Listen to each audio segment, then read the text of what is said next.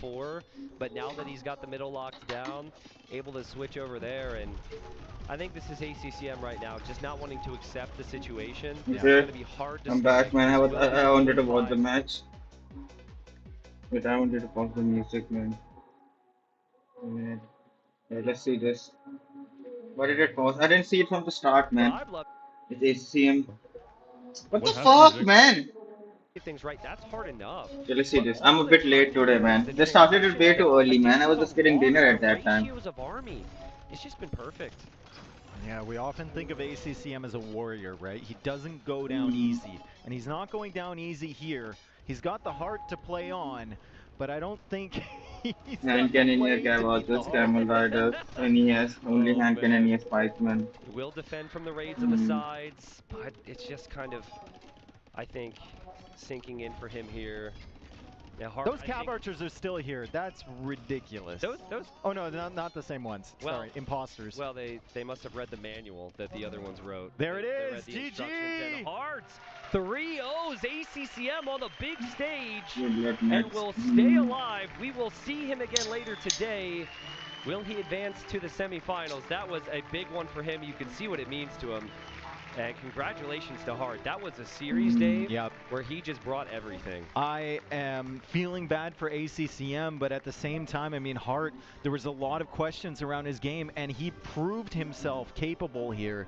A 3-0 against ACCM, incredibly impressive. Okay, this set ended. I will at least I will see the next set. He was dominant. He was controlling those games. ACCM going to go home disappointed, but we know he's going to be a good sport about it. Little hug there, smile, as Hart makes his way to his next set today. Yeah, absolutely. Hart's going to have a bit of time to rest. We've got a series coming up here shortly, which will be just a whole nother banger. But and now the production is looking good, man. We saw from Hart today.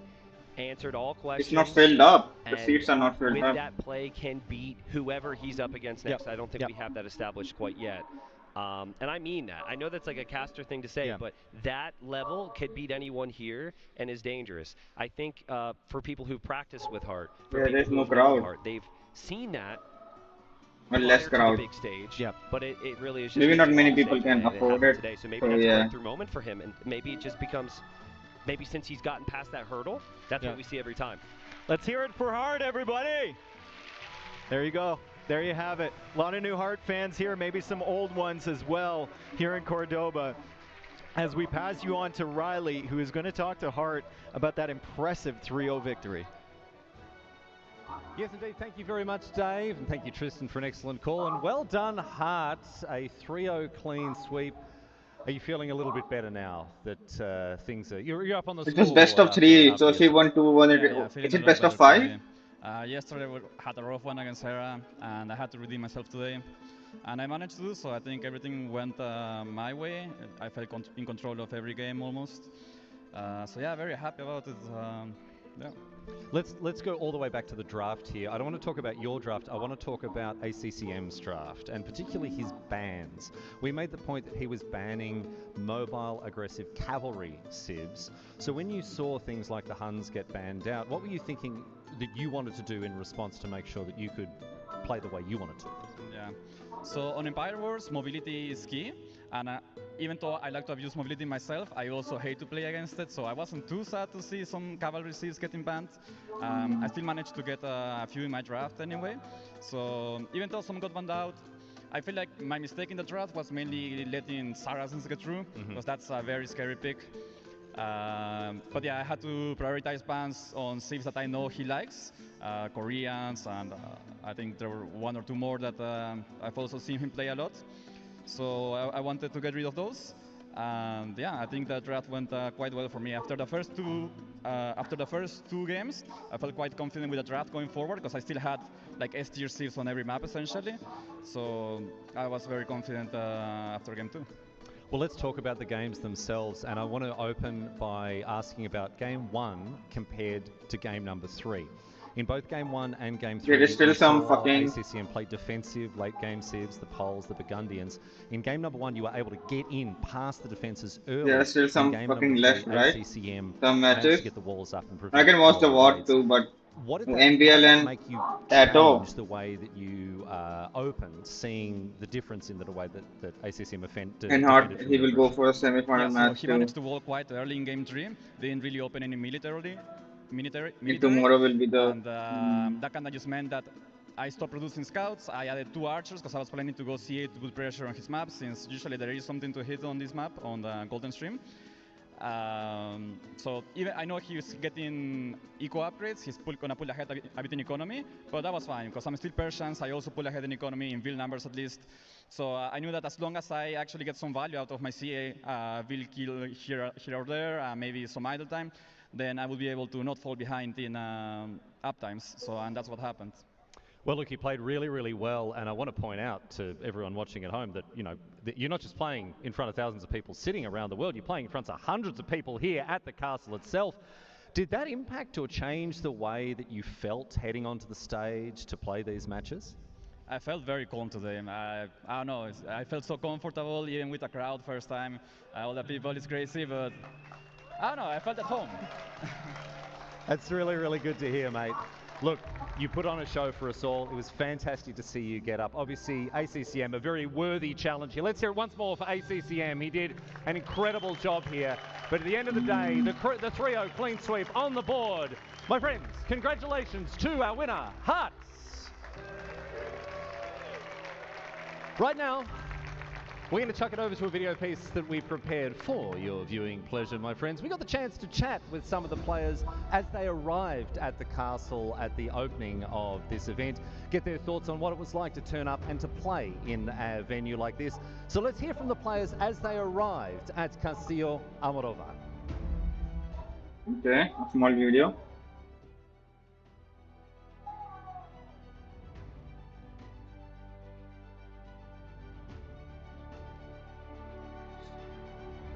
No sound, man.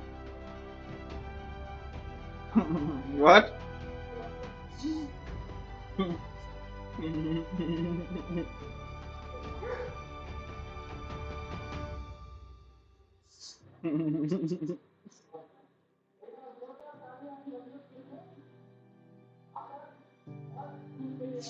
No sound, man.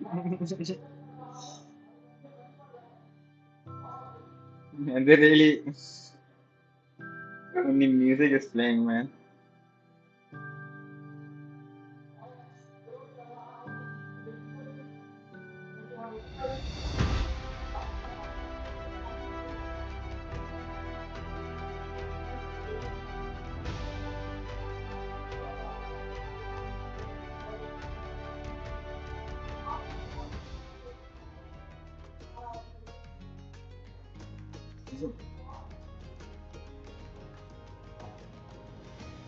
It's just an amazing experience also Yeah, the seeing how fixed they're rate. preparing all the I'm a construction bit for behind, man.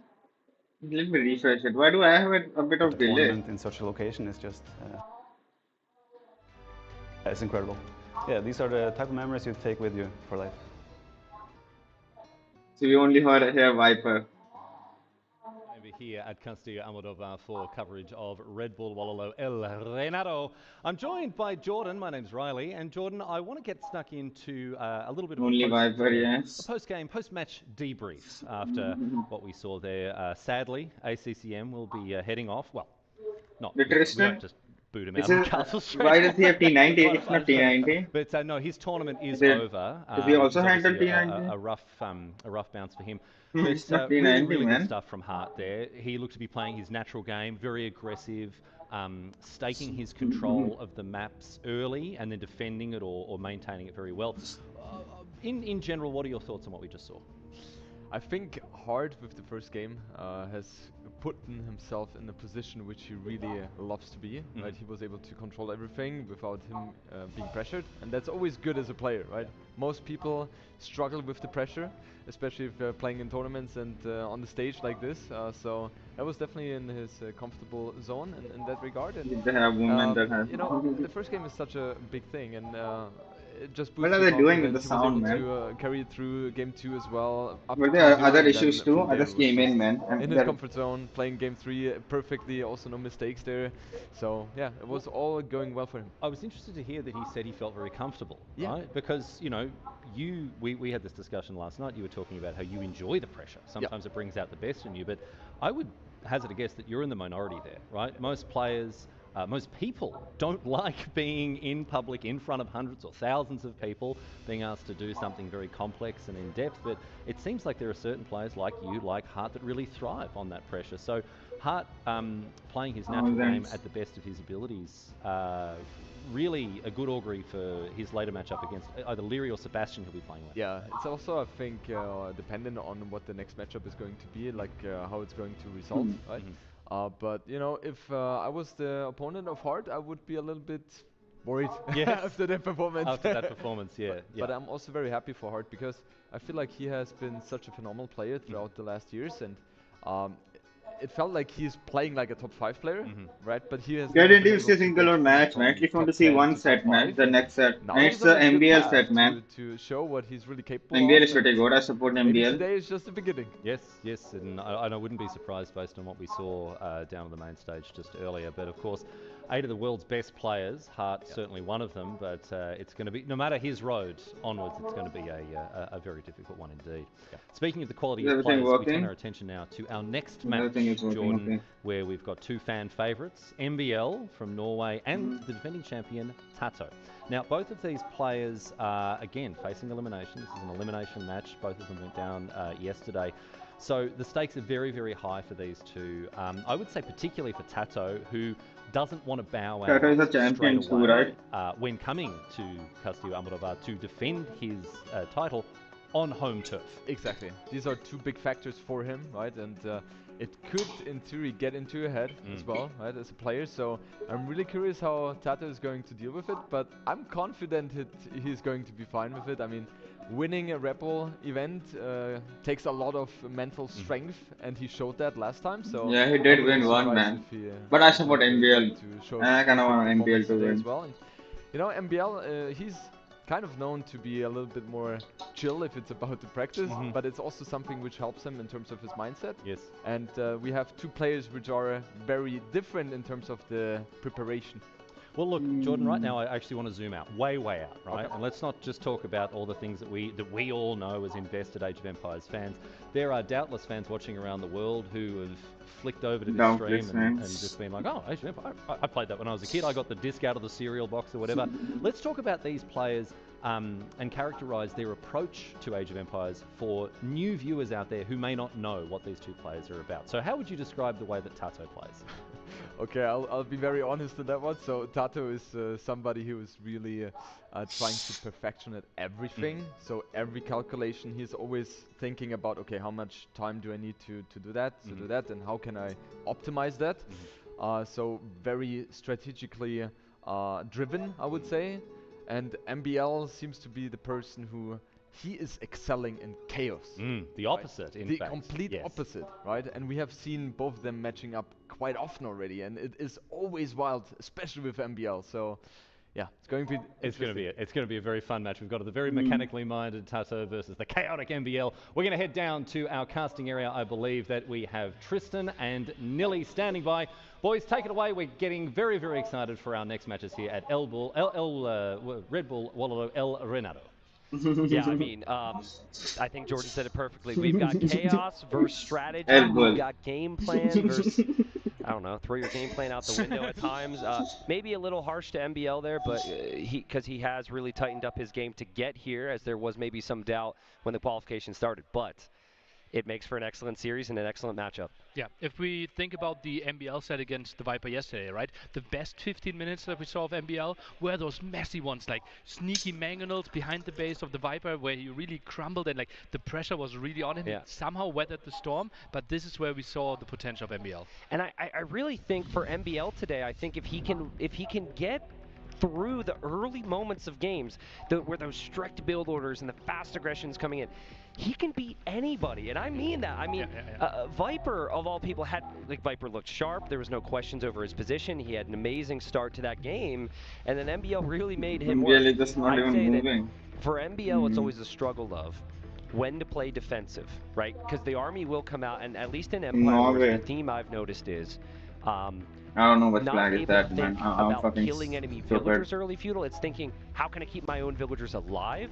I'd love to see him draft some aggressive civilizations here. I think he can have a strong opening into defense, not defense first. I think defense first could be a big problem as we see Tato, our reigning champion, on the left side.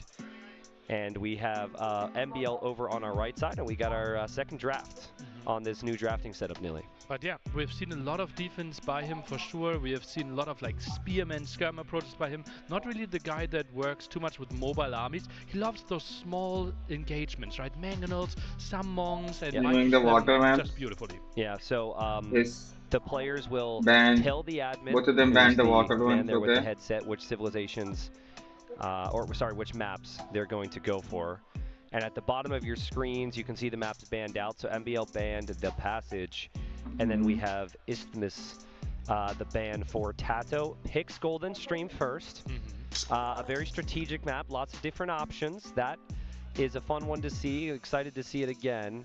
I'm expecting something like Gulch or Cliffbound or something, something open and aggressive here for MBL. And Gulch is new, but I think just a very comfortable map for someone like MBL. Yeah, and probably MBL the one that's trained the least, like no real boot camp like a lot of other people, right? Actually drove here 3 days from north of Norway down to Spain, and therefore others were practicing day in, day out. And I'm actually pleasantly surprised that he goes for a new. Well, what's he writing, man? To think about though, Tato didn't need to play through the qualifying at all. He was invited, so Tato didn't play 101 games on River Divide. River Divide was a ladder map, right? And MBL qualified through the ladder. So I like both those picks for MBL. And now, folks, to determine game number 1, we have of the remaining maps a marble race. I don't have the marbles memorized yet, but here we go. I'm cheering for yellow. And yellow. I'm going blue. Is there a blue one? Blue second. Oh, blue second. Blue is second. Yellow overtakes. Let's go blue. Oh, head bumping. Oh. Deep red. Oh. What happened there? Map number 1. That was reddish. I believe that was the map number 1 for the first game. I think that it. Okay, it is Shrubland. Okay, that's actually a beautiful map for those two people. Remember, MBL, his crazy set, I think, against Hera in Red Bull 5, he actually had a crazy game on Enclosed. Yep. Which is pretty similar to Shrubland, so... Nobody even picked that map, man. That one. The image, a bit misleading. It's actually lots of like unwalkable terrain in the middle, and we are fighting for all the berries on the outside, so very defensive. No, I just came in, man. I also came in a bit late. I didn't even see a singular match. This is the first match that I watched. We approach the civilizations at the moment. These players right now are going to be planning which civs. This was the previous one. It was 3-0. I think for ACCM versus Hard. ACCM lost 3-0. When you have 4 bans, not NBL and Tato. The crazy 2TC option to be there. So the last man, I didn't care about the players. He's the guy that doesn't really like. I didn't see any match, man. This is the first set that I'll watch. And do some minimal damage, and then decide, do I want to go 4 TCs behind this? But if you play against humans, your aggression has to make them has to do damage. Okay, so maybe civilizations to. What are they using the notepad for, man? Booming. Are we planning their strategy? Civilizations potentially for Shrubland. That may dominate a lot of the bans. Now, let's talk about Golden Stream. There's a lot of people who think that like there's a few civilizations on that map. Yeah, it was the marble race for the pick. Let's say. Yeah. So you think we maybe see bans surrounding that as well, since water is a little bit more niche with this draft? There are some. But didn't they already pick the bans and pick? Own like 40 other civilizations, but as long as you maybe there are more, I think. Top 3, top 5 civs. Yeah, there are more, I think. We're talking yeah, Armenians, more Vikings, picks and more bans. Koreans. So I think that is still okay. I don't think we will have a high draft priority there. Do you think that possibly, as I believe that is our they're first picking the ban civilizations right there, now. and Okay, they're banning the civilizations. Yeah. Do you think that it might Ban benefit humans. MBL to like? But what if you leave some of the good civs available? Like anyone here this week. What if Saracen? I think that's pretty broken you civilization. ban out whatever civs you think are weaker, and then you just have more strong civs to choose from. It could be an option. Yeah, especially for MBL, that could be a real option because he didn't play with like the 40th strongest civilization, right? He mainly focused on those top 10 civilizations. Yeah. So I think banning something that we never want to play makes a lot of sense here, but he still goes and bans the civs that you don't like. I'm a bit surprised. Byzantines could have been a good civ for MBL. I agree, but also likewise, I think Tato would have loved Saracens. So, and Tatars actually, he played that in his first round. So the bans are going to come through. These are all really solid civs, but we have what 45 of them. So there's going to be many remaining, and just briefly, I think we could talk about how cool this is. We were on the bus coming up here, and we were trying to guess which civilizations won't be played this tournament. It was kind of hard for us to make a list, wasn't it? Yeah. And that really shows us how good the balance of this game is. Right? And now looking through all of them, like there's so many good civs. We came up with like ideas like Celts. Feels a bit Vietnamese ban. We did talk about Chinese, right? Chinese is interesting. They're so good in standard starts. Chinese. But here, not starting with any food really hurts you because you can't get eco upgrades or blacksmith upgrades. I'm not seeing Chinese in a pro match, man. Last Red Bull, and then MBL had an amazing game with Chinese against Kapoch on an Arabia-style map. I wonder if maybe near the end of the draft, MBL will lean towards Chinese. Atypical for the settings at hand. But still, 3 more villagers, cheaper techs, and a Valentine's. He's picking that? Oh god, Georgians weren't banned. Oh, that's crazy. Georgians. I still don't know the fucking. Right now, such crazy units there. Regenerating cavalry just makes them one of the best civs that we have right now. Look at MBL going for a Huns there. So we should see Huns up here in a second, as well as Georgians on the other side. They're going to have that graphic come up. Now, I think Huns is the perfect civ for MBL. Do I know, like, I'm not sure if drafting it right away was necessarily the best. Like, maybe you could have saved it for the second wave. As we have... With Valentine's, did they ban it? What the fuck are they showing, man? Like, one of the things that MBL struggles with is he gets population. They're banning and picking. Huns the only civ in the game that doesn't need to build houses. And it's funny, but it's I think that's just a mistake because it's not really on the table. Because you don't have army on the field. So I like the pick. Oh god, that was probably the funniest moment yesterday when MBL described how he plays Empire Wars when he's nervous, right? Yeah, true. 35 pop. 40 pop. Imitating the being house sound. Yeah. Oh god. Yeah, well, production will sort out. We got Byzantines on a ban and a pick there. That will be Huns and then Vikings, I believe, for MBL here shortly. And then for Tato, he goes Georgians and Franks. Now, lots of cavalry, nearly. So let's talk about that for a second. And is it just going to be camel civs already gone, right? Yeah, the good ones. Byzantines, Berbers gone. Cumans have faster camels, obviously not great condition. Byzantines gone. Would Hindustanis be a nice pick for MBL then? I wouldn't mind that. Yeah, I would not mind that. Yeah, it could be really strong. What is he picking? We'll see if anyone considers that. Now you.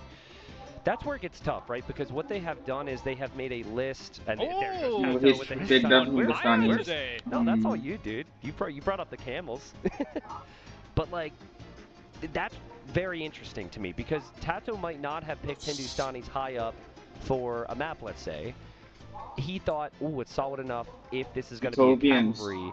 I'm so fucking. I did not say. I don't know the DLC ones, man. Yeah. Are there any maps where we have extra sheep? Something to put in our mills because obviously Gojara generate. Depression has extra sheep. Depression has some but I don't know if that's really worth it. Yeah, and we don't have it as one of our maps here. I'm a bit surprised by Gojara. Another thing about Hindustanis, I think they are very strong on Gulch. The cracked terrain on Gulch, combined with the Hindustani stable bonus against buildings, is devastating. So that's going to be a crazy game. I already know. I think it's going to be like Huns versus the Hindustanis there. And another camel civilization, but a civ that can play outside of camels as well. The Persians for Tato, and then the Khmer. I mean, this draft for Tato is looking really strong. All these civs have done some crazy things in tournaments. Holy. Khmer, where are we playing those? Mountain Dunes, obviously. You could farm a bit better. Tato's still missing a Golden Stream Savant left. Nah, he plays just Persians there, right? Persians against Vikings. That's going to be an interesting match. Yep. And MBL. So he goes Lithuanians. Now he goes Turks, which is a civ that maybe we would have thought wouldn't be drafted. This is a civ where I think you typically see on a closed map with maybe some stone walls, like arena style. They do have great cavalry. They do have good cav archers. They cannot play well into spears and skirms, which is so weird. Is kind of what MBL likes to do. But this is what you get with MBL, right? He goes with his gut. You don't know what you're going to get. He brought one of the greatest memories for me casting in an event when he had some atypical picks. And he was able to have a reverse sweep at one point.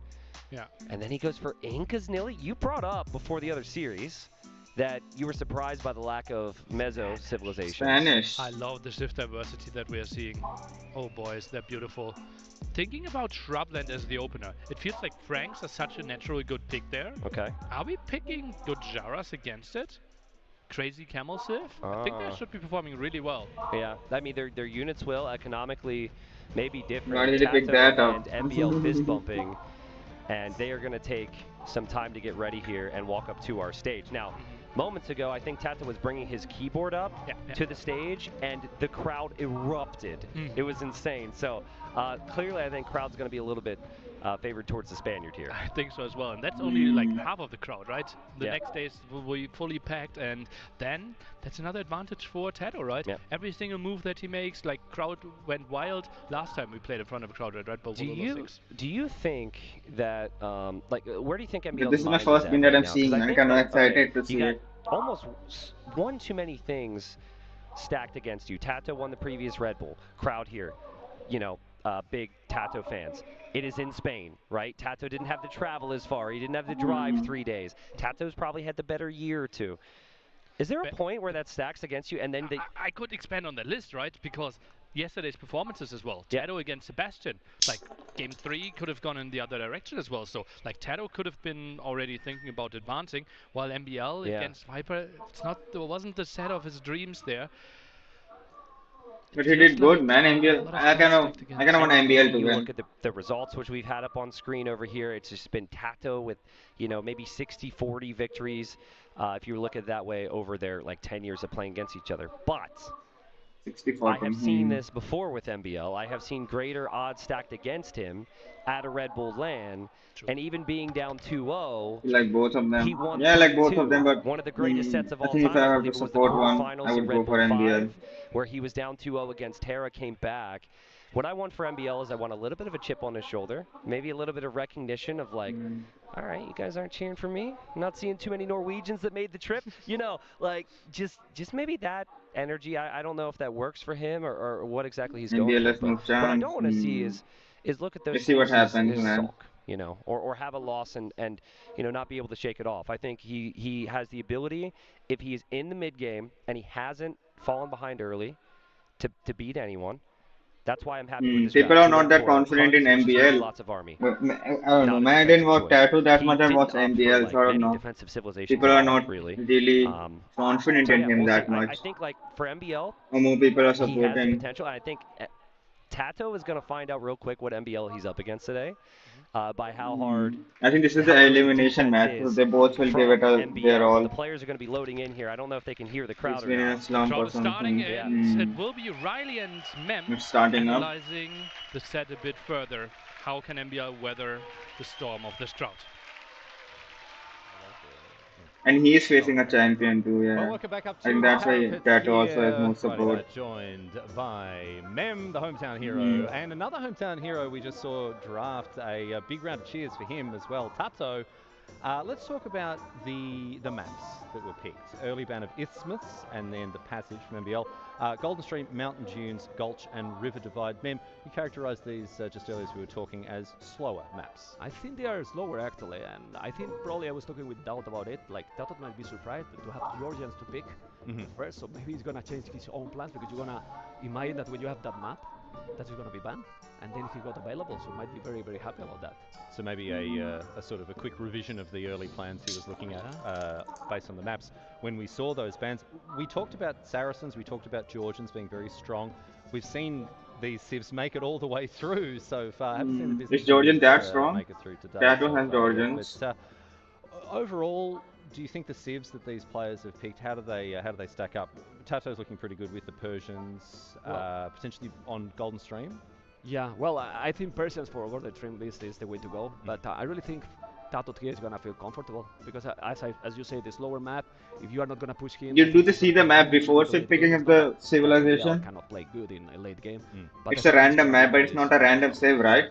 Well, there's the other element. For 4, I think they can pick the civilization when they see the map. He's on home soil. Or do they have to just pick another save? No, they know the map. Hear the crowd. You don't hear the crowd? No, I don't hear the crowd. Well, we're a long way away from the crowd. They could be hooting and hollering and we can't hear I still don't hear the crowd. Still don't hear the crowd. Cheering for Tato. Are the crowd cheering for Tato? Cannot pick up a hint that they don't. They gotta know. Yeah, the map pick. They know. They know the map pick. I think. Tato has a lot to play for here. Yes. Defending champion. And in Spain. civilization they can also pick. Something that for the first map to make sure that he gets on the board.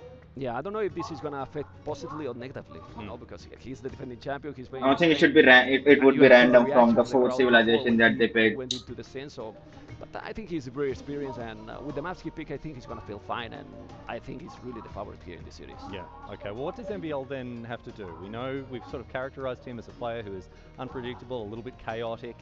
Someone who takes, say, a bit of a... He played good against Viper, man. He was giving a good pressure to Viper.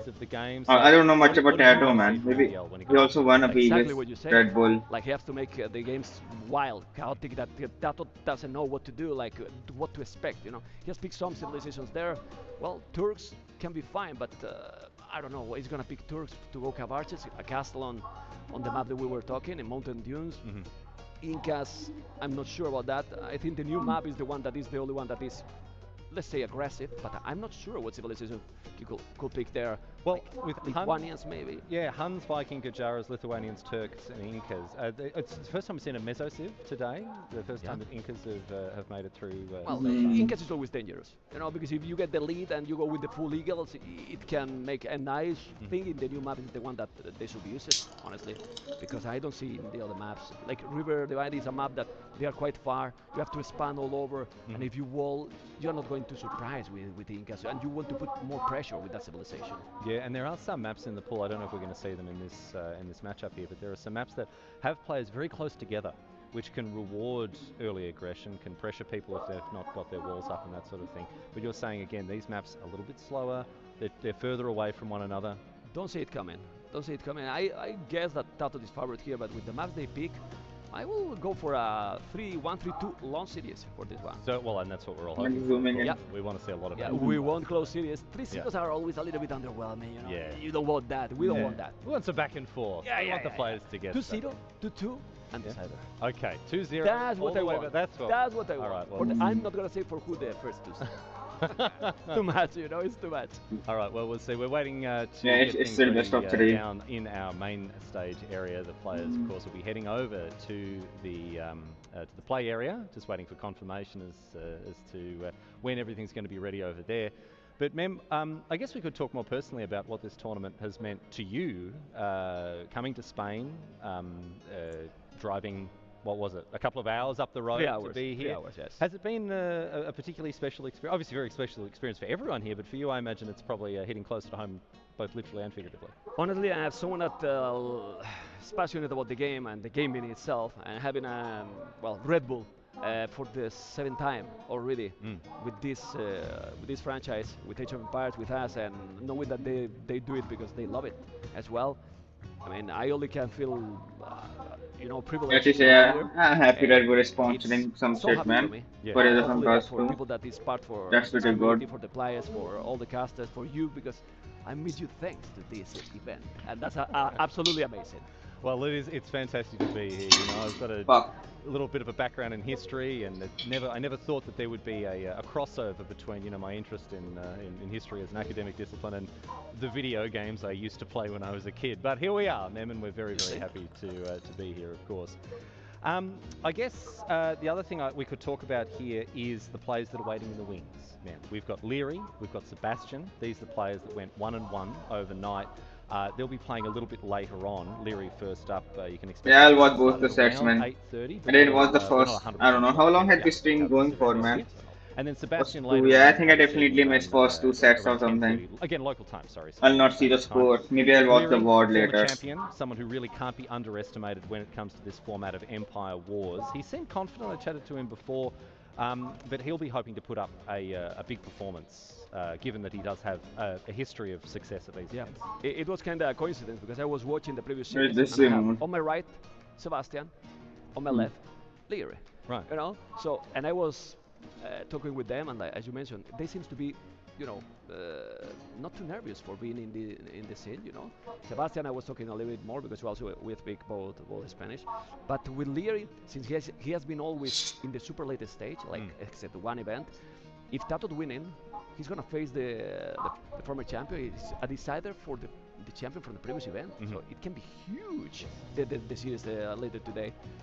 And if you ask me for a favorite there, I don't have a name. All right. No, I don't have a name. About Sebastian versus Hart. Well, I will say that Sebastian is the favorite, but I think it's good that Hart has played today already. You know, he has tested already the stage. Yeah. You know, he's warmed up with the crowd. He's warmed up. Yeah. He's not the first one. And if Sebastian was with mate, was drinking his mate, he was so chill. Yeah. But I think this is gonna be a lot closer season than probably people think. Yeah, I want to talk about Sebastian and the way that he's impacted yeah, man, how long will it take to start, man? At a later time, because this is a real dark horse. But right now, we're going to head back over to the casters. We've got Tristan and we've got Nilly standing by as we get into our next matchup. Of course, as I say, Tato versus MBL coming your way very soon.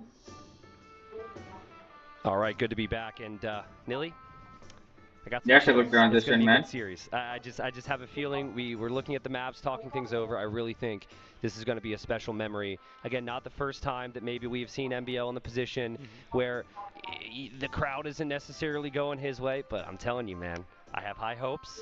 I think that he's going to start off with a bang here. I think the map is perfect for him. I am a little bit concerned about, like, maybe if this goes to 5 games Civ-wise, though. Just because the last 2 picks, Incas and Turks, just haven't seen those civilizations played much. I wasn't expecting them to be drafted. Do you see a world where maybe there's like a prep strategy or something coming from MBL we haven't seen yet? Is it? I think it's his 5th and 6th pick together there, right? Yeah. Yeah. So the order doesn't really matter. Sure. Maybe it was more like, okay, I'm going to play Incas anyways. What civilization can I throw in there that could confuse you? Yeah, he just wants to play the other 5 anyways. What civilization are they picking up? Yeah, okay, cool. Well, there's Tato. We just had a glimpse of MBL as they are seated on our stage here. And the crowd is purely in Tato's favor. Again, reigning champion, amazing member of our community, but also here in Spain. And there is MBL. MBL is so good. They have there are some of the stats for MBL just to give you a peek into his abilities.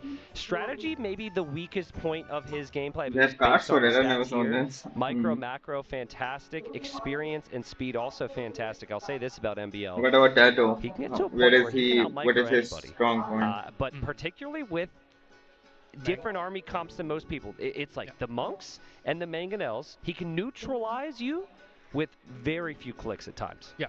Mangonel Micro would be 10 out of 10, quite easily. He is the best Mangonel player in the world. Crazy good in his defense, really nice. If we had a category like map design, he would be 10 out of 10, right? The small walls, kind of what he invented. And it just feels he's so good at protecting his villagers as well there. Yeah, I agree with you. I think the critique I could have given him after his games against Viper was a slow start. Now, a lot of players had that issue. I think Hart, he experienced that, for example. He got 2-0'd by Hera, and then he was out, and then he had to play earlier today, which he did and did well. So I think a bit of redemption time for MBL. I think he's a big confidence player. I think he could potentially doubt himself if the first 2 games don't go well. But if he snags a victory, especially a victory at the hands of defeat, like a little bit of a comeback situation, and he's going to start to believe in himself. But look at the differences here. You got Tato's strategy and experience. Everything is pretty maxed out. A couple ticks higher here. I would say Tato is probably maybe the best strategic mind in the game. Would you agree? Is that too crazy? It feels like it, yeah. Maybe in the top 10, so many strategies developed. Sometimes we see like them coming out of the GL bootcamp at the last 2 Red Bull Vololos, where we He's saw also in crazy GL approaches, new ideas. I still want MBL to win though, man. It would be pretty lame if everybody from the GL is in the finals. I don't know. Certainly extremely creative. I kind of want MBL to. It makes it so much tougher to prepare against the GL players as well. I say one thing about the macro side of Tato, which is very unique. He does seem to delay wheelbarrow and handcart a lot, which are 2 critical upgrades. I have some stats that I have in my back pocket somewhere. Viper and Hera will he is later for sure go to the finals, I think. For example, at no least wheelbarrow when his opponent was already on handcart. That is a weakness to his game if the game goes on. I don't want everybody from GL someone to who be tends to get those upgrades a little bit earlier. On the finals. So the theme right now, just to back up a little bit, the theme for me really is, will Tato get a fast start in these games? And if he does not, will he be able to keep up with MBL? Because he is notoriously hard to kill off. Yeah, yeah, absolutely. He's reading his strategy, what is he reading? Look at the strategy book here, thinking this one through. That's always interesting, right? Because I think at this point, I think Tato knows every civ he's playing for almost every map, potentially. And MBL's still looking back through it, so maybe second guessing himself. And I'm going to tell you why. Turks. I'm going to tell you, I think he is scared of Hindustanis and Persians possibly with the Huns. I think maybe he's trying to figure out where he could play the Huns. I think he would have wanted Huns on Gulch, but then Hindustanis on Gulch is something I saw him practicing, maybe not enjoying much, maybe feels like the cracked terrain could be an issue. So you might need to rotate some things around. Hello to our lovely crowd. What's up, guys? Welcome, welcome yet again.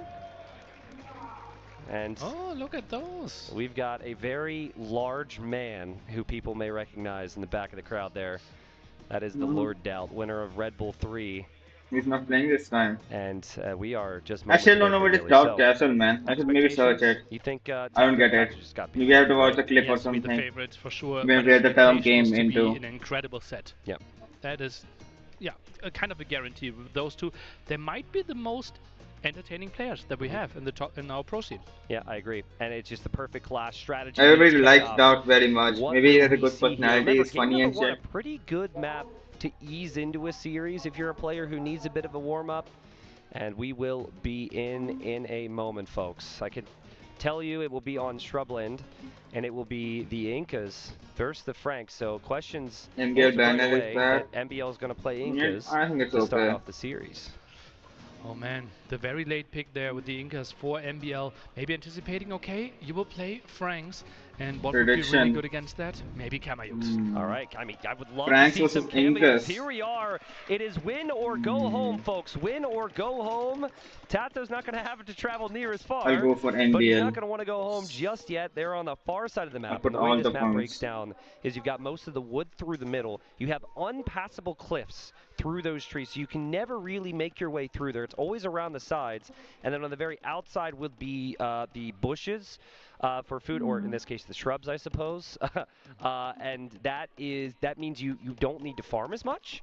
And that is also something that's great for the Franks, even though they're good at farming, because the Franks have the forage bonus on top of that. So theoretically, Incas not super great on this map. Yeah, you have the Eagles, but I think this is mainly a counter pick to the Franks, thinking, okay, Franks, you have more HP on your cavalry as well. Let's try to go for counter units. And look at that, 7 spearmen out on the map and gets the first armor upgrade. Yeah, MBL loves his spears. He loves his little, what we sometimes like to call AI armies, right? He just gets this weird mix, and you're just thinking, how do I counter all of that at the same time? Now, what I like about the Incas is, remember, it's pretty weird, man. These mixes. So that's really nice. It's almost like playing Byzantines at times with the trash units, and You can't fully He's wall this up. map. Look at this though. But Tato's going to try wall everything he can. That one little line, he can't actually wall. Is Emil going to run through? Yeah, he should. He can't What's wall the it? difference between this walling and not walling? Town Center gets at least a good volley off. Yeah, I mean, the Town Center did hit the archers, but MBL gets through. And it must be just so annoying for Tato, because he was trying to be greedy. He can't take his berries now. And a dream start for MBL. Absolutely, and that's Tato. I'm a bit surprised how he reacted to this. His ideal spot is he has 2 farms and all the other villagers have berries, and now he needs to invest into so many farms. Yeah, I think the key for MBL, I mean, you're seeing more walls. Just stay right there. I think if you force the Franks into farms, that's something they're going to get anyways. But what you don't want is for them to be able to take those berries. Okay. Now, Tato's got a big counterattack coming, but I believe MBL should sense this is coming. He hasn't seen these scouts in a while.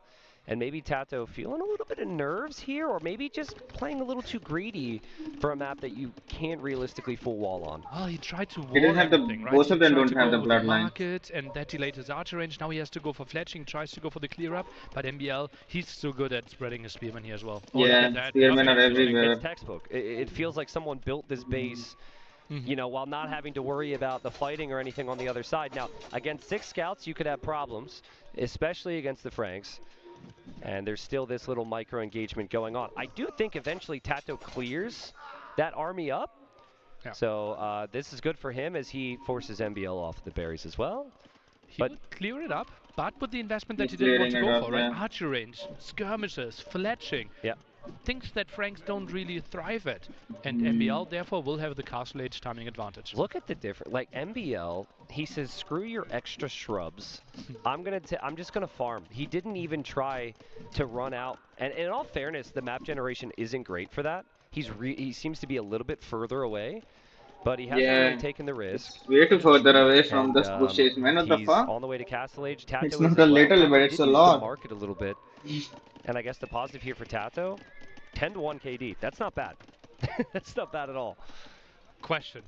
Do you stay on all your farms now if you're Tato? Or do you think, okay, now my berries are safe and I pull like 10 villagers on berries? I think farming is simplifying the game.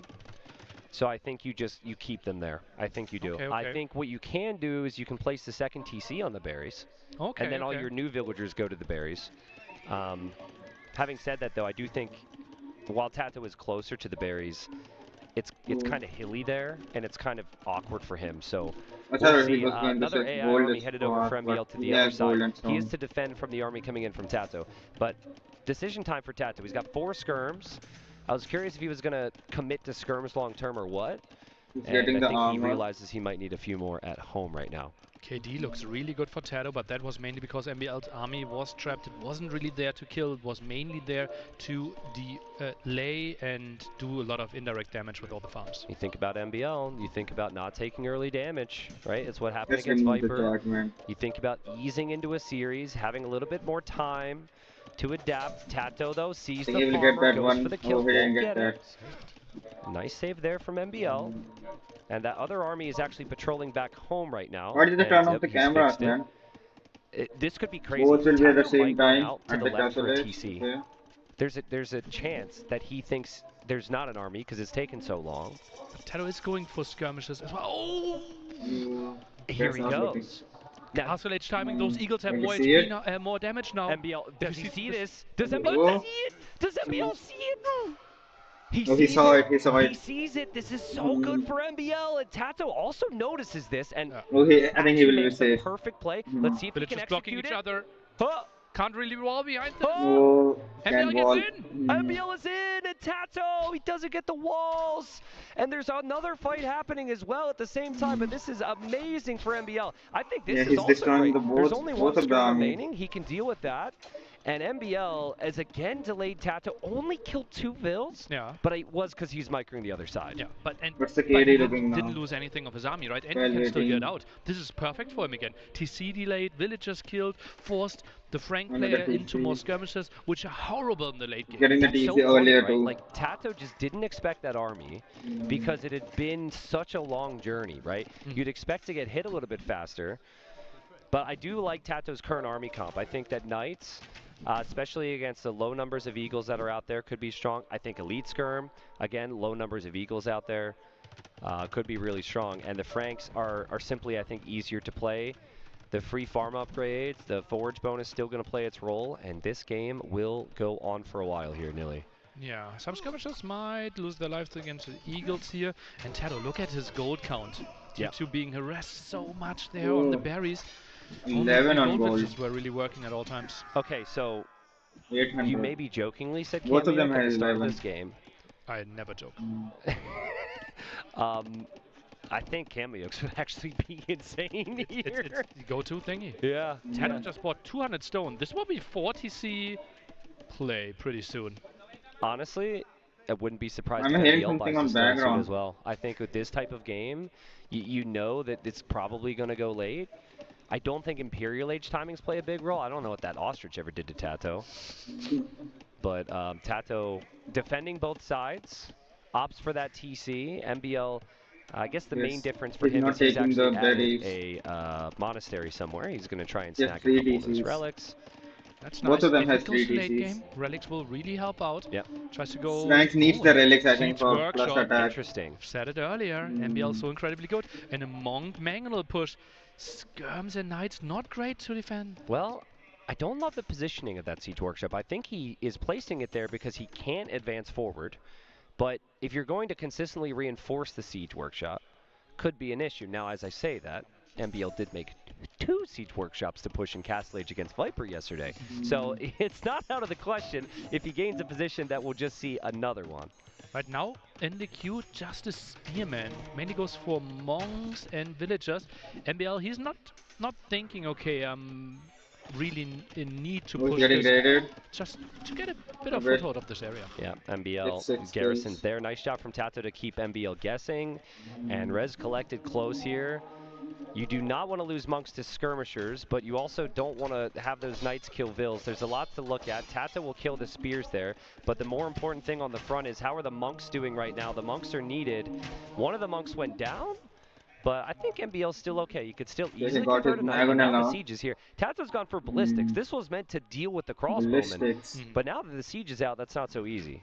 And he goes for all the upgrades for the skirms, but the knights, with only one single upgrade on them, feels a bit underwhelming. And Mangonels, they are really scary against what Tato has to offer. This is where MBL will predict your micro, and he will get attack rounds if you're not careful. Now, hold on. There's a lot to look at. There's a nice shot from MBL. The Eagle also contributing. Got the monk, now he can. And Tato is bringing in knights from the other side. Now there's still a monk there too. There's the skirms with great upgrades. Tato is splitting against 2 Mangonels. He comes to the top of the hill. He'll take it all. And a beautiful play from Tato. Only one single conversion. They're really hurt MBL. Could have been 2, it could have been 3 maybe even. And that's why he is not really controlling this area. Tato has to be happy how this engagement went. Yeah, and now at the same time, MBL's crossbows are still alive. He's 1 conversion removed from clearing up the rest of this. So he's going to lose the monk. It's 80 vills versus 80 vills. It is still super close. But with Tato on 4 TCs, I think you prefer his position ever so slightly. Tato's in 4th TC. 6 on stone now for Tato. He also has so 1 on berries too. Close. Mango shot. Misses. 39 on Tato's 4, micro has been great. I mean, Siege is supposed to be the counter here. Maybe I spoke a little bit too soon as he tries to use the skirms against the monk. MBL hops into the TC, hops out of the TC, and great defense here from MBL. He's going to hold this position just fine. We're both surprised. I think he can hold it with the Nagonal. Right? Yeah. It just feels like such a one natural more spot. While we see Tato, that will be mass knights into forward castle, right? That's the shape up for this. I think if Tato, like long term, if you're thinking about this northern area, that stone and gold is what both players want, right there by that siege workshop. MBL may be expecting the knights. He's going to drop barracks for pikes. So time is of the essence here for MBL. He doesn't have pikemen yet. It feels like the next 2 minutes, the key minutes here for Tato if he wants his hill. Okay, it has to be full pikemen, right? Pike, crossbow. I mean, the longer the game goes, the worse skirmishers get for Franks too. So I'm not... I think the comp's great. MBL has no vision, right? He only sees some of the knights. Tato should not show more than 5 knights and should probably delay the attack upgrades a bit longer as well to keep Tato MBL a bit more in the dark, but now he's showing off his army. Well, there are monks there, right? You've just upgraded an army, Yes, and the you want to monks. dive with it. That's fair. But if MBL's 4 got monks. 4 monks, One more and he in queue. converts half that army, then your skirms could be problematic as well. I mean, we're a very different class of player, MBL and I, or Tato and I, he's but going I'm forward. never advancing up that hill against what MBL building a has right now. castle. I'm not even sure about this castle. Uh-oh. He doesn't have that many villagers, man. I don't think it will go Tato in backs that. away, and Tato will not be able to build this castle yet, and No, he he's tries flanking. to flank maneuver from the other side. MBL, he's going to get 2 conversions. He doesn't have the pikemen here. He will lose his monks, he will lose his siege. But the fight, not looking too bad for MBL. Oh, this is close, Nilly. Not a single mangonel shot connected with the skirmishers. Pretty good there for Tato. Doesn't really want to build more skirms. Look at that. 12 skirms. That will be good. Now can pull the villagers. This castle should go up. I mean, the knights will kill the skirms, though. And there's more pikes on the way. I guess MBL does need to back up. MBL's got 10 pikes in the queue. But Tato, what a like really casual way to deal with that situation if you're Tato. He just backed away. And just when he won the fight, goes back, not even rushing that castle. Yeah, knew The that flank was kind of good, man. I did not expect the flank. Not the craziest conversion. I think without the flank, it was not that good. But with the flank, it was... 1 on gold. 1 on gold, yeah, and he wants to click imp right now. He won't be able to do so until he gets that castle up. Oh! And beautiful split micro there from Tato. And he is going to sell some resources to click up here, but I wouldn't be surprised if MBL clicks up to imp at the exact same time here, Nilly. He's going to click. He's rushing university. But he has a siege workshop and a monastery. Yeah, Watch out the buildings. He does, and he clicks. Oh, he clicks. He clicks. So just wants to get ballistic. So now this gets crazy. Okay. Something we didn't touch on. Both these civs have cheap castles, and this is probably going to be a Treb war. The Incas can't make bombard cannons, but the Incas have redemption. And is it fair to say the better army right now? Like, are Frank skirmishers that good?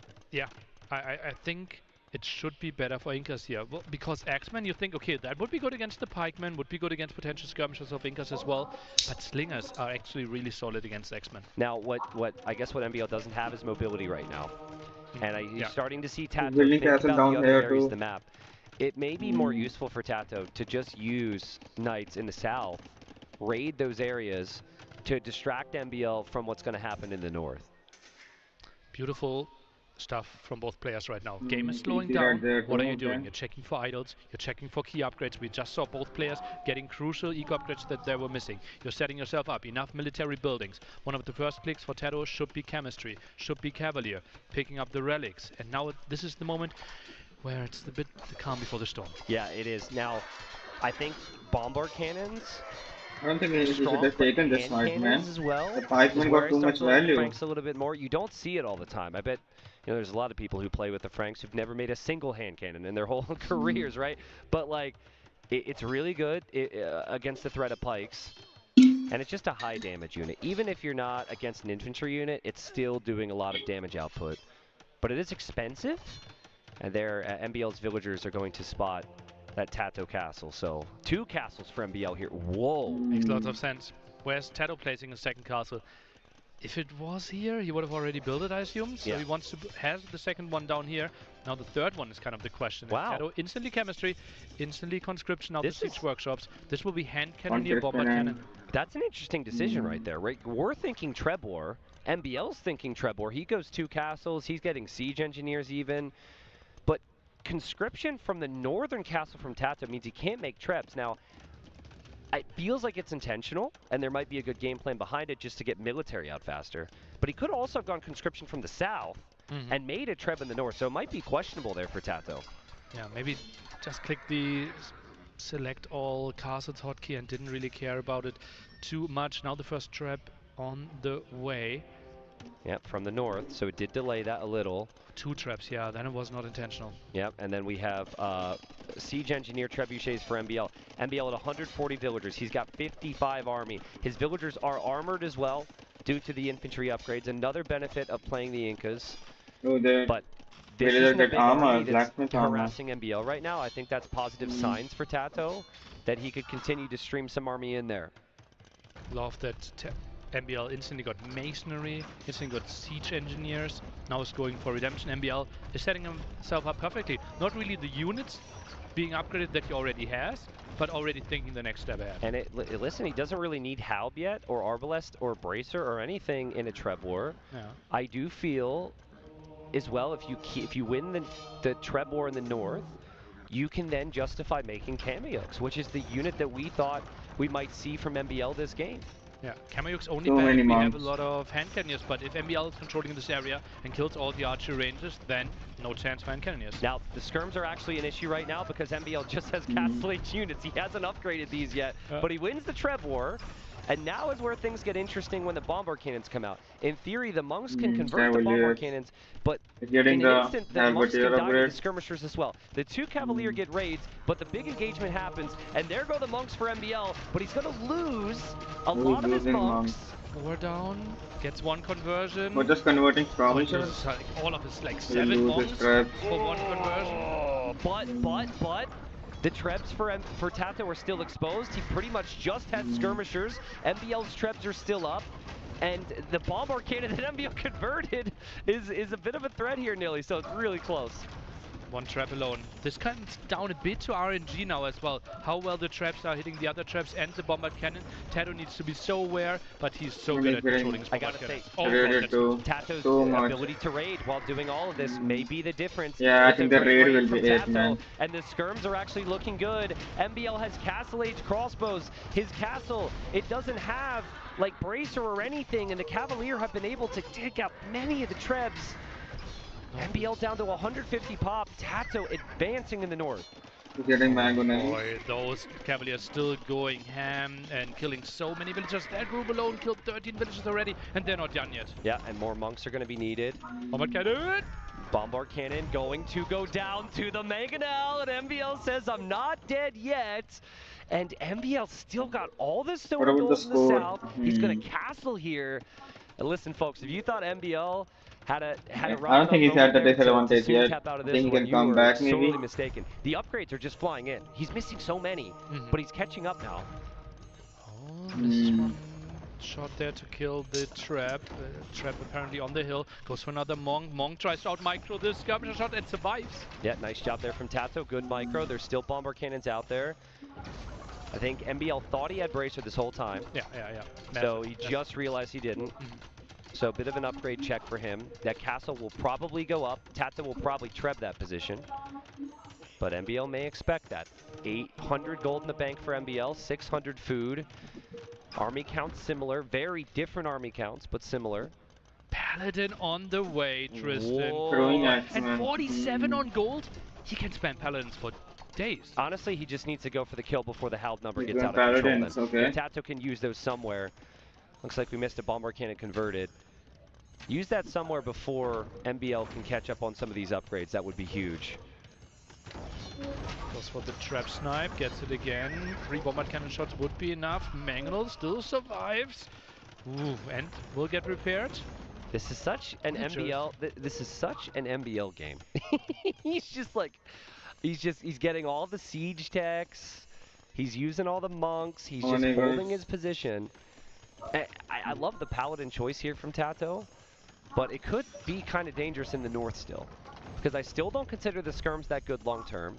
He doesn't have many hand cannons. He loses a Bombard Cannon there. And still making more pikemen, and he could convert those Paladins too. Could be risky. Do you want to show the Paladin tech here? It's only 18. I think you kind of want to trade off some army. This is the spot where killing 15 villagers just to have 50 more Paladins is actually a viable strategy. Yep, there we go. We got MBL getting those techs at the top right, but Paladin is in. MBL's going to find out in the worst way. He's going to find out getting raided in the south. Big raids, but then we have the monks, and we have the Bombard Cannons, and we have the Onager advancing forward. Look at the micro from MBL. He saves the Onager. He's going to kill the skirms. He pushes the Bombard Cannons back. There's Arbalest here. Tato could be in trouble here, Nilly. Tato could be in trouble in the north right now. Oh, population should plummet for both players here. But actually, MBL is clearing this one up. Now takes the hill. Arbalest around as well. And that's what we said. Skirm's not a great late game unit for the Franks. Missing the last they're getting destroyed by all Halberdiers. Now it's tough because you're getting calls right now to send Halbs to the north and Halbs to the main eco. So it's really tough for MBL to get that right. I think he defended with the raid pretty well. If he can get that right, if he can get that castle up, that is more of the map that MBL has gained, and more. How many does he have left? He still have 25. Okay. Second pick against the 6th pick. Did MBL already envision very early on in the draft how this set would go? What Tato would prioritize here on Shrubland, and came up with the perfect counter. Right now, yeah, he's trapping the the answers. The positive for Tato is this castle for MBL doesn't secure him a lot of gold. Eventually, we may need to toggle on how much gold is remaining there. You can see there's only 7,000 gold remaining, 3,000 stone. That's going to disappear quickly, especially for Tato, because he's making so many gold units. But the Incas do have the cheap Halbs, they have the cheap Skirms, and they have nothing in the middle, man. Still finding some good fights. Again, expensive units. He killed another Bombard Cannon. And now Tato is going to try and get to the Trebuchets, and MBL's out of the castle. And he's trying to hop to the north here to hit those Paladins. He switched to the other side.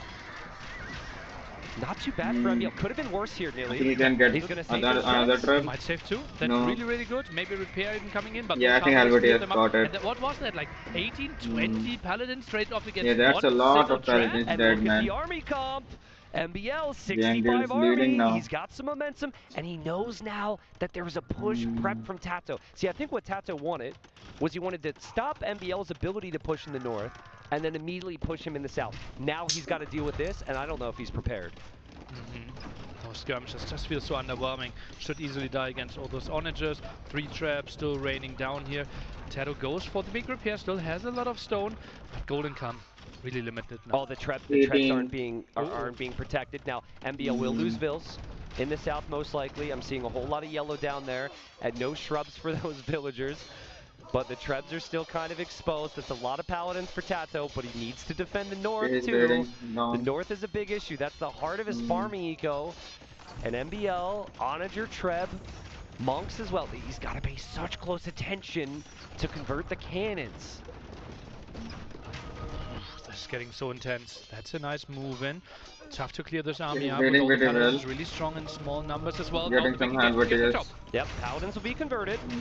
And the Paladins will really help against the Skirms. Tato's diving to take the Trebs. He's only going to get one. And in the south, MBL's castle needs to stay up. He doesn't have repair bills. He will kill those Trebs most likely, but I think Tato will take the castle down. Yeah, that's a nice small step here. Wants to free up more raid potential, but you can only raid if you stabilize at the top end, but that's not what it looks like. Also, still very curious on Tato's gold situation. He's got more on traps. I think the castle will go down. That is not enough to make more Paladins. That is not enough to replenish the Trebuchets and Bombard Cannons. He's got soon 2 Bombard Cannons and some excellent micro from MBL against them. But he also has 5 Trebuchets. If he loses those, Nilly, sorry, I think Tato's in big trouble. Uh-oh, castle down, out of stone pretty soon as well. Onager tried to get the shot in. I think we're only one Onager shot away from cutting into the economy as well. Oh, and the Trebuchets took out the Bombard Cannon, and this is still a really cost-effective engagement for MBL. There's still so many Paladins on the front. And what a game, it's 180 pop. Just 31 gold Paladins, where are they? He's getting the Eagle Warriors. But will he get them, Nilly? It honestly feels like he doesn't have the firepower to take the Halberdiers. Halberdiers just so good, them being cheaper. And now MBL is ready for the tech switch. He's going for Elite Eagle soon and is getting the armor upgrade for them. And he's pushing the Trebs back. That crucial stone and gold that Tato was on will not be accessible anymore. And MBL is holding. MBL is pushing. Tato is holding. MBL is doing it, man. Pushing. And Tato will at least back Tato away, MBL away rather, for the time being. Food. 1,000 they're also raiding in the Halberdiers. Only 140 gold. The prices in the market at the absolute bottom. It's not good. Somehow tries to get to better Paladin numbers. I think it's only at 6. I think, just like you said before with the Paladins, you got to hide Eagle here. Like, wait till you get like 25 of them.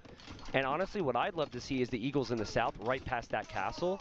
You get into the back corner of Tato's eco, he's going to have no clue where to go. Yeah. Because he's so focused in the north and the south. Back of his economy, he hasn't had to protect at all. But, you know, 1 castle for Tato versus 3 from MBL. That's a big difference in the story as well. I'm a bit disappointed looking at the minimap. Look at how many berries but I there's think still left. Blacksmith Why directs don't we have 60 forward. villagers on berries? Why do we have so many villagers on wood to replace all those farms or build the farms initially? Yeah, maybe. I think Tato didn't fully play the map. I mean, in all fairness, does have a lot of food, though. Food has not been the issue. I think right now maybe gold's the issue. Yeah.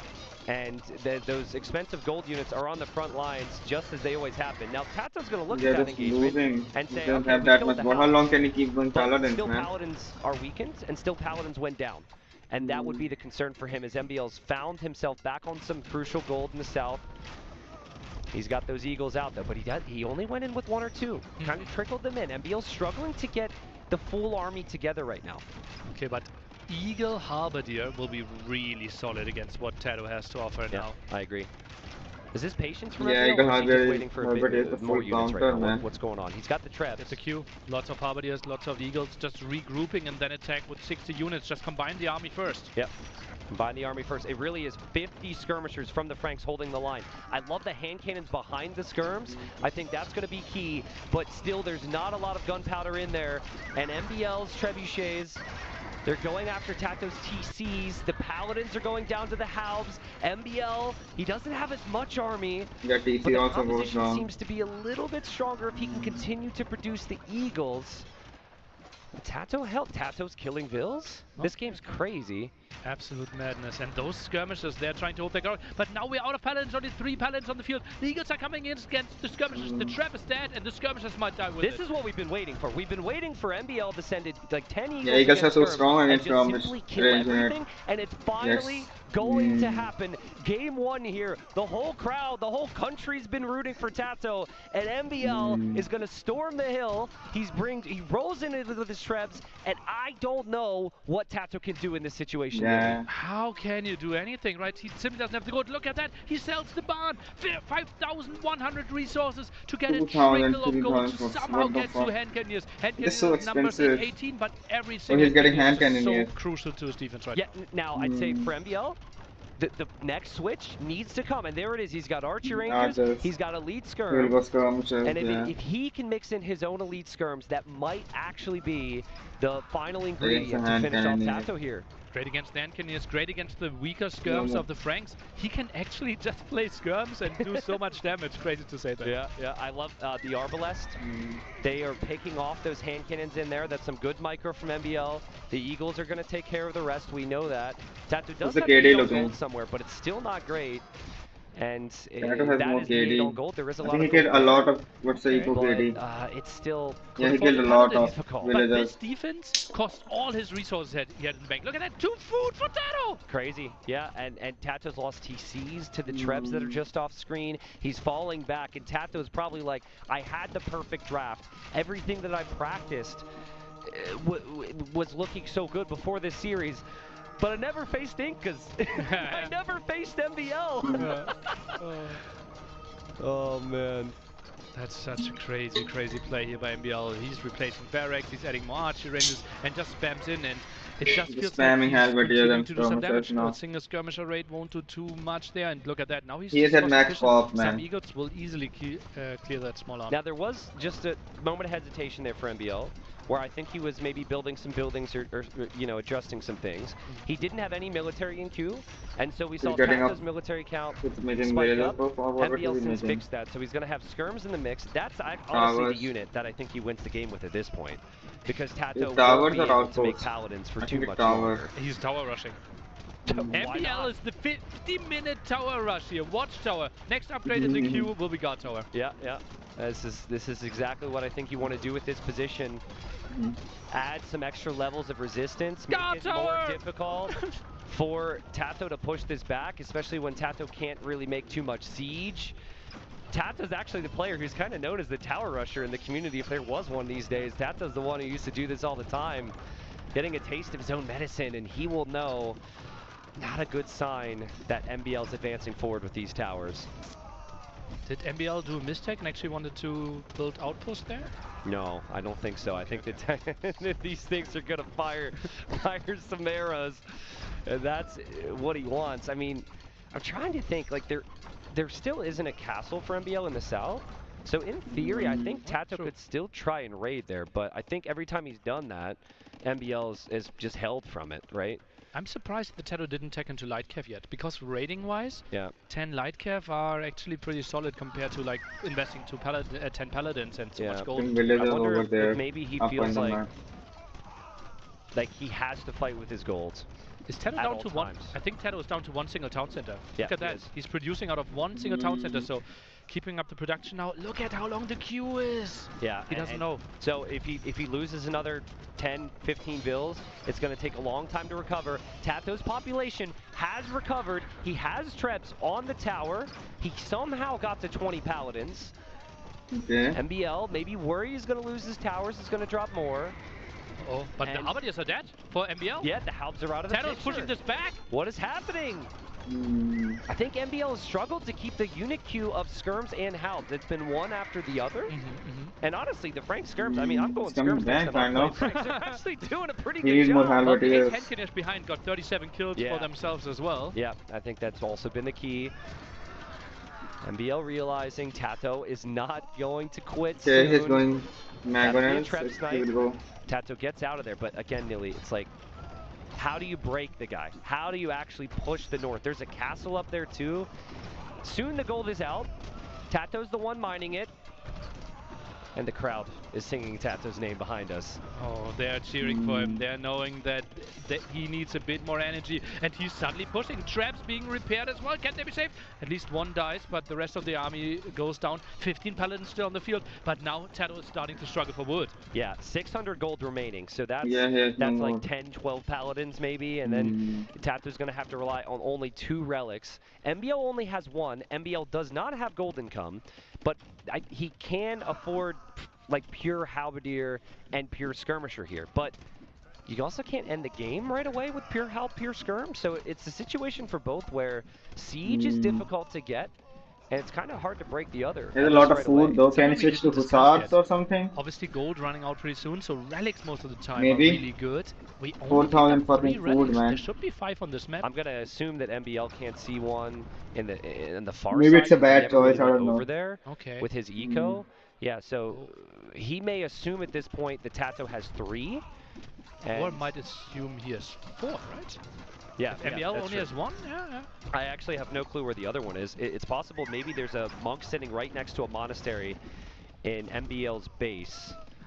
Or in Tato's base. We don't really need to look for it, but it's got to be in a monk's hands, surely. Or maybe it didn't generate. Either way, MBL's still pushing with the trash.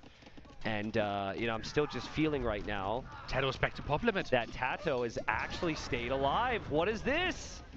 Okay, we have to talk about something else, though. Trash units obviously have to run a show here. I think everybody knows that. Delay too much, so we, in our rule set, end the game at the 75-minute mark. Whoever has the highest score, 1 hour 15 minutes in, is winning the game, no matter the state of the game. No matter the state of the game. That means this could go to score, people, and a fight like that for Tato 1 hour 15 minutes. MBL is losing ground. MBL is losing momentum, and it's full panic for him as Tato has stayed alive. His inferior skirmishers with the combination of Cav have done such a number on MBL. But MBL's maintaining a much healthier villager count and should be able to produce for days. But you know, healthier villager count means less population. It's 75 military units against only 50. Tato is pushing this, and this is a lot of villagers here as well. It's looking good for Tato all of a sudden. Look at the unit queue for MBL. He queues up 6 eagles. That's panic. That is panic. He's going to spend whatever gold he can on what he has remaining. Now, I'm still not seeing the skirms in queue that I'd love to see from MBL. He's got 80 house. Yeah, it's a tough match, man. Should still be a great unit here. I've said it like 16 times. I'm waiting for 50 halbs to be enough. It just hasn't happened yet. Oh, but skirm versus skirm fights now. Tato actually attacking the barracks. He's getting lead now again. Now goes for those villagers. And MBL. MBL's back. MBL's back in it. MBL's got a bigger army now. Tato maybe shouldn't have killed a couple of those villagers. He's raiding. But we got a raid in the north from Tato. Tato gives it up. Why didn't he kill like 10 villagers there? I'm going to assume because He's he's got pushing. 16 other things to look at right now. Okay, fair enough, fair enough. But I don't think he can advance past the castle line there, Nilly, without losing all of his paladins. And his last trebuchet, that's right, his last trebuchet goes down. After losing a bombard cannon there as well, those were some really costly losses, only relying on relics now. As you can see, gold trickling in very slowly for those two players. And now Lightcap Skirm, a horrible army for the 1 hour mark. Horrible, yeah, it's just not good. And this is why MBL should win this game from here. I think he doesn't have any more gold considering that's where Tato's pushing him, huge for MBL. And still no raids from Tato in the south, as his cap will die to the castles, most likely. I think this goes time limit. It has to at this point, right? With less than 15 minutes to go. Maybe. Tato's trying to defend. How much control does he still have? 66 on food, 40 on wood still. Still crazy queue for MBL, more than 100 halberdiers in the queue. Yeah, okay, so if you're gonna fight the time limit to try, right? You can do some nifty little tricks to boost your score. Yeah. Apparently, I've learned this the other day, monasteries they're better space-wise because they're 3x3, and apparently building monasteries adds more score than building a barracks, for example. Oh, really? Slightly more. I don't have the math on it. I also heard this from Margugu, so maybe he wasn't staying humble. But just saying, you know, maybe if you want to boost your score, you might want to get some techs that you haven't researched. Yeah. And you want to, you know, drop down some monasteries. Are there that many techs that don't cost gold? I don't like, that's not a good way to, man. That's let it play, man. That's a stupid way to end the game, though, man. They really have kind of exhausted all the options here. Man, I would not like that. Tato score win is not, man. This comes in it is not it. He is 3k score behind. And his army is worse, Nilly. Yeah, all of a sudden MBL is the one sitting at 80 military against only 50 of Tato. And, well, Paladins now slowly being added again. Surprising, 400 gold in the bank for Tato. I mean, the moment we've been waiting for, the moment that the greater tech pays off is here, right now. Tato's army composition is horrible. A lot of his farming eco has been lost. He can't accomplish much with raids. Like, Lightcav don't kill Incan villagers that quickly, right? There's going to be a couple halbs around. And MBL has stormed through Tato's base, has stormed into this freaking castle today, Nilly. He's not getting the army take this first game as Tato calls the GG. What a game! Crazy, crazy game. And we said we don't really know how it ends. We favor Tato, but we knew this set would deliver. And oh boy, what a beautiful game one. That man right there on screen is such a big confidence player, and he's so good. That was perfect game plan. It's a late civilization just say GG, man. Against a comfort pick of Tato's. I think top pick from Tato as well. That was an amazing game. And honestly, the other thing you always got to bring up is you say, okay, did the players play at their best in that game? Maybe Tato's got to warm up. That was a warmed up Tato.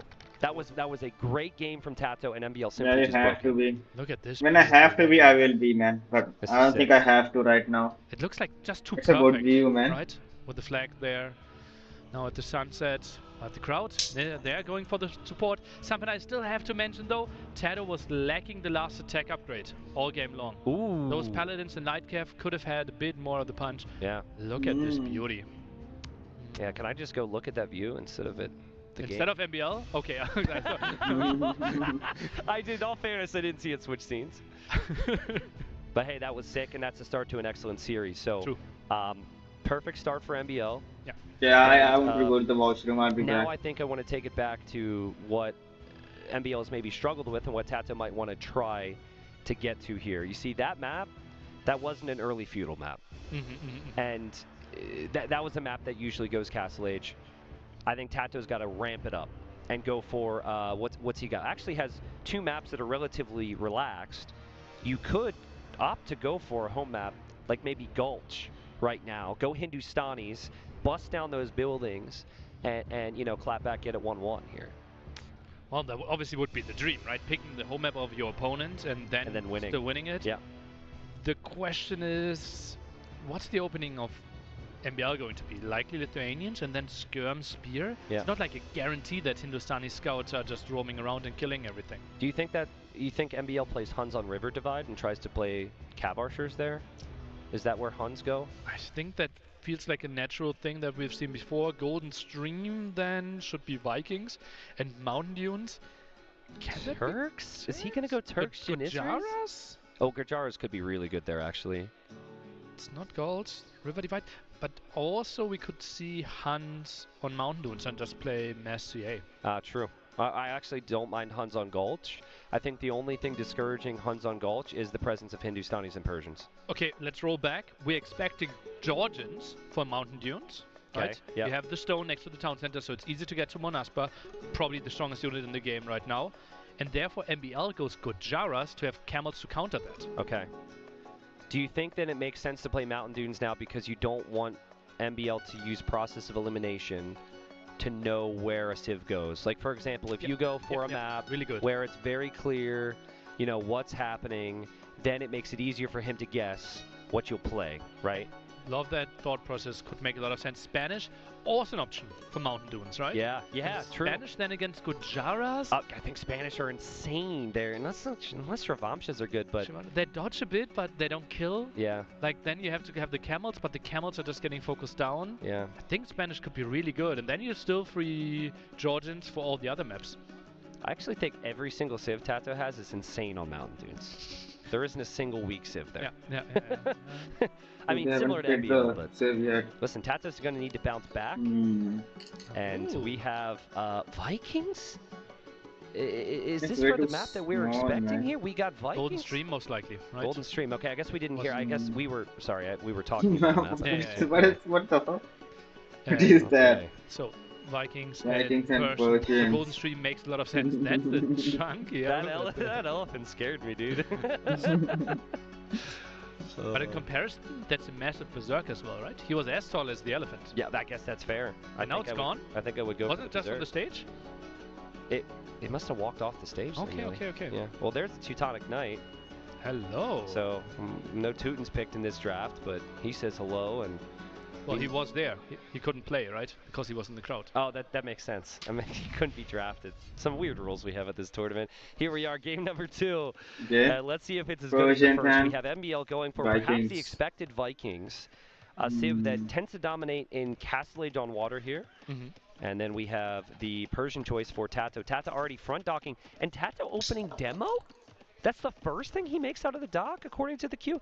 That is not something I was expecting to see him open with. I think it's mainly to protect those villagers, right? But then you could pull a bit more of them into it. And that's quite interesting. Obviously, Tato loves his demos, so it makes a lot of sense in that regard. But one scout alone, you don't really want to trade off your demo against that. You kind of want to get a hit against ideally 3 scouts plus. 2 of the best economic civs in the game. Vikings, the free wheelbarrow is great, but I think Empire Wars is better for them in theory with their economy because you take advantage of that right away, and then it's much easier to get to Castle Age without things going wrong. So I don't know. I don't play any Empire Wars, man. Scooting into Tato's base. That's great scouting. And he sees the stable now. So I don't think he saw the dock, but I think you could assume based on the stable timing that the dock was the opening, which means he might go there, which means he might run into the demo. Yeah, otherwise the opening would have been archer range opening for Tato into stable. Yeah. I mean, you don't see too often for Persians, so yeah, he knows exactly what he's playing against. Yeah, and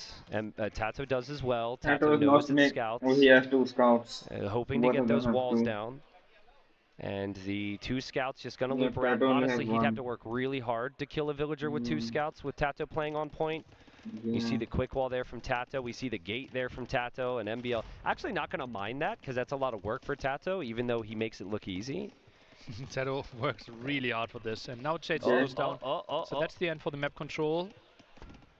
That's 1 HP. That's only 1 HP? Yeah, well, MBL maybe wants to stick around a little bit longer. I think he's got other things to look at, but I think the big talking point now, and it's maybe a little early, is how do you get on water if you're MBL? You got to get longboats on the field for this civilization to be the civilization you go with. Right now it's really easy, right? Just send a villager to the front and wall him in. There's not a single ranged unit on the field for Tato. Demo won't really kill the dock easily, so I wouldn't be surprised if it's just fast castle and the dock. Interesting. That's very interesting. See, I was thinking you sneak a vill, like send it off to the side to build the docks, but that could maybe be wasted time. Now, the demo is waiting to do something, and the demo could slide in here and kill the villager. And Tato actually gets it. That is unbelievable. That's so difficult.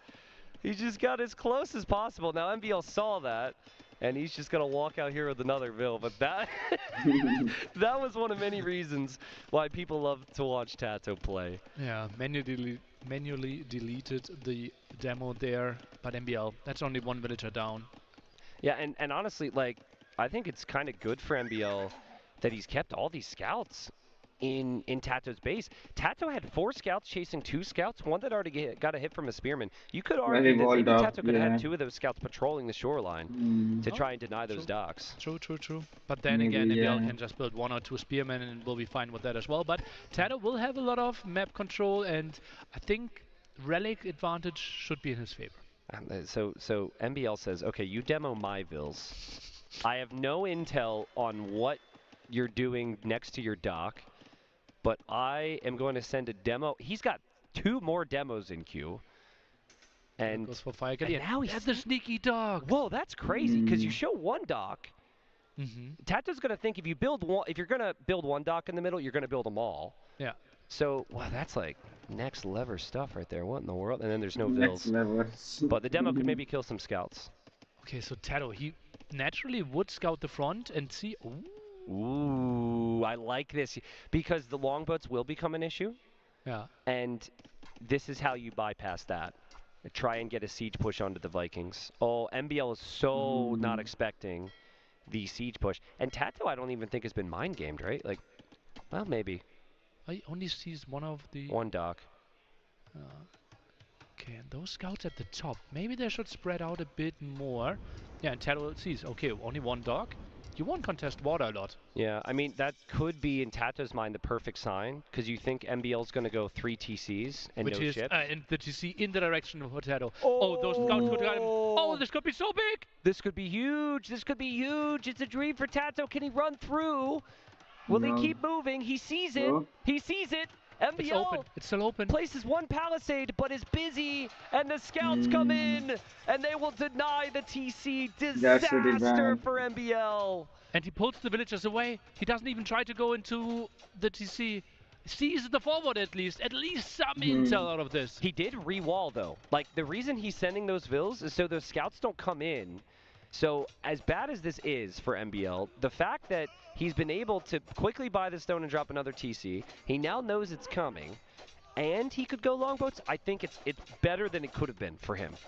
That was rough. Yeah, that was really rough. And all of a sudden, 5 villager lead here for the Persian player, but handcart against only wheelbarrow. And now MBL knows a siege push is coming, and he's still on 3 TCs, and he still has water. I think this is... It's not positive, you know, but it could get there. And Tato is 1 TC. Yeah. He's now adding the second one, so I think in 3-4 minutes, MBL won't be behind the villagers anymore. Also, very, like, 43, 46, here is okay. MBL Only 3 behind, knowing these like have could be he did lose 3. MBL's actually making he lost 4. And I guess he's going to try and use them either to counterattack or pick off the siege. We'll see how that goes, though. I think Tato's going to have monks in a moment with that siege push. This will be a tight area for MBL with the siege workshop there. Now the first monk can easily get the relic and then consider converting something. MBL, that's the 3rd town center for him in the center. This is chaotic. This is messy, right? Things have gone wrong. I actually think that this actually maybe takes MBL's mind off the moment, and he can kind of sort the situation out. For Tato, I love how calculated this game has been. It's really going to come down to how good this push goes. Without this push, he is behind. He does not have the gold in the middle. He does not have the TC count. He doesn't have the naval civilization that MBL does.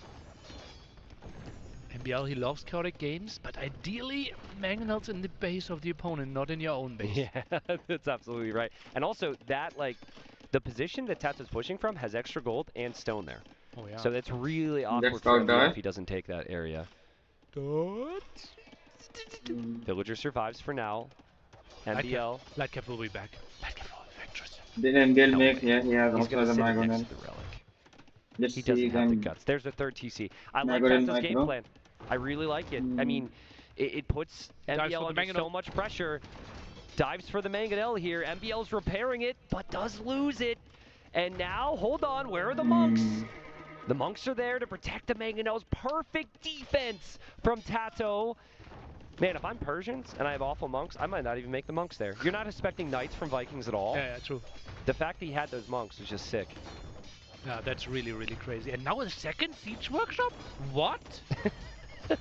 Maybe he forgot he had the first one.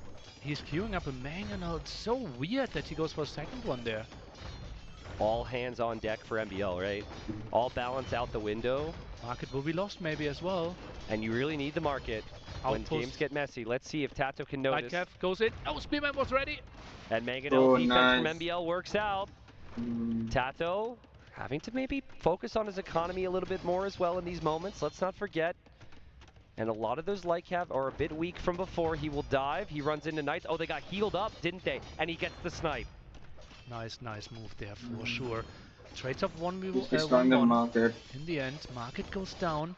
Lots of gold floating there for MBL. Can't really balance his economy. 20 on gold for him right now. So what's your play? Let's say this push kind of stalls here if you're Tato. It doesn't progress past this, but you stay here for another 5 minutes. What's your play here the longer the game goes on when the Vil count rises to 100, 125 Vils? Fast fires. Okay. Try to really get the control and push the opponent away from gold, because right now, where's MBL putting his army, right? He needs to have it at home to defend. Yep. But in the long run, Tato could just switch to the center as well. Well, that's a really nice play there from MBL. Now, he might lose another Mangonel, though. Tato will probably take that trade. And he's just losing the Mangonel, so that's not letting It's his own units there. Yeah. MBL hopped in and out of the TC. Man, and they'll just get healed up. The pikeman upgrade, but he could have really used a lot of things in this game, and he hasn't been able to get a flow going because Tato is always right on top of him. Crazy. Yeah, just sniping them. After all this aggression, both players at 80 villagers. Yeah, and that's what makes this crazy game. MBL's gonna choose to drop a castle there. Doesn't really have an army to protect. I thought he didn't have any. Protect it. He has some map control at least. And Tato's still diving underneath the TC, and yet again, Tato will fight the Spearmen, knowing they're not pikemen, and continues the snowball time after time again. MBL he needs something more, Nilly. Yeah, it feels like it, right? Monks himself would be a typical answer. Pikeman upgrade is something you ask for as well. Just so much gold at all times, and well, this castle in the center. I think he got the Mangonels out. It's not really helping him here. Well, I think the game plan maybe is still to hold this position, like don't lose any more ground, and then still have water control in the middle. I mean, you could actually raid with a Berserker too. It'd actually be kind of annoying. I think it'd be hard to control. There's a raid with some Knights. But what a game. I mean, this series has started off perfectly. It's 110 pop for both players. So many Knights. We've seen the best of both players, and we've seen different strategies and openings in every single game. Crazy. And now down so many Knights, man. The output isn't that high. 1-1 attack here, and MBL, he doesn't have the numbers. Now finally the pike upgrade, but we only have 3 spearmen on the map. Yeah, and Tato's going to be so happy with these fights. As long as he's not seeing pikemen, the forward stables from Tato has helped him out so much. And the pikeman numbers are just still so low. MBL's eco is so inefficient right now. He's catching up on upgrades. It's just so messy, and this is looking better and better for Tato. Still a healthy villager count behind this, and his eco has not been raided. So over 2,000 more resources collected for the Spaniard. Yeah, just a really nice play. Like constantly having those villagers repairing or in the town center means the Knights also get repaired. That's why Tato is that's so good, man. What a nice aggression, but still, if we think about the long game, he'll attack again after some time. Typically wins the game. Yeah, and like if MBL properly controls those 4 longboats, he will deny any docks. The docks wouldn't go up without any extra distractions. Yeah, he's just irritating. I think if MBL gets to 20 pikes, he clears up the push. What is he doing? What is he trying to do there? Stone for a castle. The halberdier should be a good. So he's fighting against the Knights with the pikes. Tato's going to try and save the weak ones. Really sick job, actually. But it's a bit for too long. Well, is this what you want? Do you want to trade? Do you want to take fights against pikes right now if you're Tato? I don't think so, man. Where MBL holds on here. Viking pikes with more HP as well. And there, Tato maybe sees, okay, now we have the pike upgrade, you have the double barracks. I will back off. Maybe I will play the long game. Look at the resources. He's flirting with them. Wow. Okay, so does Tato know? Low HP Knights. Ooh. I wonder if Tato knows about that castle right now. We haven't really been able to figure that out. Okay, so he doesn't. You could justify a castle towards the middle right now if you think MBL doesn't have much. Yeah. I love that TC from Tato. He's going to try and take that gold. Just try to build a light cap though and try to see what's going on in the center would be the natural step for Tato. I think he will click in, and then the step after that is like 15 villagers on stone. Okay. Right now we're looking at 2, but I think a castle is desperately needed for Tato. Yeah, maybe castle drop. And hold on, docks are needed. He I felt don't this know would be where okay. we will go for the castle. He probably can still get enough docks down to make Maybe some on the fires, stone? I think you could I sacrifice don't know. like I 5 think that would be a good or 6 castle. fills if need be just to get fire ships Maybe. out. I think MBL spotted it though. MBL knows, which is key. And so he will mass more longboats. What an interesting game. Yeah, he needs to patrol all the areas. The river is long though, and that's why I said Tato going for a castle could have made a lot of sense. Plus, we already have 2 traps out, right? So if we go into a trap war in the center, it feels like MBL should be prepared. I don't know if MBL is expecting Tato to continue to go with knights. Like, I wasn't expecting him to continue to produce. I do think, though, that this push is critical to his eventual success on water because he needs a distraction, right? So, how many pikemen? like, It's still only 9 pikemen, 11. Necessarily great against this many need pikemen. more, man. What's just a full Savar all in against a civilization that doesn't have halberdiers? Yeah, maybe. That's actually, that could be a pretty This is crazy moving play. out. Tries to clear up the water first. Ooh. Oh, clever. And now he can build the docks. Look at all the wood that Tato has. He clearly wants to contest water. Yeah, we'll probably see a bunch of vills come over here now. And actually, we didn't think about this. Just use the knights against the ships, right? A lot of this terrain is passable by the knights. Tato now knows about 2 castles, though, from MBL. And they're all stacked in the middle on that middle gold. It's going to be a risky game going forward for Tato if he doesn't get back on water. And even still, he can't pass the middle. He can't go next to the castles with fire ships. That's pretty good to do damage, You I need to think. add like cannon galleons, which isn't pretty. That's why I thought traps would be an option. Maybe Now he man, I has don't 15 know on anything. stone, but he reached in without the chance to go for any traps. So MBL Cavaliers. sees more knights than he probably was expecting. He will go for the upgrades on Infantry pikemen, upgrade. add in more pikemen. He also is going to have more longboats added to water as Tato is docking in the north. So this is a nice window for Tato. Fast fire and Cavalier, and he can actually win this game before MBL can get any Maybe we should upgrades. work for... Is Why is he not Tato waiting thinking for this could Cavalier be upgrade? the MTC? It could have been. It is not. Now takes the big engagement before the pikemen are really upgraded. Yeah, I mean, these are still Castle Age Knights, right? This is still 15 seconds before the Cavalier upgrade comes in, so I don't love it. But the upgrades are just seconds away, and I do like how he's going to try and switch sides, make MBL work for it, and now the upgrades hit. And to your point, Nilly, the Vikings might have more HP on their pikemen, but they don't get Halp, and Halp is the difference maker there, right, because of the extra bonus damage. Yeah, we can get some upgrades there in the castle, but that obviously won't be that efficient. And now we're even getting it. Look at that. More attack against cavalry for infantry. Pretty expensive upgrade. I feel like it is really What does expensive. do, man? For whatever reason, just more awkward than maybe snagging Halp, but he knows he needs it. It's also not easy to know your opponent has it. So Tato can't look at the pikemen and know that extra bonus damage is coming through. True. Also, we generate Give gold extra if bonus we damage kill against cavalry, villagers, I monks, think. or trade cards, which is quite nice, but obviously not the main effect here. But actually, Berserks don't killing bother those us. villagers could be nice. Now, some longboats helping out as well, and Tato, I think he wanted to sneak more villagers to the top. I think he's switching into hand cannoneers now. I wonder if that was Tato selecting idols. Oh, Commander Run! Okay, so with Commander I don't Run, use this he's card, able to man. produce crossbows that only cost wood, right? I will say that. It's still just crossbows without good upgrades. Yes, so less right? pikemen, Army bro. Cop could be an issue here. MBL is held on. Big eco for Tato. He still hasn't fought back on water. He still hasn't broken MBL with this northern push. And Tato, he soon will run out of gold, right? At home, there shouldn't be that much more. Yeah, we still have a bit taken from MBL space. I'm beginning to believe in MBL more and more. If you don't finish him he's off, holding on, he man. does some crazy things. And Tato will mass those crossbows now. But MBL still has that middle gold control. And Tato only on 2 fire ships. So the fire ships could come out, but another thing he has to spend gold on. I'm seeing 8 Cavalier for Tato, 5 How many dogs crossbows is for that? Tato, 1 bomber cannon for Tato. Where's his army right now? He goes for a bit of everything, right? He's going archers. The water play there as well, gets the cast up. He desperately needs that gold, and then maybe 160 strings. play with his Yeah, 160 threat villagers, there. man. Huh. Yep. We'll see. I think like how you balance your population right now is a difficult task if you're MBL, because you constantly need defense for this, but you also need defense for the water, right? And maybe that's been the big issue for MBL, is it has just been defense. How does MBL find a way to actually like threaten Tato right now? Does he need to though? Isn't it perfectly fine for him to hold the river, get the gold, and win the game this way? Yeah, maybe, yeah. That might be the game plan. I mean, I certainly don't see it being easy to find a foothold somewhere. I think Navy in the middle is your eventual path to success to win with cannon galleons and such. So we'll see.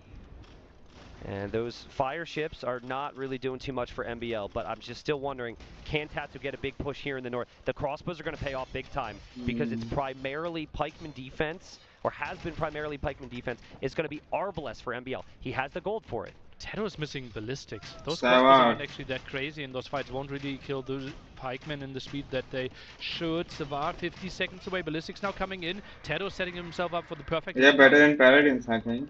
He's got to have 15 Savar. Okay, they would like to see the number higher. He's working on that. I'm still wondering where Tato's going to get gold. I think he's got enough to work with. Another unique tech that MBL could get would benefit his Arbalest and his longboats right now. True. That's one range. I think that's Bogspagar? Or yeah. Is that, something like that, yeah. Yeah, that's plus one attack, but it is expensive. MBL holding the line, 190 pop. Savar's about to hit. Tato was going to have 10 Savar on the front. Is it backed up by a strong enough unit, though? Are the crossbowmen good enough to compete? The pikeman, MBL's taking this fight completely wrong. Oh no. MBL doesn't have his pikeman in front of his Arbalest. That's what is happening here? MBL, where is he watching? Is he trying to fight on water? Maybe quick vault here, but you needed the defense at home. That's brutal for him. Minus 50 population. Oh, that could have been the fight for MBL, but Tato takes it perfectly. And Tato is still at 200 pop. He's now has all the momentum, and MBL is lost so much pop. Still on the water. The longboat should be strong, but it becomes so much more difficult to continue that, like any water pushback now. if you're getting raided like this. Oh boy, what a crazy good engagement here for Tato. Savar perfect there against the Arbalest, and now they're completely getting slaughtered. We had only 12 Arbalests on the field. Tato's pushing in further and further. Maybe even the spot for Rams, and he takes it exactly at that moment. That's sick. Seadram would be sick. Yeah. Seadram would be sick, and oh my, have these crossbows got value. It's been cheap when he's needed a cheap unit. It has been great against the unit he's been up against, which has been primarily pikemen. And I also have to commend Tato for the excellent unit control. He found that engagement. Look at the Tristan! And he's been dominating the whole game. 250 kills and only 10 units lost for Tato. And now he dives. Oh, Savar getting pushed back quite a bit, but pikeman numbers are lower and lower. The army value just crazy in favor for Tato, and he pushed in. Yeah, the archers are doing work, man. Upgrade for him missing for all the upgrades. Now he still needs gold soon. I don't know where those 19 are, but I think they're down there. Okay, he needs a middle gold, man. Maybe he still has a middle gold though, man. Maybe MBL can still. There might be another gold spot on the mini map. Yeah, that's left true. of MBL. In the north at MBL's base is gold. He's got bills there too. That's big. Enough. 3K. That's enough. That's massive. That's more than enough. And I like what I'm seeing from Tato. He's grinding down those TCs. Middle for nothing. He's always camping the bombard cannons, and he's starting to get a raid in the back of MBL's base. It feels like MBL's been trying to stabilize this whole game, and Tato is not allowing him to. Yeah, the Savar in the back that's distracting MBL so much. So much of his army that should be elsewhere is clearing it up.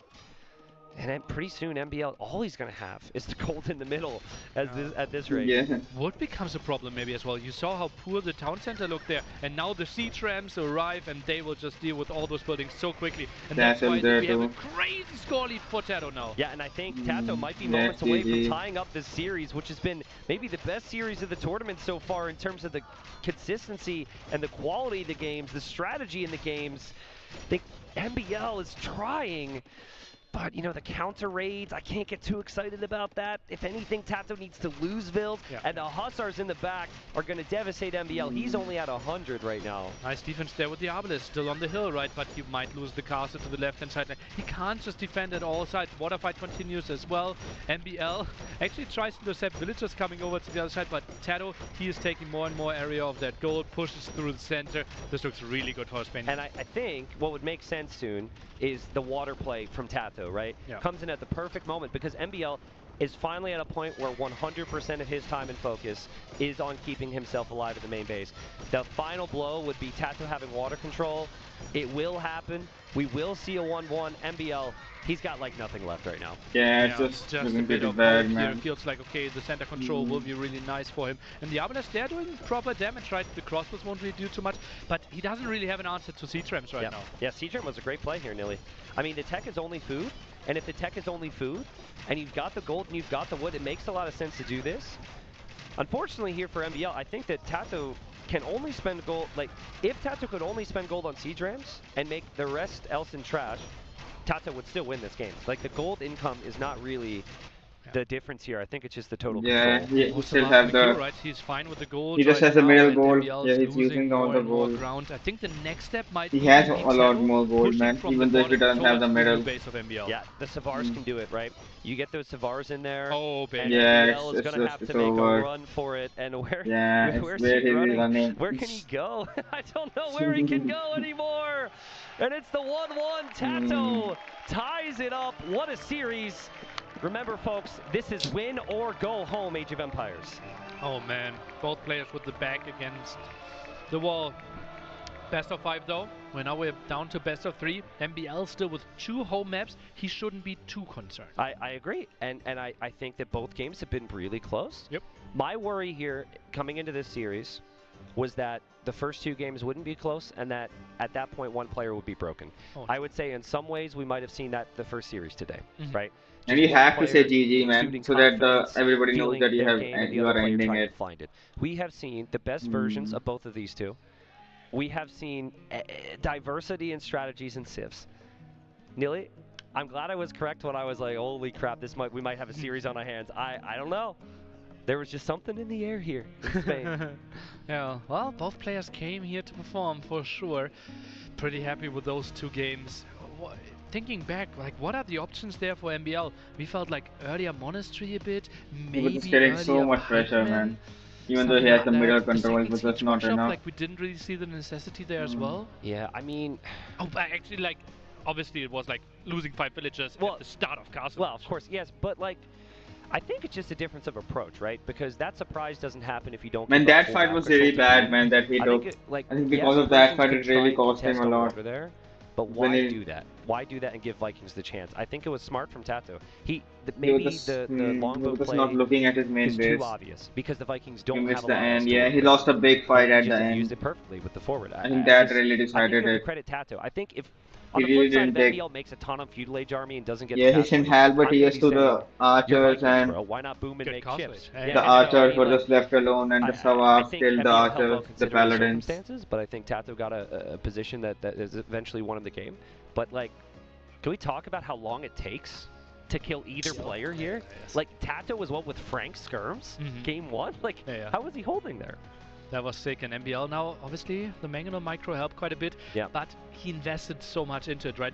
We would think Vikings should be better there. Yeah, he was just killing his Magonels, man, every time with the scouts. He was just not even getting a chance to Magonel micro. And then he was healing the scouts and he was going in again, killing them another Magonel. It was just so... Just losing those early villagers just hurt so much. Yeah, I mean, I see it as some type of positive if I lose 7 villagers and the game still goes on that long, honestly, especially against Tato at his peak. So I think that actually helps you as a player when you lose. You just look at one moment and say, well, okay, I should have died because of that. So, for the first time today, we are going to go to a home map for MBL, if I'm not mistaken. He has to win this one, man. And that is because MBL's choice after losing game number 2. The map will be one of 2 new maps added, and that is Gulch. And we will be in a moment. This is a map where I expect a lot of army here. And this is a map where I would expect MBL's #1 civilization, the Huns. And we are going to see, there's the Tarkin. Is he carrying a stick? It should be the torch. maybe the wind blew off the torch? He's carrying a stick he found on the ground. And now this guy's I mean, I know which one I'm picking. Which one to win, the guy holding the stick or the ballista elephant? But here we are. Now we're a little bit in. We didn't miss anything here. It is Huns for MBL. It is Khmer for Tato. Both civs, fantastic with scouts. We're going to see scout opening for both. But already at this point, MBL adding the archery range. He is adding a lot of walls here. This is a tough map to fully wall. You can overchop quite easily. There can be so many holes. Yeah, it's MBL a really pretty, good at oh creating yeah, it's those a small bad bases, map as to we move earlier wall, said. man. He just wants to take as little damage as possible and then probably triple archery range CA. If you've never seen the map before, honestly, I don't think we're going to see some of the really unique elements to it, which would be the water on the outside. A lot of players are just opting to avoid that because if you're sending vills there or even adding fishing ships, it's just a lot of risk in this game mode. So the middle could, become important with relics.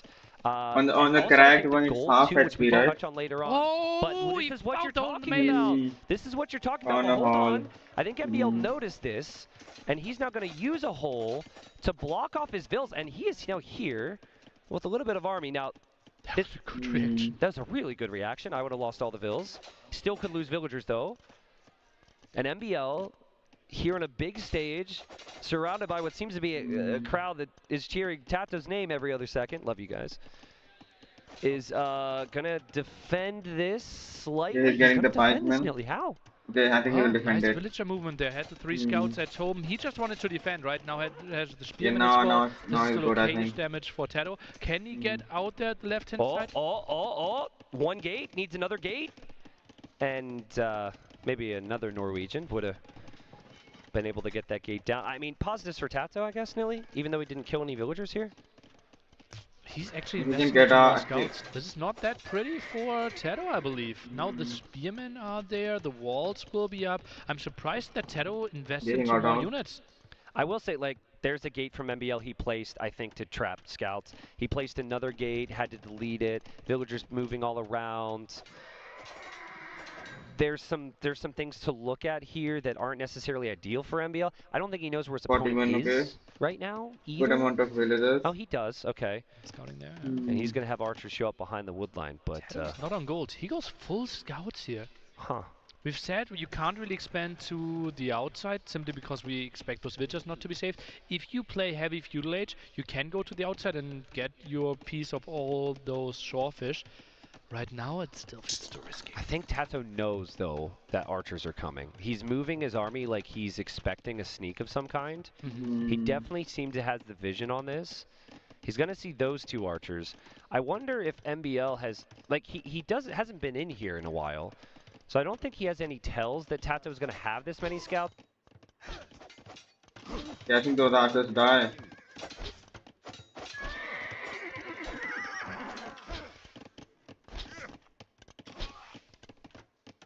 Oh, you can do that.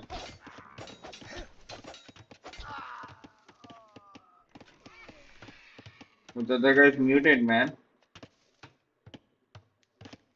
Is anybody going to say anything, man? What happened? It's so silent.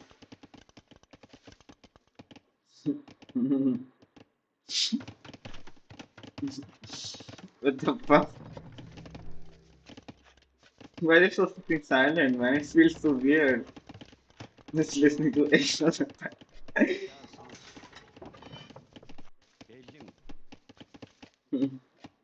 Yeah, listening to the chopping sound. What is that remote, man?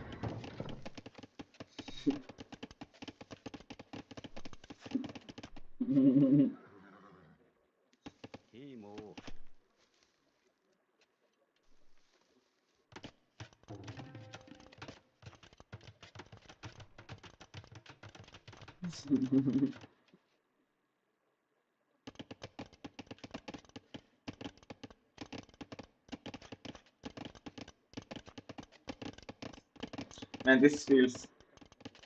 They will just fix this shit, man? What the fuck?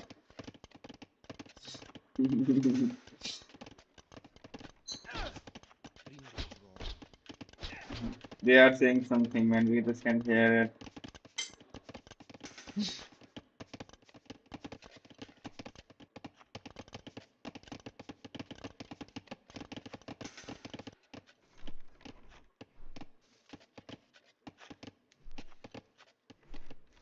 I don't think both of them are muted, man, because T90 would also have said something. Oh, whoever was casting.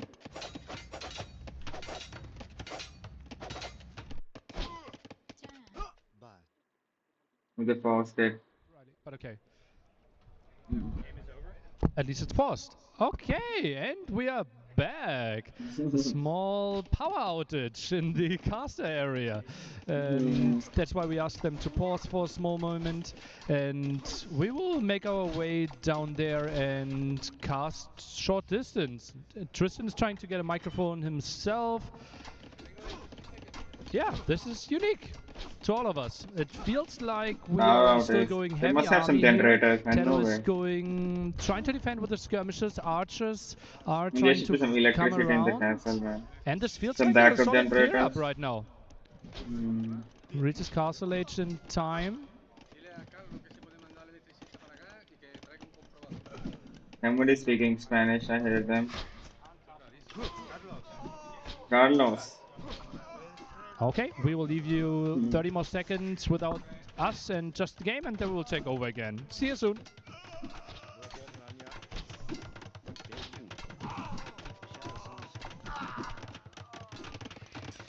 Three TCs.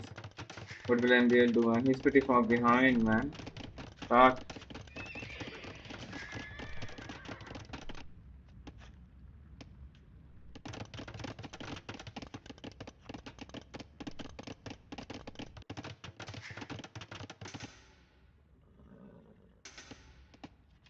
Yeah, chop.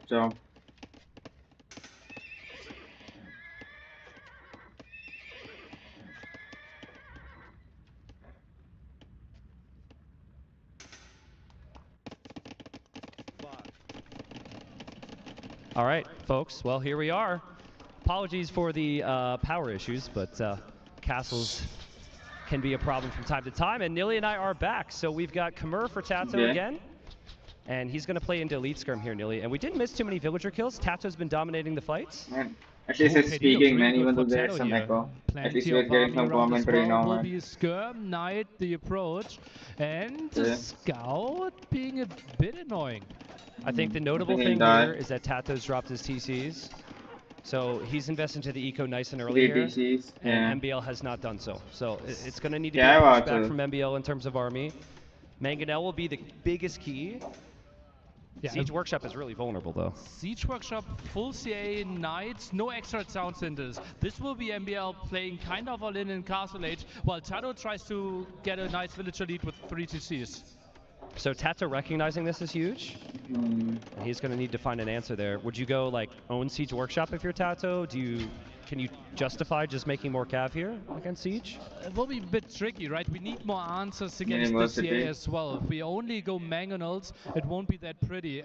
It might just be Tato realizing that the all-in is coming and going like triple stable Knights himself. Yeah. I mean, Khmer with these eco upgrades, flying in with food at this point, if there's any civ to be able to mass that much army, this would be it. And, you know, MBL's just going to need the Mangonels to make a difference here. He's not able to take an engagement against that force. Every single second on the way that the Mangonels aren't pushing, Tato is increasing his villager count, and that's just better and better for him. This is kind of similar to the situation MBL was in against Viper in their first game yesterday, where MBL falls behind economically, and then he needs to rely on the siege to make a difference. So that's the positive for MBL. You find a good siege engagement, it starts to snowball, and things get crazy, and that's where Huns specialize as well. TC there for MBL, kind of protected. MBL's going to wonder where Tato's army is right now. Yeah.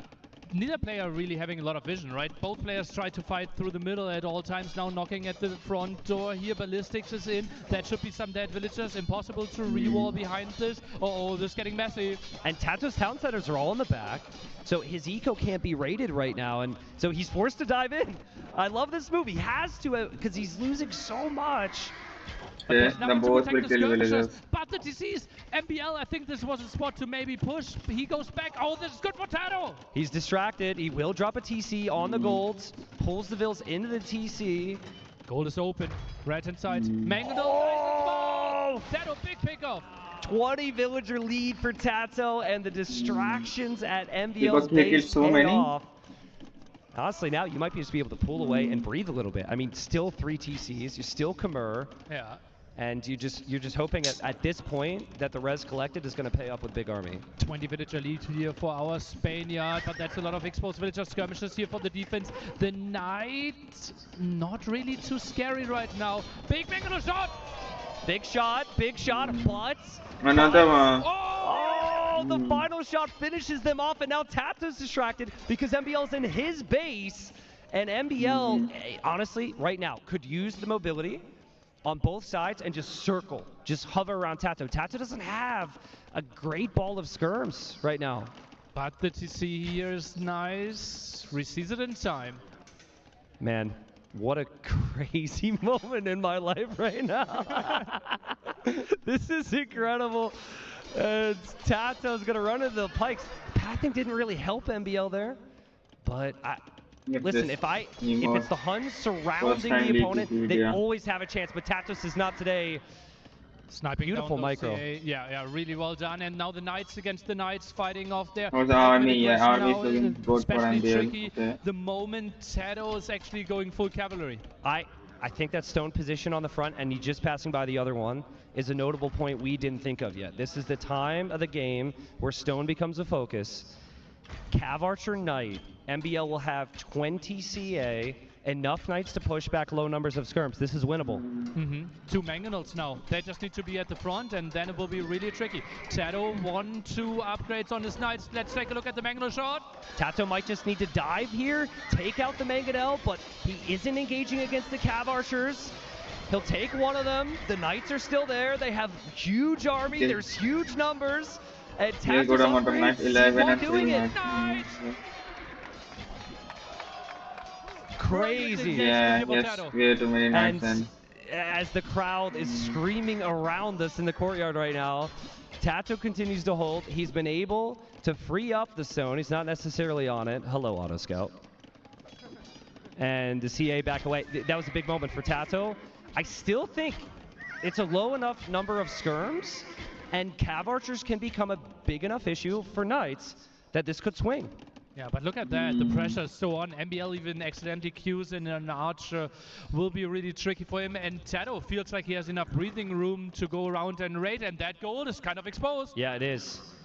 Man, MBL needs to kill off those skirms. Like, mass Cav Archers against Knights is great for the Cav Archer player. You got to get on the skirms here, folks. He needs to pull away in fear of the Knights. But he has ballistics. MBL's maintained this army position. Maybe Cav Archers will kind of CA mass. Yeah, it will pay the investment. Now, Tato just, I think, 7 on Scorpions here. Could you add a couple Scorpions as a Khmer, or is that just too hard to control? Well, if you're already fully tagged into elite skirmishers with +2/+2, the Scorpions aren't really adding too much more. Knights, a good counter against it, but typically, Khmer don't mind going Scorpions. Yeah.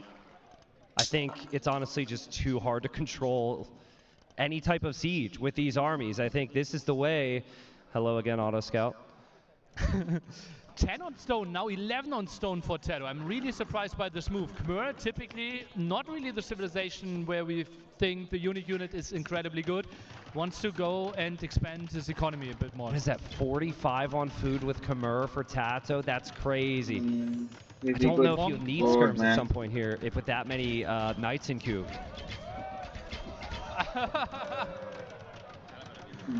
MBL can't break him. He cannot break the line. Tato will be on 4 TCs and stone. Thank you, Mapu. You don't have to keep showing this, but thank you. And is Tato? Is he just going to counterattack right now? No, that's too risky. There's so much army front, but there's no more siege. Yeah, true. I mean, MBL's going to be very confused. Tato, it is risky, isn't it? I don't know if this is a good fight for him. He needs his Knights with his skirmishers. Yeah, skirms now a bit exposed. I wouldn't be surprised if Tato soon thinks about adding 1-2 monks himself. Just continues to do the damage with the skirmishers here. 36. Ooh, this would be good for Tato. I think MBL needs a mango shot soon, and I think we're about to see Castle v Castle. 400 stone for MBL, Hill on 1, Tato 400 stone as well. The army counts are 50-50, the eco counts close. The upgrades for Tato on the Knights are superior, but there are Cav Archers behind for MBL here. Mangonel a bit late to the party. Skirmishers now trying to micro round. Monster really getting the conversions in. Skirms doing the damage. I think the Cavaliers are also doing the damage against the Knights, though. Tato doesn't have many Knights, and MBL's Knights are going to push back those Skirms. This would be the time, if you think you won the fight, to drop that castle. But counter castle could be the answer. Skirmisher numbers still really solid. Tato maybe not having enough stables to get to the proper numbers? I think it's also just the CA, once they get to this mass, Nilly, are so dangerous, which is why it's been important that he's been picking them off.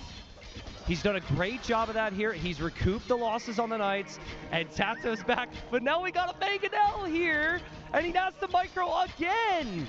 Oh, that's risky, diving in so deep. Can't really kill the Mangonels right now, and the Mangonels get big hits. This is insane. Tato's going to drop a castle. That's a sign that he's worried.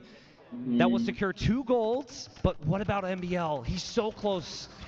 Oh, Mangonel now really gets scary. Doesn't know about the castle, probably wants to just attack the left. There's a hole there, though. I mean, there goes MBL. That looks like... Oh, it's a TC. Just a TC. But castle could still be possible. I think it is going to be tough for MBL to know where to attack right now. Tato, after building the castle, is going to be free to move forward, maybe. MBL might need to jump on this army. We haven't seen this map a lot. There's one major gold spot at your starting base, and all the other gold spots are in the center area, and that's why we see so much focus over there now. Tato is up to Imp? What in the world? Oh, and okay, people. Okay, it's about to happen. Everybody quiet. Oh no, oh no, oh no! No spoilers. That shouldn't be a thing. Well, no way, he has no army anywhere close. Massive fight in the center. There's a raid from Tato. There's an attack from MBL. MBL needs to replace the castle. What is happening? What is happening? This is crazy. This is crazy. And there's the castle. Building it. There's the castle. Without any protection, who is this madman? Now villagers are fighting off, but can they deny this? It's got to go up for MBL. This has to go up. Tato's bringing the Oh yes, I don't think it goes up. Yeah, but MBL is winning the fight in the middle here. But I don't think it's enough, nearly the castle. The castle has to be denied here, and MBL abandons it. What a play. MBL just lacks the army. He needed that because he lost the army control. Tato's 40 seconds from Imp, 180 pop, and with Imperial Age and those upgrades, Nilly, might be the end for MBL. Oh god, look at the resources. We had 40 food as well. Skirmishers doing so much damage there. The raid is still there. Oh, Villagers trying to sneak in, but not allowed. Nope, not allowed. We're going to see another castle now for Tato. And honestly, with everything that's happened to MBL, to now see Imperial Age might make him tap out here. And he does do that. We have the GG, and the score's 2-1. What a crazy, crazy game here.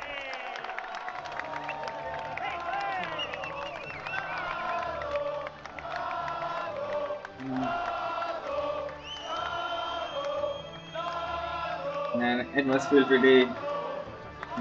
nobody cheering for him. What a moment. We were in someone support him, man. I support him, man. And he has to come back in the next match. And, that's his last time we're going to dance. cast in the middle of a crowd, Nilly. So, we're going to get nice and comfortable here. And maybe the crowd could remind us again who just won the last game.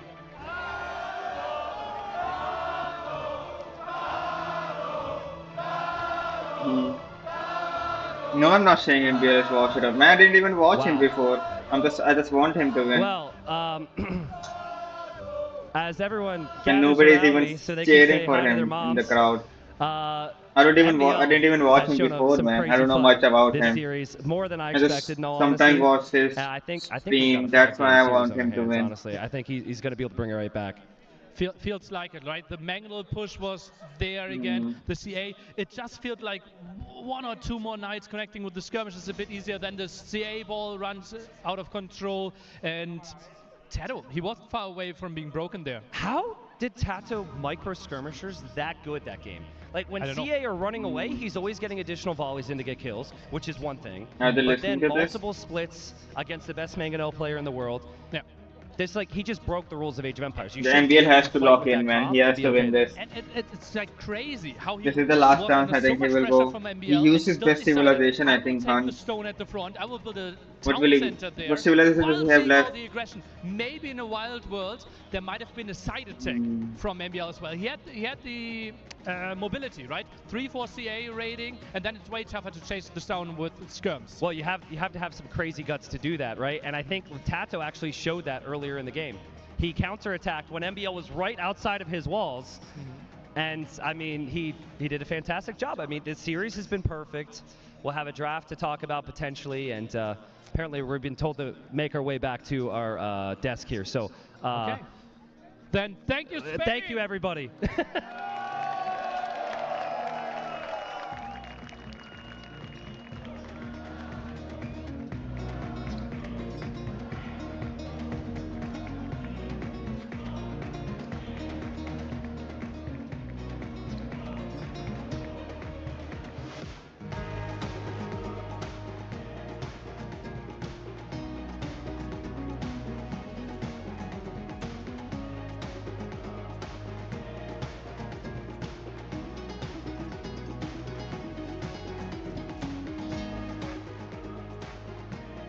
Yeah, everybody is not cheering for NBA now.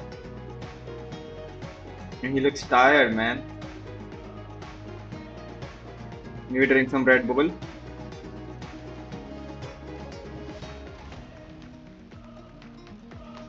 But civilization is left. They picked Huns. Gujarat, Lithuanian Turks. And Incas. No, he played Incas, right? Wait, what's happening, man? What? Why is it lagging now?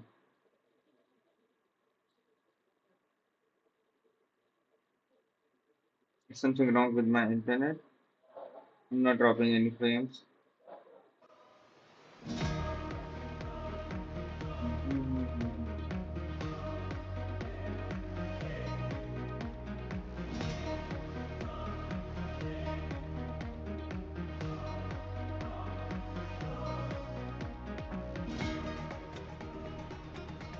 All right, well, here we are. It's like we never left. That was unique. That was fun, yeah. Thank you, everyone, for being respectful in that moment. Hope we didn't, distract anybody from the games, but it was a crazy game. Honestly, and we got the best part. I think Feudal Age, it led to Castle Age eventually, but ultimately, those fights in Castle Age were something special, man. So sick. Like the massive CA ball. Typically, we say, like, if someone gets to 40, 50 CA, the game is over, right? Yep. Tato somehow weathered the storm there.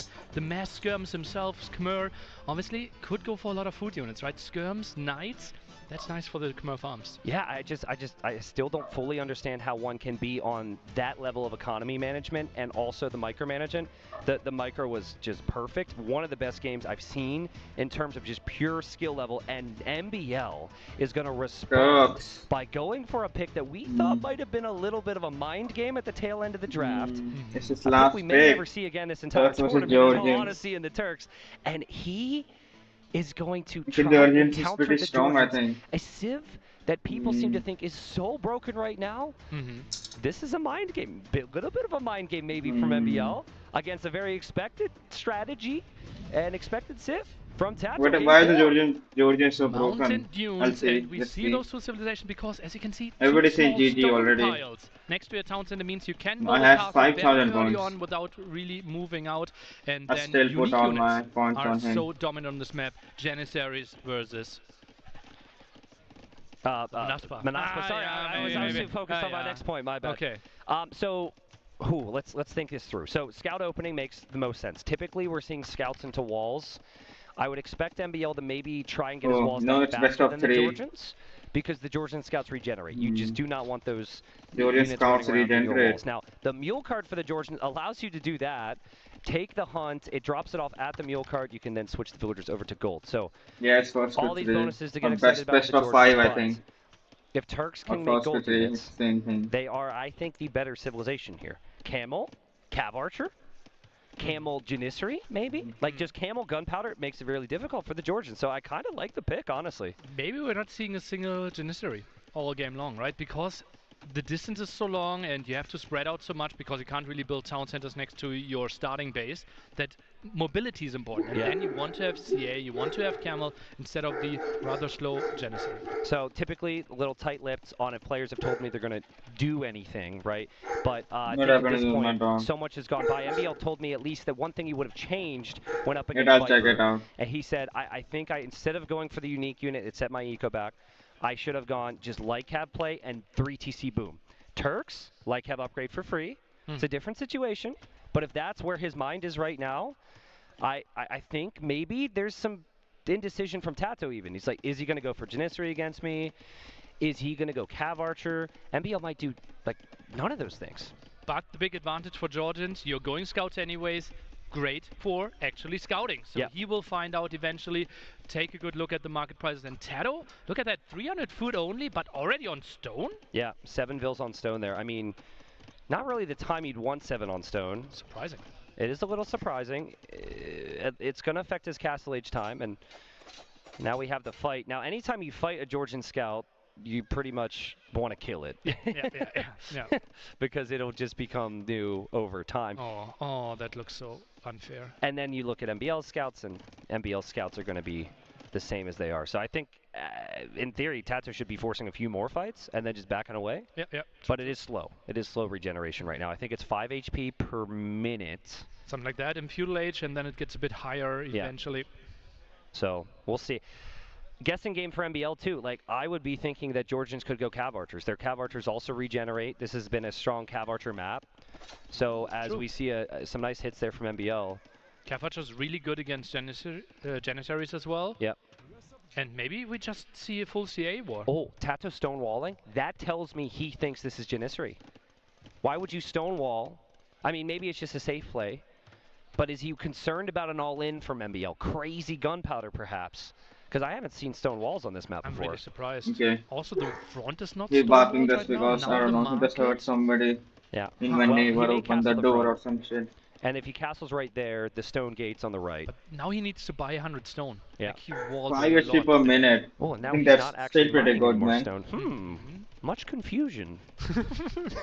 Or does it all come after 1 minute, or is it slowly? Like, where are you I think it all comes after a minute. Do you need to delete a farm at the top space, or are you going down for it? Where are the archer ranges?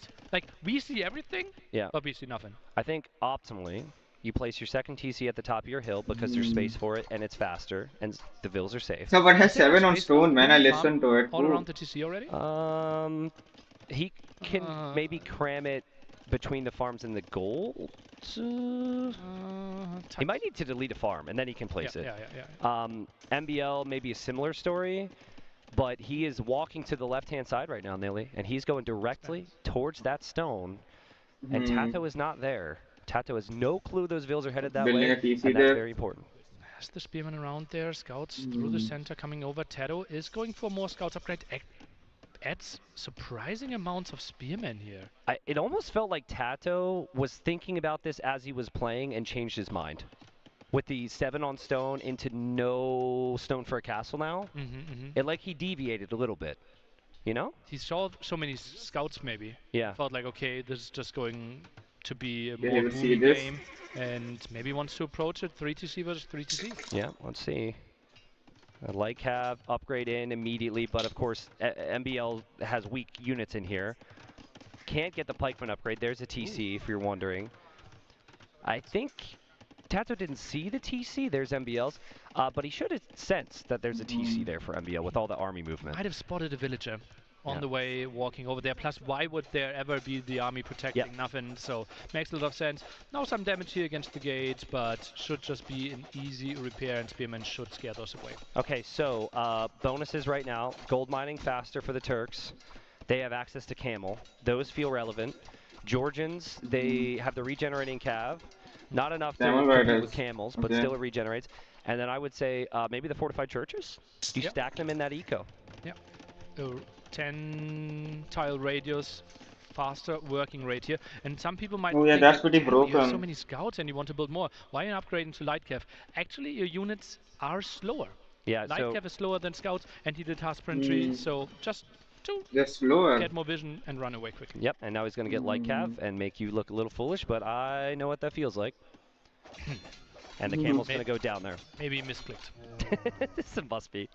Who gets that upgrade anyways? So, MBL hasn't seen any activity in the stone areas, right? Maybe he struggled a little bit. He didn't scout him at all. He doesn't even know where Tato is. Stone was for nothing. Hey, if MBL hadn't seen the army, he might be playing with the AI here. Yeah. MBL maybe wanted to sympathize with us and just try to be in the dark for one game. When he clicked to the darkness, I thought the power went out. I thought the power went out again for a split second. So, 3 TCs from Tato on the hill is kind of my point, right? So, if Tato can't get to castles, could be dangerous. I would love to see MBL mix in Janiceries now. Now that he's seeing light cap maybe he's playing defensive. You could actually justify the gunpowder to pressure the main base from Tato. Or maybe he's trying to win the game. Ooh, Tato blocking. Tries to take. Didn't even get a single job here. from Tato. MBL wasn't able to snipe the monk. Really nice play there from Tato. Now tries to heal a bit more, and yeah, Tato will get at least one relic scouted. The other one, a bit more vision for him there. Yeah, we'll get this, and now fight in the middle, gets 2 kills. Listen, with Turks, you want to be on gold units. You want to be on stable units. All those things are possible for MBL. I'm not seeing a situation where he's going to need elite skirm. I'm not seeing a situation where he's going to need help. I know Turks is a unique pick, but I'm really liking it right now. And this is against Tato's #1 pick. Now, obviously, if MBL loses this game, it's over. But if he wins, eliminates the #1 pick, then momentum going to what I believe should be his home map come game 5. Yeah, for sure. And he has the higher picks, right? And still a lot of questions there. Yeah, you only scout. Yeah, I wanted to win, man. I want to see another match, man. Georgians going for cavalry. How was the weather? 70 to 66. Weather count is looking good for MBL. Going down. And he's not getting raided either. So. For MBL. Tato is also playing his dream, no? Yeah, He's getting the relics, man. He got 2 relics already. Relics for the late game. Setting up the churches for himself, and he will just spam those faster work just like which dream comp is better. And I think for Georgians, we know Manaspa. We know that. The unique unit. Need a combination there. I think from what I've seen, it would probably be like Haub Manaspa to counter camels. Okay. You could try your own gunpowder. What does Manaspa or do? maybe Cav Archers, but that is a lot of gold if you're going double gold comp. So, I do like Tato's late game setup. He can't be raided easily. He's got walls. Look at MBL. He's got to do all this, extra walling. And I like the fact that he's getting relics. I think that's huge. Yeah, but Tato will need to expand eventually as well, right? So right now he's totally fine. In 5 minutes, in 10 minutes, he will run out of I think MBL is going to try something funky here. Because he's really not respecting this army much. He's just walled behind. And he's producing Janissaries, and they're slow. So it almost makes me think he's going to move forward. Like he wants to move forward into Tato's base. Oh, and those villagers, they're up to no good. Yeah, now Tato's got 5 monks. Forward castle, maybe. 3 on screen. This could be... Oh, it's a castle on the other stone area for MBL. Oh, boy. Macro castle. Okay. I actually think you might as well keep walking. I don't know if you want to be right dead in the middle of the map. It feels like this one could be trapped from the higher hill. Yeah, for exactly. Tato. So yeah, a bit further down is something I would have preferred. And Tato, he is just using the market a lot. And MBL, smart move. Yeah, I mean, he assessed the situation there, I think. Did Tato have any idea what was going on there? He must have saw the vills. In the hair? I haven't seen this. Like someone walk from one side to the other to drop a castle. Again, what just makes it so fun to watch MBL play. But that castle will likely go up. Tato getting attack upgrades now. Tato advancing forward to find that army.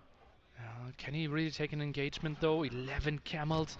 Doesn't feel too great for me. This one is heading towards him. Yeah, I think so. Tato will not be able to deny this castle, or will he? Or will he? Can he do it again? It should be a good fight overall for MBL, I think. Yeah. He's got so many camels, but Tato does have the castle will definitely the go, Georgian Cav, and it is not the best fight for Tato if he wanted to deny the castle. MBL's castle goes up, and MBL's got all the stone control. And look at the resources of MBL. He will think about him pretty damn soon. Pretty damn soon! Wow, so, okay, left side protected with the castle. Main eco protected with walls. vulnerable, maybe, but he's fine. He's got camels on the field. He's got gunpowder on the field. Tato still hasn't clicked up. This is MBL's game to take us to game number 5. Let's see how many Monaspa he's queuing up. 3 and just go to him might be an option. It is really strong unit. If they're, like, honestly, the biggest vulnerability for MBL is his main base. If he's stonewalling now, I'm not so nervous. If Tato gets in there, could be crazy. And he has no vision. He's no town watch.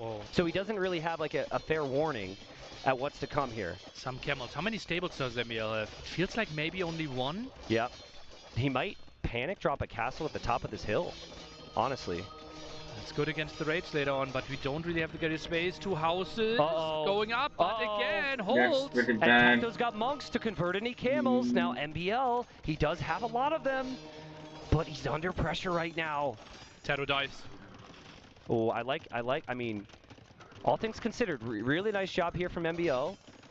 He's going to drop the castle there. That's crazy. I think just stonewall behind the stable, and you're okay here if you're MBL. Maybe that's the castle thinking about long-term as well, right? Because you want to prevent the raids. This game is going to be long, so another long-term thinking castle. Nice. Speaking of long-term thinking, sitting in a brand new draft room and a brand new castle, right? With all the pressure, MBL picked Turks. He picked Turks, and this looks brilliant. This is against a Civ that has been banned in so many other drafts, and MBL is going to try and trap this army. Now, this army can't leave if MBL plays this right. He should trap this army. You have to fight through the palisade. Got one villager, 2 villagers. Converts villagers. Here he comes. Here he comes. Tato converted the vills, and MBL's got the hill, and he says, "You are mine now." What a fight. Even with chemistry already in, and this will be a super good fight for MBL. Wow, and Tato just recently ran to that right side to try and get hold of stone.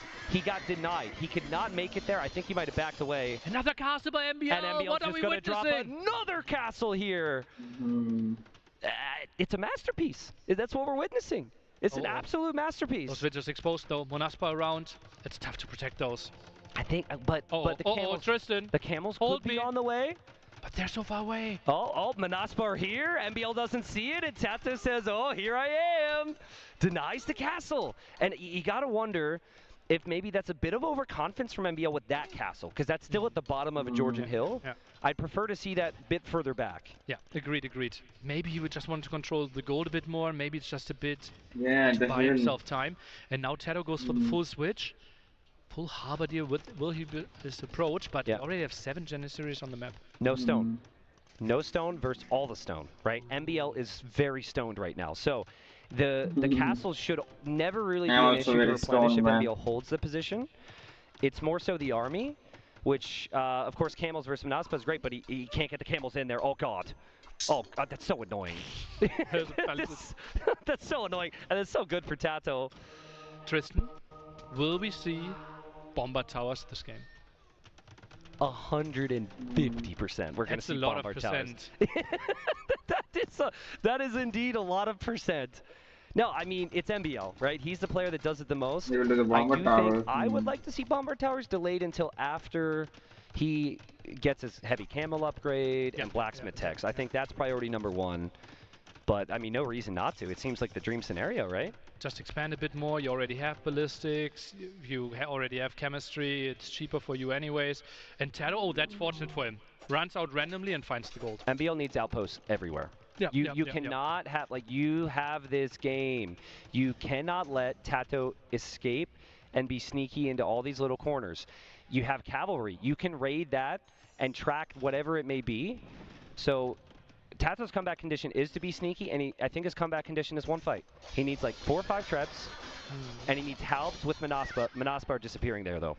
And that looks like no town watch for MBL as well, right? He has castles around, but still doesn't have the greatest vision. Look at how blind he is in his own 2 corners. Yeah, it's a very uncomfortable feeling, but that is because we are coming from full vision to this vision. So it's a bit jarring for that reason. What is that? That is an auto farm. Ask me how I know. Because it's all I use now. And the farms will go beyond the wall sometimes. So, well, I think MBL's castle here may be a bit regrettable. That seems like a freebie to give to Tato, but I think it might be just to buy a lot of time, right? Give space, maybe? Bombard cannons, like 4 shots uphill there. Okay. Fine, and now that he sees all the halberdiers, 12 Janissaries already on the map. They're doing a lot of damage. Dream combo. Yeah, but you know, Tato. That should not be allowed. That should be. We should have a camel there. Tato's taking gold everywhere. Now that is a blue outpost, I believe, in the north. A foundation. It could have been a Tato foundation. It's hard to tell. Okay, sorry, Tato. But there is the Bombard Tower. Oh, baby! Nearly, you called it. Oh. But could he build some outposts first? Town Watch? No, okay, Town Watch finished at least. Okay, that's big. Okay. I mean, I don't think MBL's expecting. He basically thinks, I hold the stone, I win the game. He's not thinking about these little gold tiles. And maybe rightly so. But, man, I mean, a banger comp for MBL incoming. He's actually got 9 monks, which I think is really helpful here. And he has heavy camel. Upgrades flying in. Botkin. Artillery will be the next step, I believe. Now it doesn't cost stone anymore. It costs food and gold. Yep, and there it is. So that adds extra range to the bombard cannons. That adds extra range to the bombard towers.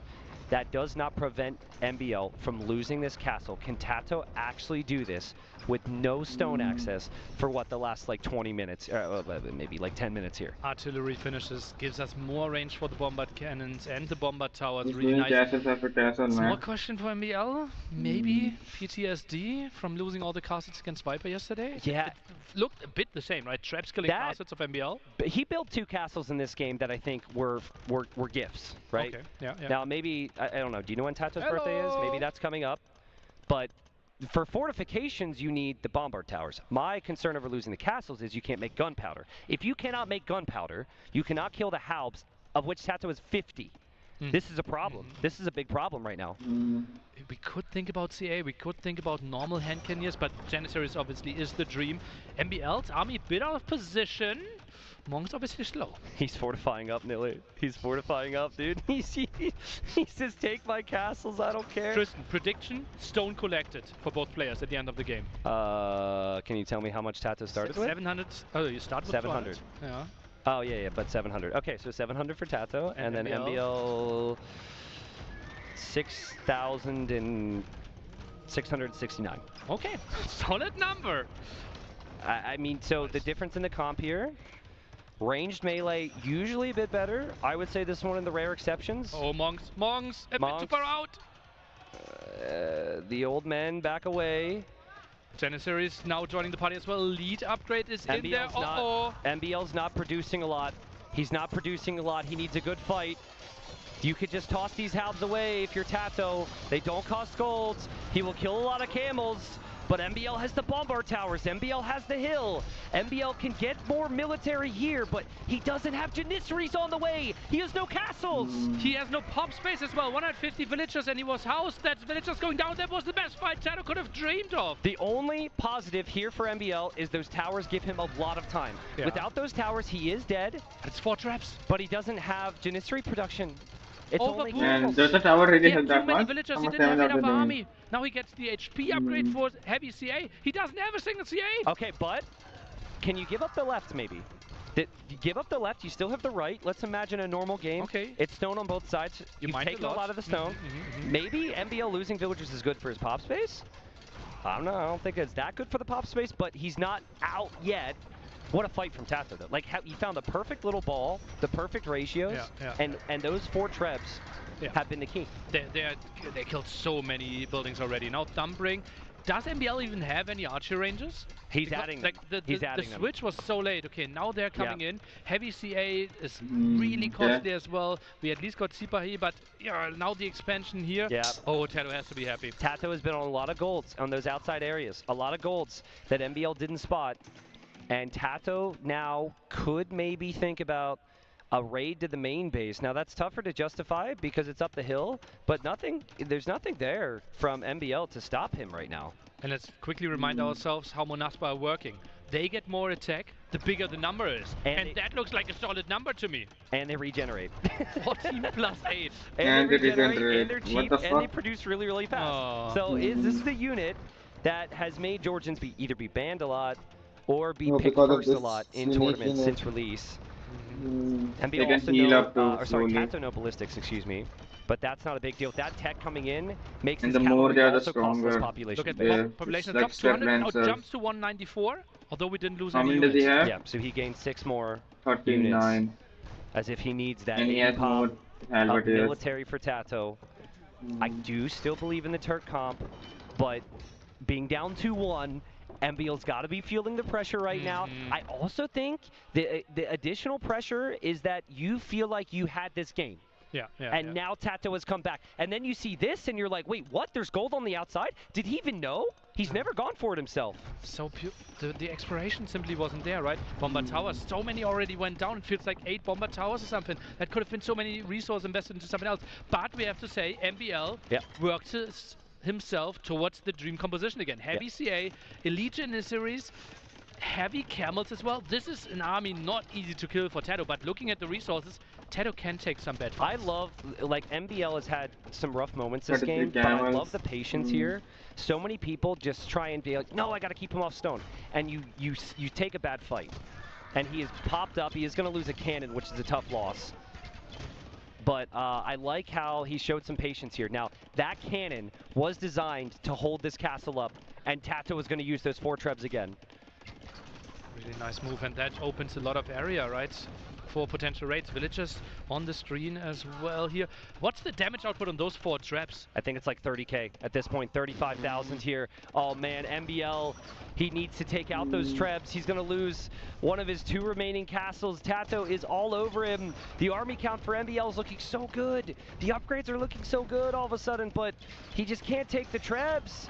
He can't access those trebs, and I don't know if he can really take out the Hounds either. It's really preventing engagements. Heavy CA finally coming in. He shouldn't retake the engagement in the next 30 seconds, but he takes it, thinking that the hill is enough. Well, he backs away. The Haubs will get baited into some arrow fire here, or some gunpowder. Nice little choke point as well. It's hard for the Haubs to engage. It's hard for the Manaspa to get in. MBL's taking a good fight. He will lose Vil. They're in against the ranged units. And you gotta scoot, guys. You gotta get out of here, and you gotta reposition your units if you're MBL in such tight spaces here. And Tato is clearing it up with all the traps. He's going for it. Tato, he's trying to stay alive here. Red Bull Wololo. I think he wins the game, Nilly. I think he wins the game, and the Manaspar just wrecking everything. Yeah. The Trebs are taking out his base. Tato has access to stone. MBL has more army here.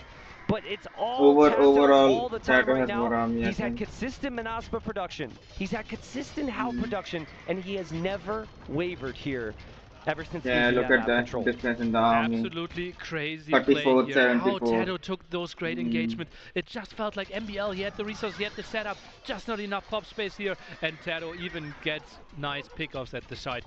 26 more Monaspa in the queue. Yeah, and I mean, before, the issue was Tato didn't have 26 stone. of them on queue. But now he has collected more gold, he has more relics, and he has access to whatever stone is what possibly remaining, assuming he pushes to the right side. So he doesn't have any right now, actually.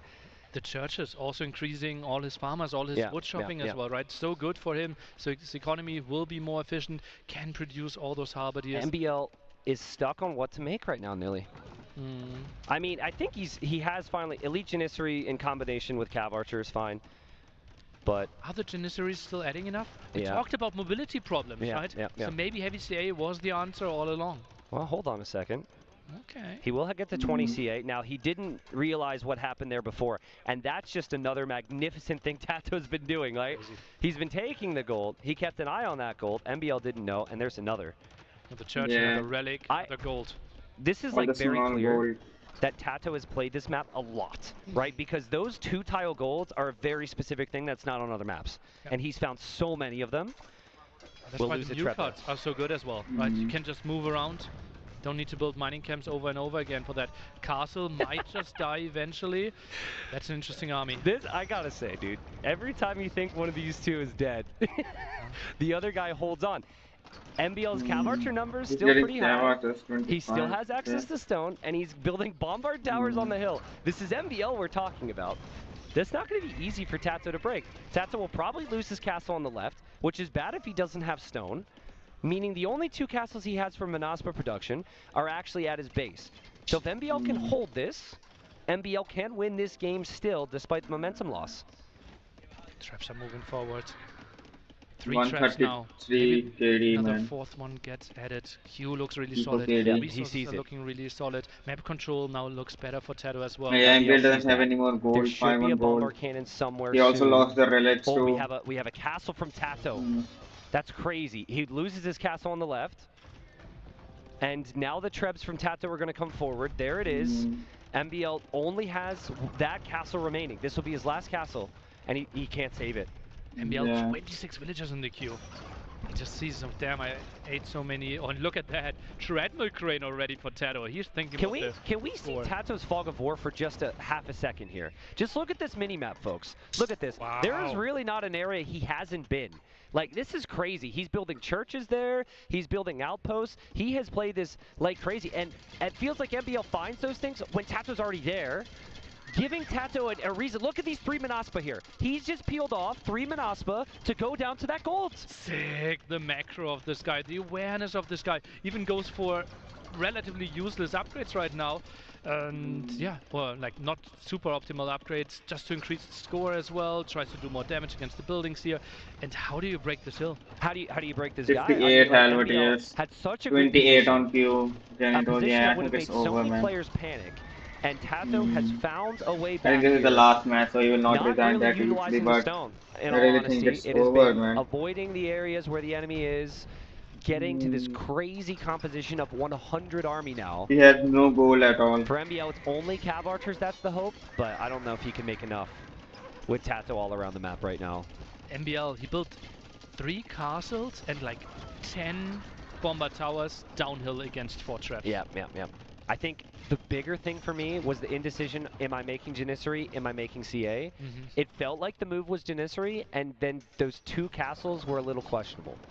But that's the thing, if you, on a map like this where players start on hills, any fortifications you build are in jeopardy in some way. True. Because it's exposed and at the bottom of the hill. So easier said than done. Again, MBL impressing me. 170 pop. How is he not dead? He's holding on. But Tato's got access to stone now. Tato's still got the relics. The only way MBL wins this game is if this composition he has is truly way better than anything Tato makes. Oh, it's 100 HP CA on a hill. Camels are helping out as well. This should be a good fight for MBL. I think it should be as well. Now the Halps will get some decent hits. You could tell Tato tried to circle around here to bait the Camels into the Halps, and that's exactly what he did. That's exactly what he did. The MBL thinks he's engaging against Manaspa with the Camels, but instead his Camels disappear to the Halps, and the Halp-Manaspa combination will send Tato to the semi. Well, no. Not to the semi. Not the semi. He has another full best of 5 later today, but at least he will make it there. Tato advances to the top 6. My apologies, folks. This is a heated moment.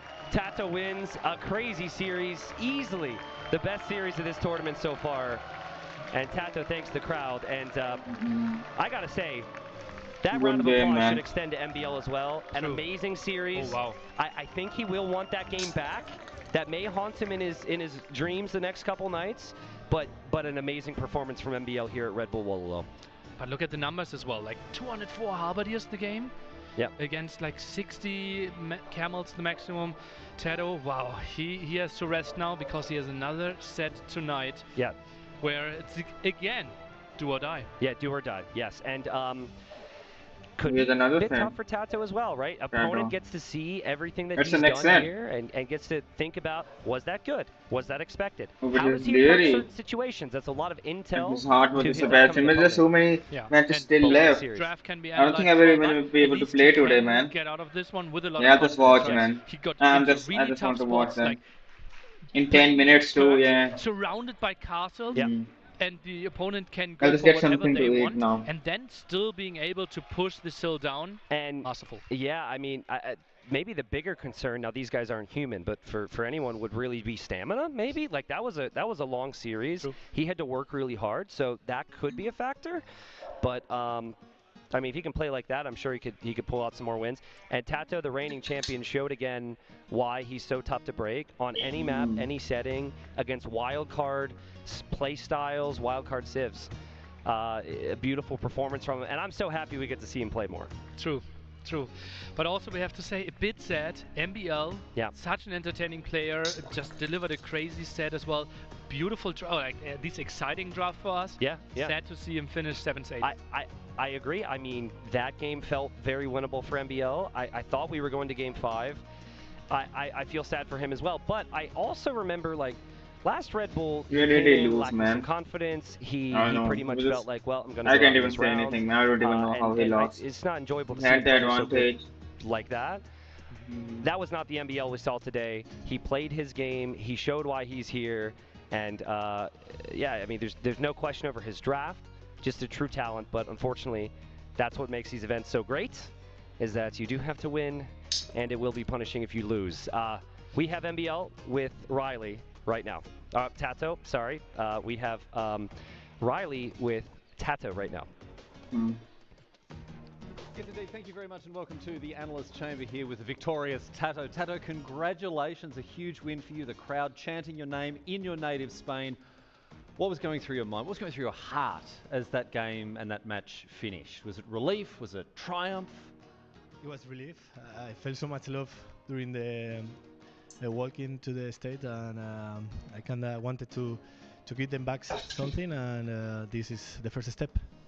Well, it's a huge step get as well, something because weird, obviously man. MBL is a real competitor. We sort of characterised this matchup talking about your very technical and precise play. MBL can be very chaotic.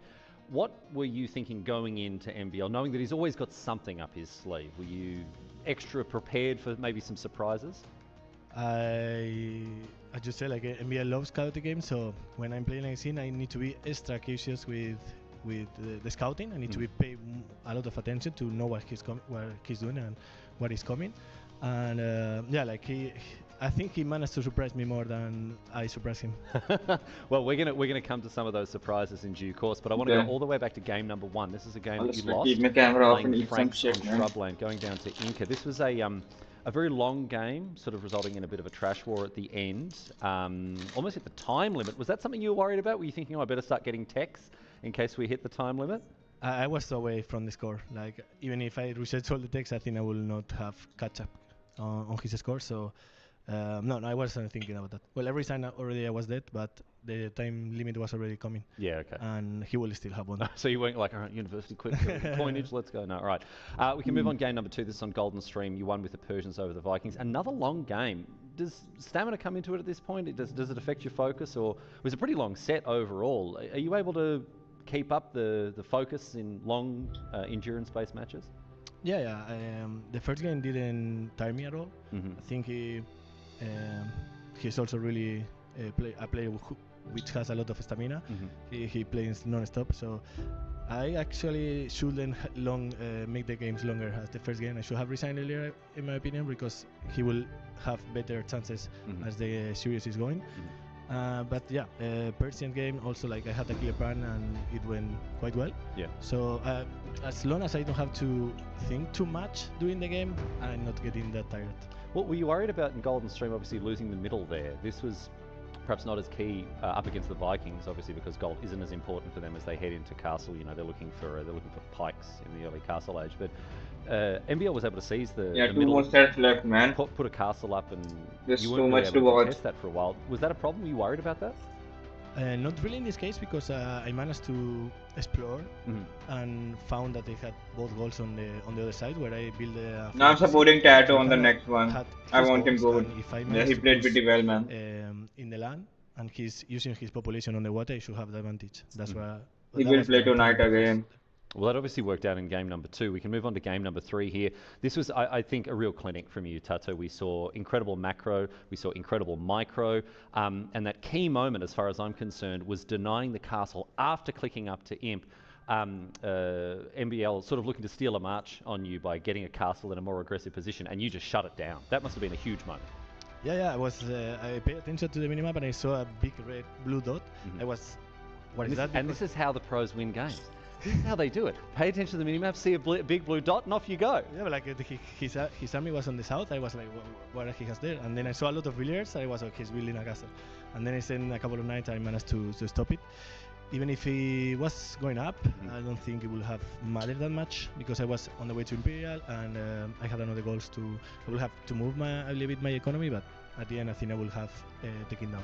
It was an incredible game number 3, but game number 4 was the one where you brought it home. This one was quite close at some points. We had some incredible moments. MBL with his bombard towers and some really dramatic fights, a lot of back and forth.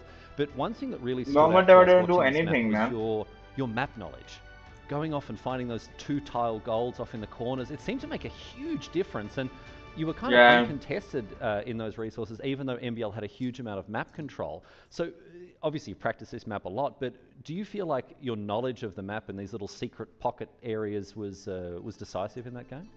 It was super important for sure because that's what kept me alive and they gave me the resources to make more sheets and keep adding gold units, like Monaspas, that I didn't need them for the push.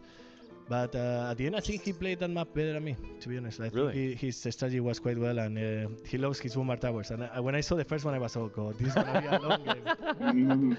Well, the Turk pick certainly surprised us all, but we're so glad to see you get over the line, Tatso. Congratulations here on home soil. Best of luck later on tonight.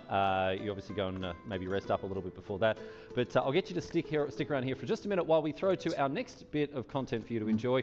I'm obviously a big fan of history. Some of you may know this already, and it was a great pleasure for me to arrive here at Castillo, explore the castle, and shoot a couple of bits of video for you to get to know you have sound now? Like we've all done being here. So here, my friends, is a little bit of information about the magnificent venue which Red Bull Wololo El Reinado is being held in.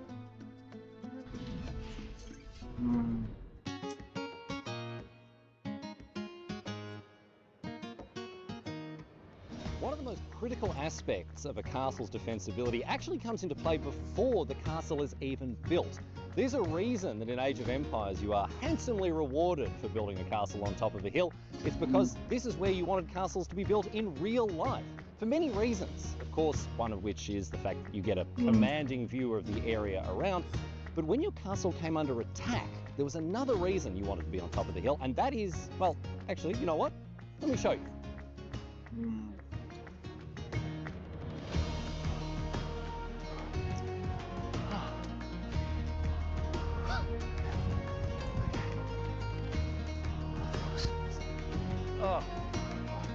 Okay. Almost there. Oh man, almost there. So, the reason, right, you wanted to build your castle on top of a hill is because when the attacking army finally gets to the top, you just, oh man, actually, you know what? I give up. It's too much. I give up. We're done. Cut. Just cut. Whatever. I can't do it. Oh. He's so tired. Out of shape nerd. Out of shape, these old people, you know. Oh my god. Welcome. Well, welcome everyone. People here in Spain very happy because the previous series, I hear is still the they're crowd. still chanting. Yeah. Oh boy, yeah. They're surrounding Tato right now. They're celebrating it as if he won the tournament. He's only in the top 6 right now, right? Yeah, and he play later again. Yeah. He will play later. Against Larry, I assume. Let's see. Versus Tato. I mean, we have got Tato baby. NBL. Oh baby. And then now Tato versus Leary. But now we're gonna focus on the next series. The next series, guys, is going to be Hart versus Sebastian. And I was talking before. Do you think that Hart, that has played already, is gonna benefit him to face now Sebastian? But gonna be more exhausted to warm up. What do you think is gonna be better now? I think already playing on the stage will help him, right? Sebastian only played in the small chambers yesterday, so that will be an advantage. The stage might be overwhelming, like hundreds of people chanting for him. A lot of people will cheer for both of them, being from South America, close to the Spanish language as well.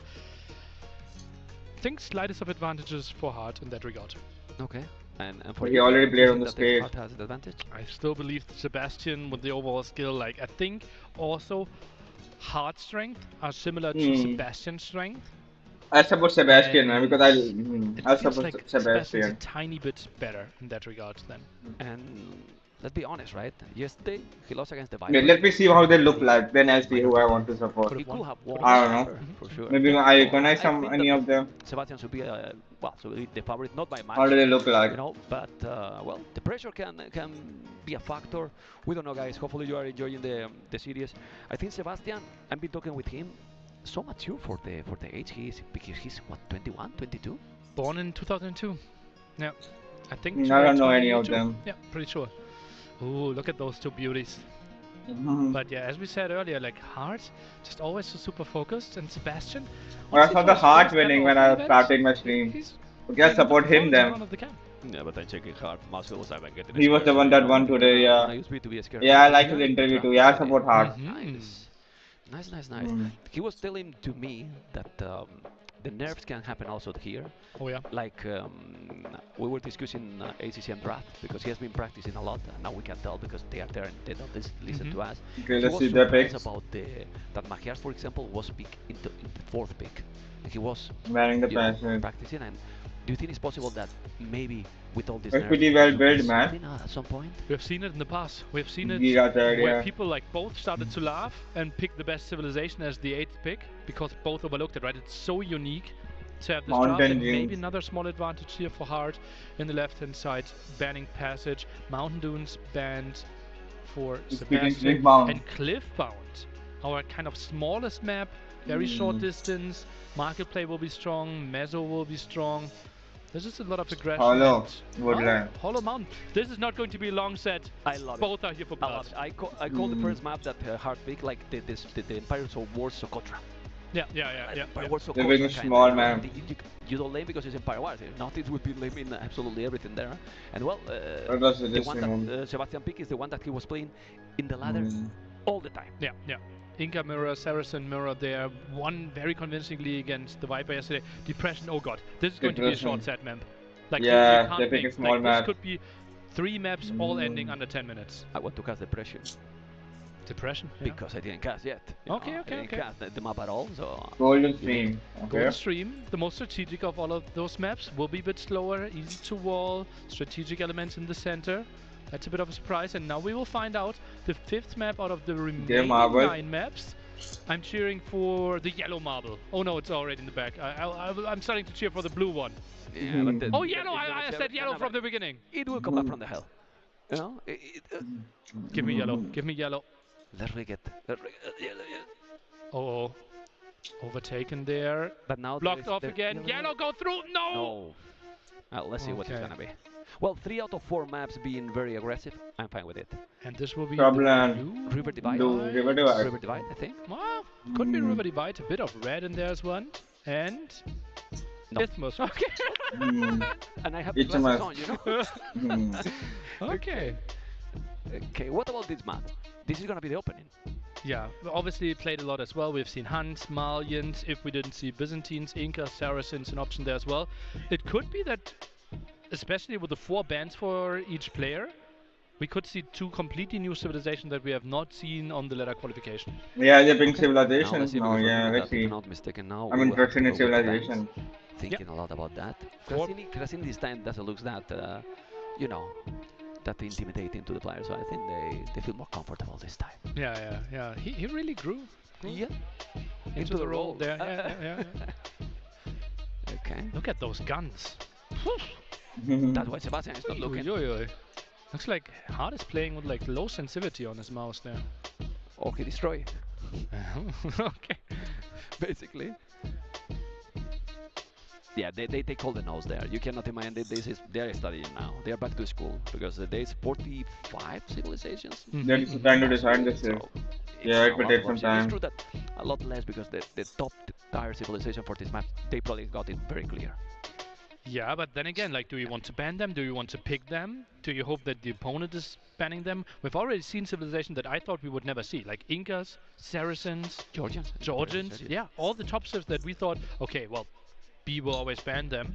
Not the case. I was surprised in the previous game. We can talk a bit. Like MBL got a good position with the Turks, but even like that, how hold Tato there with Georgians, and then it also shows how powerful this civilization can be. Yeah, Turks. Yeah, Turks was pretty. I think if he has 20 fewer villagers and has the army there, it can be MBL's game. Bombard cannons. Yep, the thing is, well, he got a lot of villages, but never got a lot of resources grabbing. Yeah, Oh, well, what did he pick? so many things, right? Yeah. What did he ban? At the same time. First bands are flying Byzantine. Byzantine's band. Power Civilization well. that we've It's seen a lots. civilization that maybe you don't pick, but you don't want to pick. Lithuanians ban. Yeah, it just feels like you're always getting out-countered as well. Lithuanians, one of the aggressive civilizations taken away. And Saracen. Didn't we have this morning as well, where actually ACCM tried to take the fast civilizations away from hard. Now Saracens here as well, very strategic civilizations, really strong as well. Georgians. Yeah. Georgians now, after they just dominated, were really, really solid in the last game. Now taken away. Looking down the list, scratching off the civilizations that you want to see. Portuguese was, I think, an early pick by Hart earlier this morning. Now taken away there. And Hart looks like a bit of a rule question. Being confirmed by Krasini, our admin here. And now the announcement. Inca's gone. Okay. So the top 3 civilizations taken out of the possibilities to be played. I think. But this is more normal draft. Like you see Georgians ban, Incas ban, Saracens ban, all those cities that we were talking are they're all banned already. Humans. Cumans. Okay. But it's humans. But where were humans? Well, it's not for the extra TC. It's just for the double archery range opening. On Hollow Woodlands, for example, on Depression, on Cliffbound, so there could have been an aggression or like stable archery range as we've seen this weekend already as well. Viper used it like this yesterday. Against MBL? Yep. Now Khmer gone, okay, without having Sandra. They just pick their own save. Now the first. No, I think this is interesting though, man. To be played. Wait, did they not pick the save? Hans early. Wow. Did they not pick the main save? Old school fun. The banning and choosing the save is good, but can they not pick the save? Hans and Mongols. Hans. And then we go. Mongols kind of on our list of civilizations that we're not going to see. We don't have a lot of Huns where they really shine. Koreans. What? For Isthmus? For Golden Stream? No. They are still Vikings, Armenians. The Golden Stream. Magyar. With the towers as well. Can give you a lot of map control. Yeah, but still, like, are Koreans that much better than Vikings? Koreans are the naval ones, right? Them first. Well, it's not only the first that they pick first and the other. Tatar. First overall. Tatars. The first pick. Expecting them to be played on Depression quite a bit. Now that you have 2 CA civs, you kind of need to start thinking about, okay, what are other civilizations that could be good against my CA civs? Maybe something like, okay, Vietnamese already sliding through. And we're going for Persians. Okay, extra attack against those archer units. Plus working town centers. Extra resources. Persians has been picking Golden Stream a lot. Also, so always with the great economy they have. What is he picking? And Mesosip's not. I mean, they ban Incas, but we don't see Armenians as well.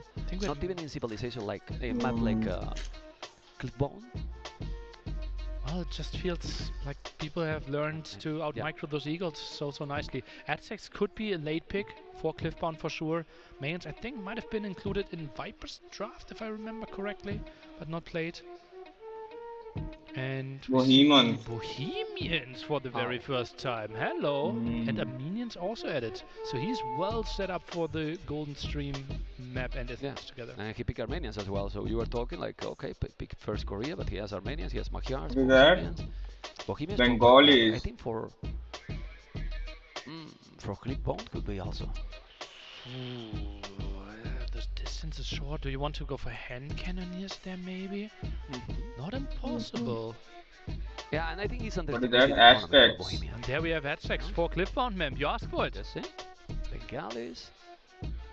And Bohemians. If we get to chemistry in Castle Age, Aztecs are struggling against that. Definitely it is, but he still pick it. So. Yeah, but that kind of forces Bohemians on Cliffbound then, and then you kind of. With an early feudal age aggression, Bohemians struggling a bit against that. Vikings. The third kind of water civ? Okay. Now we have to rethink What? Is he just trying to take civilizations away from the opponent? Okay, Koreans are going to be played on Hollow Woodlands then. Vikings on Golden Stream. Armenians on Isthmus. Ooh, this is really interesting. Well, if you can steal civilization for your opponent, it's not a bad thing. It's definitely not a bad thing. Franks. I don't mind games here. Franks. Ooh. Vikings and Franks. So basically, if we make a small recap, we have two cavalry cities like Magyars and Franks. Then Vietnamese. Korea, Armenians, Vikings, we could put in those water civilization. Also with archer cities. And then Bohemians, that is kind of like, you know. So Isthmus most likely Bengalis. Persians for Golden Stream, Aztecs for Cliffbound. Hollow Woodlands, I see Huns and Depression Tatars. Okay, I can see how the draft is working for Hard. I feel that we're gonna get some surprise there. So somehow we're gonna get some surprise because with those civilizations that he's picking, it's gonna make him think twice, also too hard, and maybe he's gonna try to do something different. But like, is there a lot of play around because he like doesn't have another option for Golden Stream, right? It kind of has to be Persians. Yeah, but which one then for Sebastian there?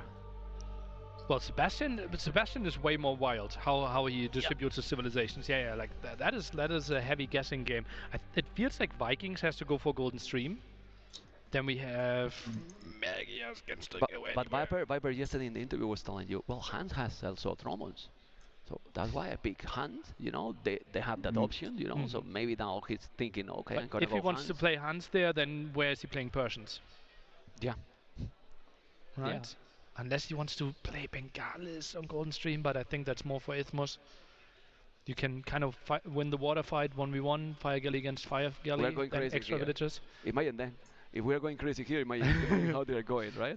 They're a bit smarter than us. That's their advantage, I think. Oh, okay, just a bit. Just a bit, but who has better draft for you? According to the maps? I don't know about what civilization. Hard has the easier draft to play. I think it's pretty clear, okay, I have a strong civ with this civ for this map. For Sebastian, it feels a bit like his draft is weaker if he's unprepared. If he has a plan exactly for all those civs, for all those maps, he will surprise me and he will most likely surprise Hard as well. Yeah, I think he knows exactly what he wants. You know, then I think the advantage should be for Sebastian. I mean, I cannot cheat, but I was there like 1 hour today with him. He was taking notes all the time. Nice. All that in the Hard versus ACCM series. Is he actually writing stuff down in his book? Before? Yeah. As a 22-year-old, they'd still do that? Yeah. Okay. Didn't know. I'm surprised. I was surprised as well. But that's why the preparation is really important here. You know, and the mind games here is gonna be so important. So if we focus in the first game, what we are going to see then? Let's go for the last vote. Sebastian was preparing. Isthmus should be. What was even hard? I don't know, man. Any of them can win, man. I don't really support anybody. I don't know. It's Bengalis versus X. Yeah. What are they Maybe taking? it's Koreans. Maybe it's Koreans, and just really late dock, and just play like cheaper Fire Galley. Spearman Scum. He's gonna try Armenians again in Hollow Golden Woodlands. Strand? Armenians, do you have any advantage if you go Fire Galleys? Probably not, right? On Isthmus. Am I missing something? I don't know. We are confused. But you are there. Maybe it's just not playing Vikings at all, and it's just like taken away so that there's not an option. But with the early Persian pick, it just feels like Hard wanted to go Persians all along on Golden Stream. Yeah, I'm just checking, but the players are already there. So we are going to start with the first game very soon. All these questions we're going to have an answer very soon as well. But I want to talk a little bit, because I'm not going to be casting with you the next series. Sorry for spoil, you know. And also you get a break. You're already second series together right away. Who will be casting then? Leary. Oh boy, it feels so bad.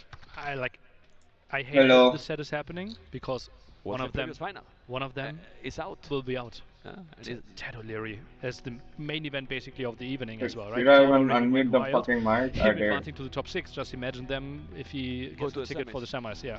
And who you think is the favorite there? But did they choose, man? Already. I will say slight advantage Leary. Okay. So nice. The draft now we are talking a lot and many questions. I think the draft is going to be in that series probably even more important. Yeah, really complex there as well. Really crucial. But I think the maps might be more diverse in the sense that we will have something like Passage versus Hollow Woodlines, right? And therefore it's clear, okay, this one civ is exactly for this map. Like here it's what civ did they pick, man? Closer in the draft because their two playstyles are a bit closer. I'm going back to the old series. I'm checking now hard, but I follow them, man. Look, Sebastian, and he looks very worried. Krasini giving some tips. Here, look at this map. Try to wall a bit. He's taking notes. Yeah. Maybe he's telling him what to draft. Here, well, just play your minions here. What you did there? And Sebastian's like, oh, good job. I'll do that. Well, the crowd is taking a snack, probably a small break there, and then they will come back all. Don't think, guys, that they left because Tattoo is over. And also Tattoo is not back. Over. They will be back later as well. So it's gonna be really soon there. Just in the courtyard. But Sebastian is chill, man. Seriously. Again. Maybe they're looking through some old record games. Krasini just sent him like, look at that, I beat the moderate AI. Maybe you can learn some build orders. Sebastian's like, wow. And hard. Don't bother me. Don't come to me or I use my guns. You know? Oh my god. Well, very convincing victory before, like 3-0 against ACCM. You feel it's affected the scene to ACCM? I didn't feel that he was comfortable. He's... ACCM, you mean? Yeah. It's tricky, like... I mean, you don't know, but you check. I was checking the camera, maybe... No, just Sebastian before, man, not Hard. I don't know. Yeah, I'm following Hard now, man. I want him to win. I don't know. He just feels more charismatic, maybe. I don't know why. I just want him to win. But was very solid. I'm supporting Hard now. Victory. I think Hard played really well, really like clean aggression there. ACCM just couldn't really weather the storm. I didn't talk to him. I have no idea like how he felt before or afterwards. So tough for me to judge anything there. But Hard certainly looked confident. Looking through the strategies again. And yeah, you see. Okay, well then. Those two what are their picks, man? Of Age of Empires. Let's get a bit more of a deep dive. Oh, that's Sebastian I think sharing some thoughts. I would describe Tato as really hard opponent. He has a lot of experience. He's a previous Wololo champions. He's playing in his country, so he's the local, let's say. He has experience. He's creative. I consider him really smart. He's really good mechanically. So yeah, I will try my best to find some weaknesses and yeah, try to beat him. Okay. That was the wrong video. It was for any other player. That was quick. Yeah. Yeah, but Sebastian, as you can see, he doesn't feel this. You see him, and you don't know that he's the first time in this kind of a scene, and you cannot imagine. Okay, and that's what you see. Like experience, 6 out of 10. I even rated him lower. Experience, honestly. not that much experience. No S-tier tournament win, first LAN ever. It's like crazy how confident he looks there. So experience only 6 out of 10, while we have seen other players obviously taking so many big tournaments there. Yeah, but everything else, high points. Yeah.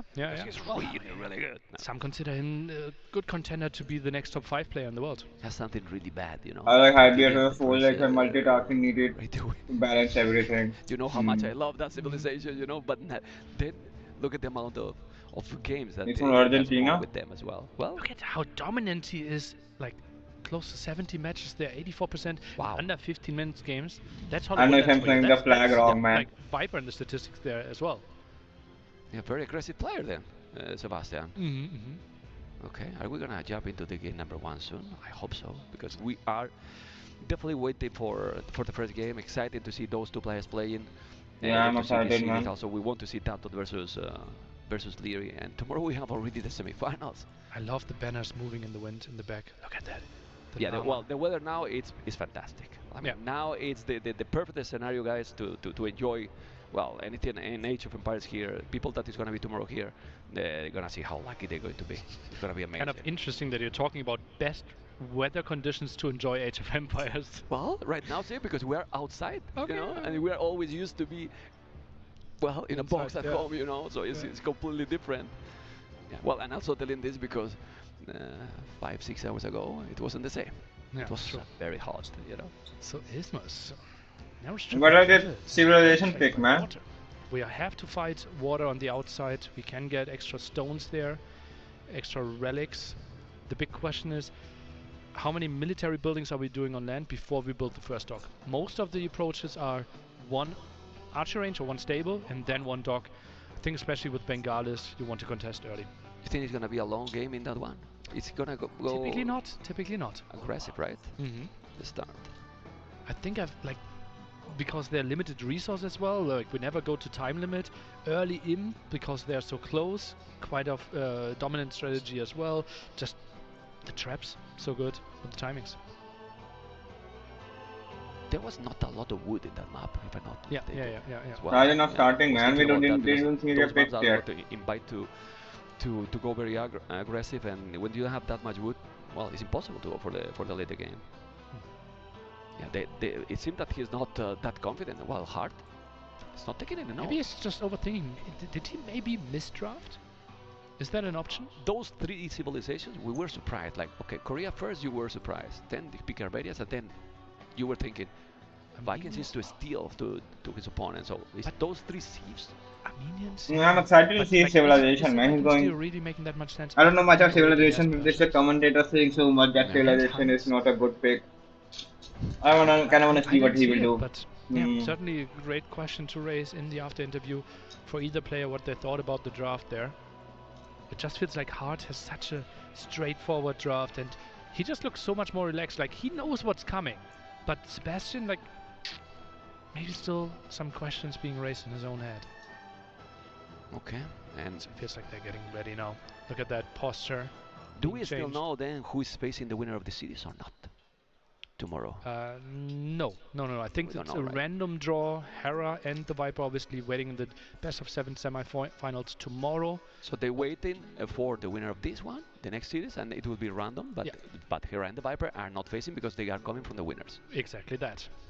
And best tomorrow they will face, no? That's going to be epic as well, man. They are going to be a big match, man. I want to see Hera again. It's going to be. It's going to be epic. It's really going to be epic. I really want him to win, challenge as well. Yeah. Right? It feels like either of them should be the underdog against Hera or Viper. But then we have the Leary and Taro match later on. Versus any of the others. Yeah, that's brutal. Oh man. But maybe slight underdogs there as well. Just felt like Hera and Viper, they really showed up yesterday. And we don't know who is going to be tomorrow, the first or the second series. Because we want you to join and discover yourself. Of course, guys. Well, viewers on Twitch is what it is. Sebastian locked in here. Game about to load up, and Hart, yeah, they are in game here from what it looks like. Oh, yes. They are ready to. I don't even know the civilizations, man. Maybe just showed it, give me a and I didn't even notice. Rumble. 3-1. For whom? 3-1. I have to say the name. Yeah. For That's how it works. For Sebastian. 3-1 Sebastian. 3-1 Sebastian. I will say the same. Sounds reasonable to me, man. For real? Yeah. You're so smart, man. Just easy to agree with you. Well, 3-1 is our prediction. I don't know what is gonna think people, the crowd, people in the stream. But when we see those movements, it's because the game is gonna start in a moment. That beautiful camera is gonna bring us the game in just a little bit, and we're going to discover all those answers for the questions that we were having. And game number 1, we were not that wrong. We were not that wrong, or we were wrong. Koreans. I am cheating. The production mess up, they're waiting for delay. Already the civilizations. You didn't need a delay, man. Talk about that. Koreans versus Vietnamese. They're live, man. Where are we seeing Hans then? Okay, so yeah, the draft really interesting. And wow, I'm excited, man. Sebastian versus Hart. Loser is out. Winner. This is the semi-finals. This other match, guys, and we have as a yellow Sebastian Koreans in the south, in the north Hart as a blue Vietnam. As you can see, guys, the shape is completely different. You know what is looking that mini map, and this pretty much a land map. The water is kinda a bonus, but you need to win on the land. You don't want your opponent more to people have cheering for, man. If they have like 5 fishing ships and you're just even on land, that would not be this enough. is a good map. Aggression from Hart. He loves his stable opening into skirmishes. Koreans and he played that Vietnamese. so many times against MBL on the ladder, and this morning he looked really dominant against ACTM. Villager a bit in danger, but 3 spearmen around. Yeah, he has the spears, he shouldn't have a problem. is going around now. For now, you can see how Sebastian has lost 2 villages already. Now that was in the early game. Might be those scout exactly. He was selecting that Mapu, and we see the 2 villages. It's gonna be a 3rd villager, or maybe not. No. That village should be dead. 3 villages down already. Minute 4. Heart is starting exactly the same way as you mentioned, like against ACCM. It's like 7-1 KD, man. Yeah, it's crazy. Is he trying to jump this? It's 2 spearmen, full HP. I think that's a bit risky. But still, well, he's gonna lose 2 scout for 1 spear, and now you have to be careful. Okay, KD get closer, but there's still 0-3 Echo KD. We have also the dog as well, but he's fishing. That's risky because both dogs are in the same side of the water. And the fire galley opening there for Hart. Should be really good for him. Let's take a look. Sebastian, he's saving a lot of resources building this army. And those skirms, they're getting pushed back. Yeah, I believe that he didn't find that he has a dog. If we can put Sebastian Fog of War, please, and we'll see that he didn't discover. Definitely not. He's not exploring anything yet, because he's forced to be at home. Put those initial scouts. The fire galley. Patrol to short. Yeah. Oh, okay. Oh man, he's gonna take the fish. If he's taking the fish, he's already 3 villages down and potentially 4 fishing ships down. He's gonna find out, but now we're gonna focus on that battle on the land. We see, well, kind of Byzantine styles, with a lot of schemes and spears, but the army here from Hart is just amazing right now. And he's taking the fish. No fire galley queued up. Okay, now he's queuing one up. So much gold here for Sebastian. I'm really surprised that he kept 3 villages on gold while going for spearman skirm. That's all dead resources now. Well, let's see. We're gonna find out, but he's coming now. He's sending more skirmishes. Remember that Vietnam has more HP in rage units. Korea has the armor for free, which is some small advantage here. Resources are a little bit better for Hart. You can see already better resources collected, more resources collected. And the game can stabilize now, so we're gonna go probably for casting. I thought map theory would not be Look at that, casting. 3 eco upgrades in feudal age here for Hart, something we don't really see too often from those super aggressive players. And now tries to continue to take the engagement. Fletching versus Fletching here, and another spearman dead. The crazy thing with Vietnam, guys, is that you are saving wood in every single economy upgrade. Also, they are research 100% faster, so doing the wood is like doing a villager. Pop a little bit more, so it's definitely worth it if you can afford it. And now his economy is going to be exploding. Spearman down. Like he's going to take it. And now he need to go back because all those scouts and skirmishes are going to dive in, and he's going to take probably absolutely everything. Look at those scouts. Hart is in a really excellent position. The score is not lying right now. Resources are looking very smooth for both, but he's going to be going up without any military and then map control. Oh, this is so good for Hart. He can build forward siege workshop. He can decide what units he wants to go for. He has to be really happy with how this engagement went. Sebastian a bit out of position with the spearman there. Maybe with his slow army, a bit too ambitious. All being said, you can see how crazy is this game sometimes. KD 22-9, population only 5-6 population behind. And Sebastian is still on the way to castle. It's 10 seconds faster. 2 fishing ships lost there. The KD absolutely mad. Now the 3rd fishing ship lost. 6-0 in eco KD. Dominant performance by Hart so far. Yeah. In theory, that would be a huge economy advantage, and it is. As you can see, resources collected is still growing and growing. Idle TC also more for Sebastian, like a minute, 30 seconds only for Hart. So his double this was open, but Sebastian doesn't want more holes today. It was one, yeah, it was one the hole that is bringing him here probably today. Otherwise, we'll be in another position. Who knows, right? But let's see what is going to be the transition here. Are we going to see maybe cap arches from Vietnam player? Well, he can decide what he wants to go for, right? Skirms would be good. You don't really need to go for CA if you're expecting your opponent to go for skirmishes already. So maybe just more skirms and you're super happy already. Yeah, well, he's researching already the +1 for cavalry, so it's going to be probably knights. I don't know if he's doing more stables, but we're going to find out very soon. He's trying to get inside, but I guess with those skirms he's going to be able to hold. If he's not able, he's going to make a house. And at home I don't see any other buildings, so I guess he's going just with 1 stable and 1 archery range. Oh, Siege Workshop could be a good spot here. Not really the hard style necessarily. 1 stable, 1 archer range. Could just be extra towns in this. He has lots of resources. Yeah, he has a great economy. A really, really good economy. Chainbarding armor. No, he's doing... Oh my god, he did all the others, but now he decided to go into elite skirmishes, Botkin Arrow, Bozo. And with those scouts, he's doing also economy. Both are doing economy. They are doing the same arming right now, the same approach. So will we full map control? Full map control for Hard, and he can just decide, okay, how many knights do I want to go for? Do I want to build the forward siege workshop? Do I want to pick up relics? How much do I want to focus on water? Well, Sebastian, his main goal is somehow survive. Okay, let's see what is going to be now, because we see is 2 TCs for both players. He's going with the skin. Those skins +2/+2 is amazing. Obviously, Korea has already, and for free, the second armor, as we said. Build districts, Hard is and they're building universities. Since minute 0, he's not letting any initiative to El Uruguayo, like I like to call him in Ile. Yeah, I've taken him off the board. Never get any initiative, right? Hard's just surrounding, harassing more. KD's not getting better. Getting knights zero too. KD now when it comes to the economy, resources collected better. Hard just in full control here. Yeah, and in this situation you expect, okay, maybe what he needs is to make a counter-attack, but I don't see the how he can. Oh, he's doing a turtle. He has a turtle. He has a turtle that I don't know if it's a misclick or not, but a turtle is there for the Korean player. Yeah, very slow, and he's going to achieve, well, one fishing ship. There's nothing there. I think it's a small argument why you picked the civilization initially, so I don't really think it's a misclick at all. I think that's part of the plan. Okay. Okay, for now he is still trying to push, and he's pushing. What does turtle do, man? He's gonna get inside with the knights. He has to be careful. Population is starting to explode. Nearly 79, population 65. Wheelbarrow now for Sebastian, while he has got wheelbarrow long time ago, and also with heavy plow he got all the upgrades. The game is incredibly smooth for Hard right now. Really, really smooth. Sick. 6 eco upgrades here in by the 14-minute mark. Hard is playing a dream. I can't see the emotes, man. Never really contested at home. Why? Fishing ship I will now. refresh it. Why can't I see the fucking emotes, man? Skirmishes, even if you get ballistic, your opponent has 20. But he can't go outside. Yeah, exactly. What? Well, he will get cleared up with the knights. There are 2 knights, 2 scouts.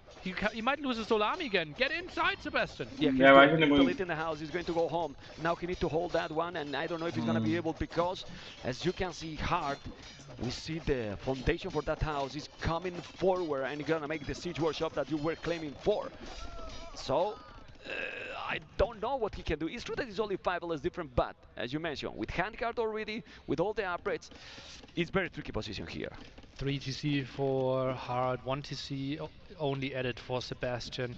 Now we see the town center here, but the villagers are already forward. Next step will be siege workshop, and that will be a tough hold for Sebastian. Yeah, well, for now he will have ballistic, but you can see how Hard with his brutal APM is trying to dodge those arrows, and he's doing really, really well. Still not the biggest population difference, but when we check the village on food, 26 farmers, 12 farmers, the economy advantage is just exploding. Look at the resources collected. 15,000 resources collected for Hard. 13k, 2k more in 16 minutes. It's a lot. It's really, really a lot. The knights are coming. Those are many knights with so many skirmishes. Ballistic already in for Hard as well. And I don't know what you think, Millie, but Hard is putting a pressure that I don't know if Sebastian is going to be able to contest anymore. Will be really tricky. Monk behind this won't really get the conversion. Knights are pulled off, but still the conversion is locked in. Might eventually get it. Oh, great. Great micro there, actually. He's pushing there. Wow. I said how he's going to contest like this. And as you can see, those skirmishes, he's going back, he's doing the knight, converting the knight. Really great. The TC is up there. So, it's stabilizing Sebastian here, and the score is getting closer. Only 10 population difference. Because right now, Sebastian, with an amazing micro, is pushing back hard. Okay, but villager advantage is massive. The converted knight might help quite a bit here, but goes down now, and Sebastian, he needs to rush out the siege workshop himself. Yeah, he needs to kill that one, but he has no army to do that, so he's doing the siege workshop. And now let's see the micro here. Has to be careful. He avoid that one, and now it's avoided. Oh, didn't avoid anymore. No, didn't avoid it. He lost like 5-6 skirmishes, and this is tricky. Really tricky position. 20 villages behind. More army for Hard. Hard is playing amazing. Really good. I don't know. I mean, this is a game for him to throw, in my opinion. For him to lose, more than for the Sebastian to win. Yeah, it feels like it. Hard has all the winning conditions going for himself. Water is the tiniest of advantages here for Sebastian, but obviously not super efficient. How is it on fishing? Really late. So relatively There's no speaking, it's fishing not adding chips. too much anymore. Sebastian Mangonels, has some. how can you dodge them at all times here for Sebastian? Well, he's trying to do the job. He's trying to do the job. Remember that the monks don't have redemption for Korea, so he's not going to be able to convert. He's doing now hand card. Now he's having a good amount of farmers, 31. This is so important. If you want to do something, that Mangonel need to kick in. Yeah, absolutely. If he loses this Mangonel for free, the defense is basically impossible. Oh man, but well, what about the difference? What about the difference? Hard is on the way to Imperial Age. It's on the way to Imperial. 94 villas, 95. And Hard want to really be into the semi-final. That would be probably a dream come true for him. And he's definitely opening really, really well. Like really, really well. He has 20 villas more, as we said. 2 minutes away from going up to him, and Sebastian is not even close. Yeah, he's so far away. Look at that. Like, he's so cornered as well. Villagers in the town center as well. The income won't be great. Mangonel in danger and goes down. Well, it's 1-for-1 at least. That's something. I don't see yet the monks that he's going to be able to convert. The skirmishers are doing okay. He has the same army, but the problem is not the army anymore. Like, Hard can do whatever. He could go stables if he wants. Another hit. Boom. The Mangonel is gonna take it. No. He has 2 monks. Need to convert. This is a problem. This is definitely a problem. And Sebastian, it's at the limit now. 1 minute, 30 seconds. I don't know what Sebastian is going to do, but he's really far. Do you think this is a possibility that he call it? The score is close, but he's not close to go out. He knows about the position. Bracer alone will be such a good upgrade there against the only Castle Age army. He knows how tough it will be to play. Castle of Heart will be the next step, and Sebastian, I think it's not completely unreasonable to consider this game lost once he sees the Well, we're gonna find out in a moment. Let's see, because the TC is not down, and well, the resources he has, Hard, he can make a castle. He has also almost 700 food. He's taking now that Mangonel. He's gonna take another. No, he didn't take it. He didn't lose his Mangonel himself either. But he's coming with more. It is another Mangonel he's gonna take with the knight. Oh, those skirmishers going down castle that is gonna take the middle of the map. The score is still getting closer, and Sebastian is floating resources maybe to go up. He's still going. He's gonna go up very soon. Yes. But this is so tricky. Mangonel's down. Good micro here. He's gonna be a make a boom here. He's not doing it. He's pushing it back. It's important to not lose those skirmishers, otherwise you won't really have the benefits of the advantage of being Imperial Age if you don't get the upgrades. Oh, this is dangerous. This is very dangerous. He has to be careful. He's going to try to slow. Oh, he's trying to make a tower there. This is impossible. It's impossible. It's impossible. And it's really impossible because Hard is taking game number 1. I don't remember one single time that Sebastian could attack Hard base. Did he even scout his base? Maybe the first scout, and then never. Yeah, it was just like the very early game, and then it was full hard pressure. That first engagement where he lost the 4 spearmen, and it felt like Hard just in full control all game after this. Well, our prediction was 3-1. Yeah, Sebastian did 3 games in a row. And I still support Sebastian. Maybe the predictions are not as we thought. It surprised me, possibly Hard, really. Like, it was one misstep, right? It felt like they both played on a really high level when it came to the skirm micro. It's just like, if you lose 12 units and trade them off against very, very little of the opponent, then you won't look good. And no matter what you do afterwards, if the player if the opponent is playing that good. So I don't think we could really judge how good Sebastian will be today based only on this game. Yeah, let's see what is going to be. What do you think should pick according to the map pool we have? Who are you cheering for? Who's yellow? They're cheering for the casters. 34% for the casters. Really? Yeah. 33% for Hard, 33 for Sebastian, 34 for us. Nice. Makes sense, right? Are you cheering for us? I'm cheering for us. Me too. Okay. Why do you think these kind of things happen? Why they cheer for us? The art to support me. We don't know, right? I don't know. Okay. I think they don't know either. Sebastian, how is his mindset now? You talk to him a bit, so maybe you can give us more intel. I think he's gonna keep a stick to the plan. He's gonna forget that game. Like, forget with the game and focus in the next one. Yeah, focus on the next one. He has nothing to lose here. But I think Hearts will be in the same situation. What they do have to lose here? Like, being before the tournament start, what I mean is, before the tournament start, if you tell any of them, hey, you're gonna be in the top 4, they will sign there, right? Yeah. You know, they are in that position, but they are already in the top 6. Yeah. So. But still, like, it feels like, okay, you're already away, here. Right? Yeah. It is an achievement for both of them, we have to say, but it just still feels like, okay, you're one. It's my chance. You're one map, like one set away. Yeah. You're so close. And Hard only 2 games now. Hard only 2 games now. The win for Vietnamese there. The last What's the next pick map? against the first pick. That's just crazy as well. This feels like 1.5 to 0 already. Yeah. It's What amazing. is Vietnamese? Well, but the thing is, Vietnam is a good save. Like, you pick the last, but maybe you can pick earlier, right? So it's kind of tricky. Like, the draft from Hard, according to what we see there, seems better. That's what we feel like, right? This is tough for Sebastian. He already is down 1-0. He's picking France for the next map, which will be Hollow Woodland. So really short distance. Sebastian looking really strong there yesterday, and we see Hans on the other side for Hard. So 2 cavalry civilizations against each other, and we are in. We are in into game number 2. Sebastian as Franks, as you mentioned, Hard as a Hans. We see the archery range already there. At pop 35. Oh, how's it already? Well, no idle TC, but he's slowing down his production with the military, which you don't want specifically in a map like this, Nelle. Yeah, short distance so there. Aggressive.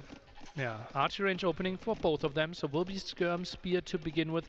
1 villager on gold for Hard, none at all for Sebastian, so that will be Skirm Spear, and that's a nice pickup for Hard already.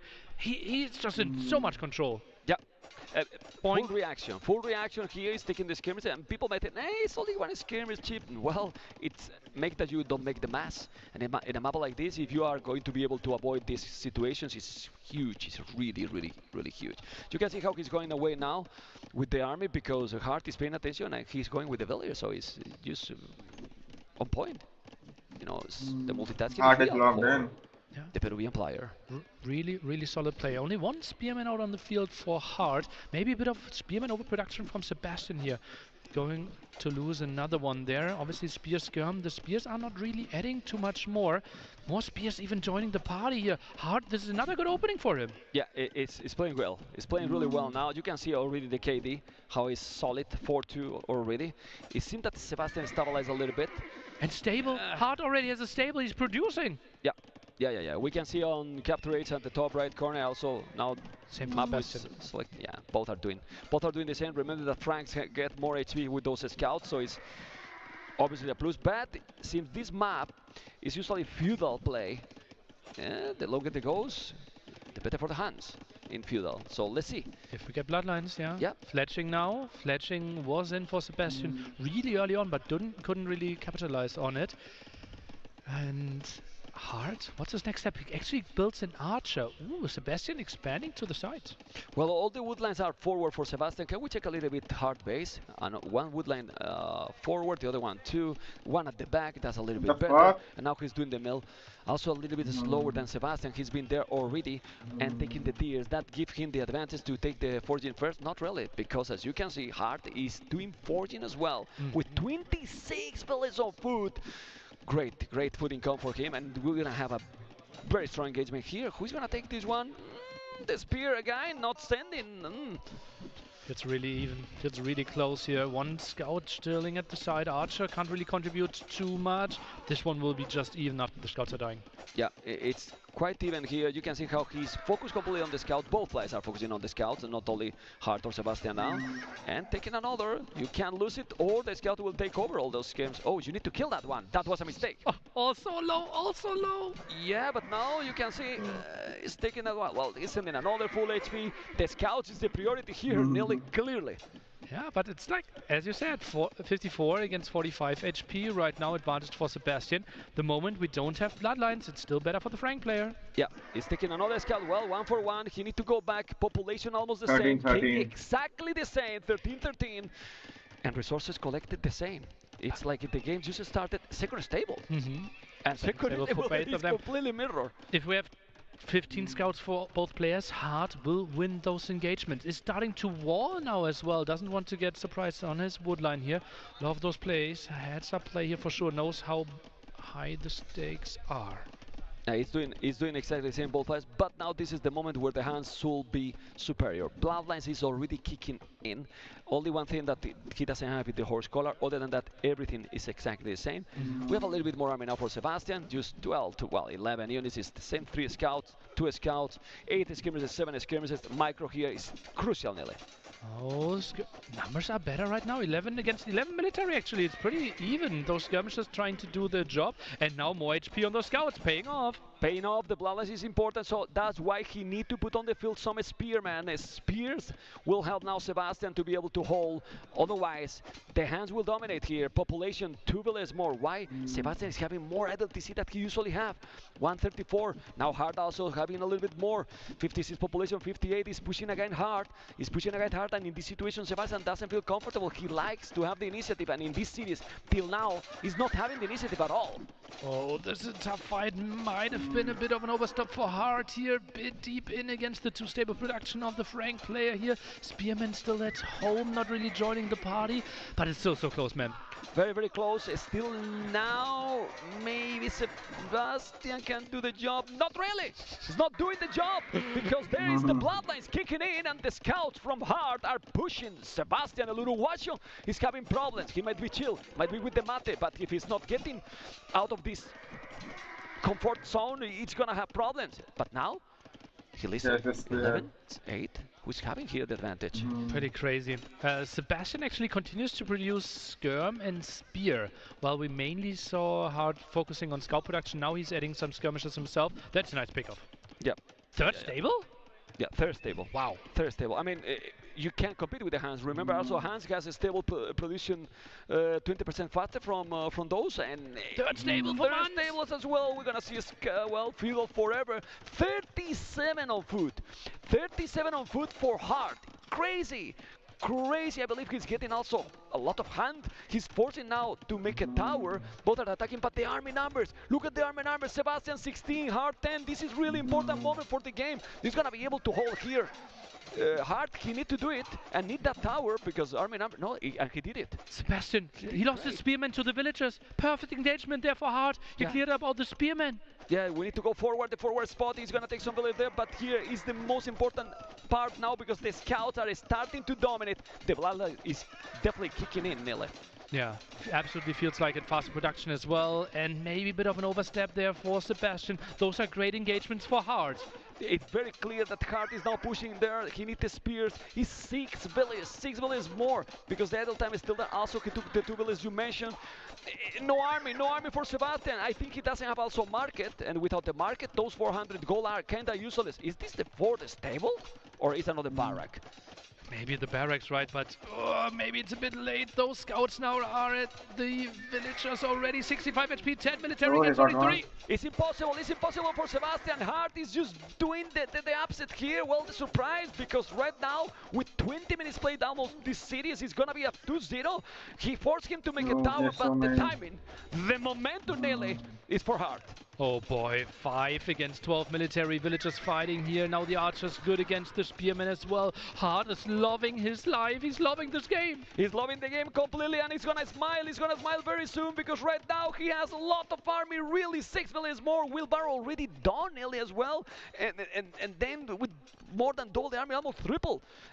I don't know what can happen here now to him to come back to Sebastian. Look at the military. Just feels like Sebastian won't be able to win this game in Feudal Age. Hart just should continue with his production, harass all those farmers. If we are blocking those farmers, scout production is super limited, and then Hart will overwhelm in another way. Yeah, well, he's doing so. Maybe now what Sebastian is going to do is counter-attack and then send here the spearman. This is exactly what he's doing, but he got also archers. He's going forward now with the scout, but killing the farmers. Scout and archers. And now mining a lot of stone. He's at the very, very limit, Nile. I think he needs to build a tower here at the left-hand side. Oh, villagers are trying to run away. They're taking out hard further to the left. Oh, that's a nice counter-attack. Ooh, this is so many scouts. 7 scouts with all the archers. So now he's gonna take how many villages? He's 5 Echo KD. It's gonna catch up. He didn't kill anything yet. 1 only. Left side though. Can the scout see that? Villagers are running into the corner. It's so close. Well, it's only 2. He cannot. Well, he see it, but he didn't notice there's many things happening at the same time. And now more and more scout all over the map. The game kinda. Ooh, what happened there? Millions of villagers idle, nearly. 3 scouts trying to take the engagement, but uphill, not too pretty. Villagers are now joining the party. Oh god, this is a brutal game. Brutal game already. Action all over. Using the village 52-56 at home, also with so many units. But population keep increasing and increasing the difference in favor to hard. So I really don't know how you can come back here other than doing the market and use those 800 gold. That's in the bank. Kind of the only way, right? And then still the question, like, are we going Castle Age? Are we trying to get more scouts out? Could we take a quick look at the left-hand side corner of the map? Well, that's safe. Okay, that wood is really safe, actually. Look at the scout and the archers. He needs to be careful. Here, Sebastian is not losing more. But the population difference is scary. Where's the market? I mean, he does not notice that he has 900 gold. It's the only spot where the villagers are safe, right? That's where you built the tower as well. Villagers still running around. Work efficiency at the bottom right. You see how incredibly low it's for both players. Yeah, well, right now EcoKD 4-5. Is still trying to kill some more units. I think he's trying to find those villages in the corner, but he's definitely not finding. And now he's gonna find so many. If he take that scout, this can be a massacre. You need to kill the scout, though. He's not taking the scout. You focus in the scout, and you go for the village. Bring in another. Are those Inca villages? What happened, man? They don't die.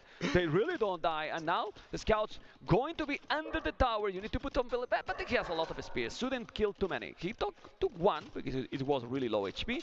But at home, the Hans Bloodlines is kicking, man. It's killing it. It's the Bloodlines, anyway. Yeah, feels like it. Oh, lost some scouts there. A bit of a sloppy move. Archer count only at 3. Resources looking okay-ish for both players to go up. Both using the market. Who gets the cheaper prices? Who gets the early prices? Well, he needs to do it, Sebastian, with an amazing macro here with 1,200 gold nearly. He's gonna buy his way to go up. He needs to do it now. Who clicks faster? It might take the game probably, but hard. We need to be careful there. And he clicked faster after all this madness. And as you can see, Sebastian is on the way to Castle Edge. Still, the amount of army Hard has is insane. Really insane. And with those scouts converted into light caps with the Bloodlines, it's gonna be in a great position, Nelly. Don't know what you think. He has all the mobility. He continues to build scouts as well. Could theoretically switch into CA. I think there's a spot where we just go full knights all game long though, because you can't really get the time to mass them up. Okay, well, he has so many spears that I guess he's gonna make Pikeman upgrade if the game keep going like this. Makes sense. It's so many. It's still only after all this is only 5 villages behind, but Sebastian idle TC is 3 minutes, and we get a break because it's a pause. Oh, time for your zip off, Red Bull. Trying to reset. Game was obviously really intense at this moment, and Sebastian ready to go at it again. Now the quick walls here. Scouts, can they get in? Nice quick walls, but low HP on those houses. I think he can break through. Oh, he's in! He got it. I mean, it's crazy to make those quick walls. Just with that house, that pause happened. But the spears are going to come. It's going to take how many? It's taking 2-3 villages more. Yeah, it's killing more and more. Ooh, but now it's taking so many of those scouts. Is it still fine, this trade, Emily? Lots of scouts dying, lots of villagers dying. Typically, that means hard. If he can avoid taking damage himself, he should have a massive advantage. Yeah, because as you can see, EcoKD is 11-4, 10 villages more working all the time. It's gonna make a palisade gate, not needed. Still all those spears, and now Hans will go full knight, I believe. Don't think he's gonna make transition into cav archers, right? He won't have the time, right? Cav archers, you want to get to 10 plus, but just a knight instantly does so much damage, so it feels like triple stable knight. But he invested a lot of resources, so he's reaching Castle Edge not with the greatest amount of resources. It's so complicated. The score is still very close. You can see the army, more numbers for Sebastian. Village numbers is crazy difference. 16 villages more. 16 more. Double the army now for Sebastian. Can it snowball in that way? Well, no, because he's picking 15 and spears. How you rate with the score is still equal, man. Pikeman Rush?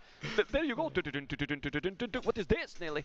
Faster working stable, really helping out for the Hunt here as well. Gets the light cap upgrade faster, husbandry faster as well, and just picks up villager after villager. Yeah, it's a stick. Ready. Look at the Echo KD. Insane. Incredible play by Hart. He's playing amazing. I don't know if he's going to win this game or not because you check the population is 5 only difference or 6. But 20 blaze kill. The KD is very similar, but because he's losing so many spears and so on, because the failures is crazy. But then you check that. Resources collected. The same. Pretty much the same, yeah. The same. I guess that is because Sebastian has been gathering a lot of gold. If we check now food and wood, it might be huge difference in favor of Hart because he's been attacking the farming all the time, and he has knight and cav archers. Yeah, we said he won't get the time to get onto cav archers, and he's only at 4 right now, but the light cav bought him so much time to mash those up, and that's why he felt like adding those in. Great option there against the pikemen. Yeah, we go back into all those stats with the village kills, and now Knight's raiding. Sebastian is ahead in the core. What? He's ahead in the collected score. resources. Yeah, okay, yeah, sick. for a little bit. Well, he take now a monk. It's true that Hart has no army now, nearly. I mean, in total, it's only 10 military. But so 15 pikemen, still, like, how do you rate there? It feels like Sebastian might stabilize. Look at the score, man. This is completely even. Yeah, it's completely even, and now he got more knights, and with the knights you can kill many villages, but he Sebastian needs to use them. And he's 3TC. using on the left. We can check on the left. There is some knights that he's taking now villages from Hart. Unbelievable game. Unbelievable game. Not 20 villages different anymore. Now 14. He's gonna be able, the Uruguayo, to come back from the hell, Nelly. Well, let's see. He's setting himself up quite nicely. Population is getting really close. He's forcing a lot of idle villager time, and that's an area that's not really well protected. Okay, still trying to find more damage.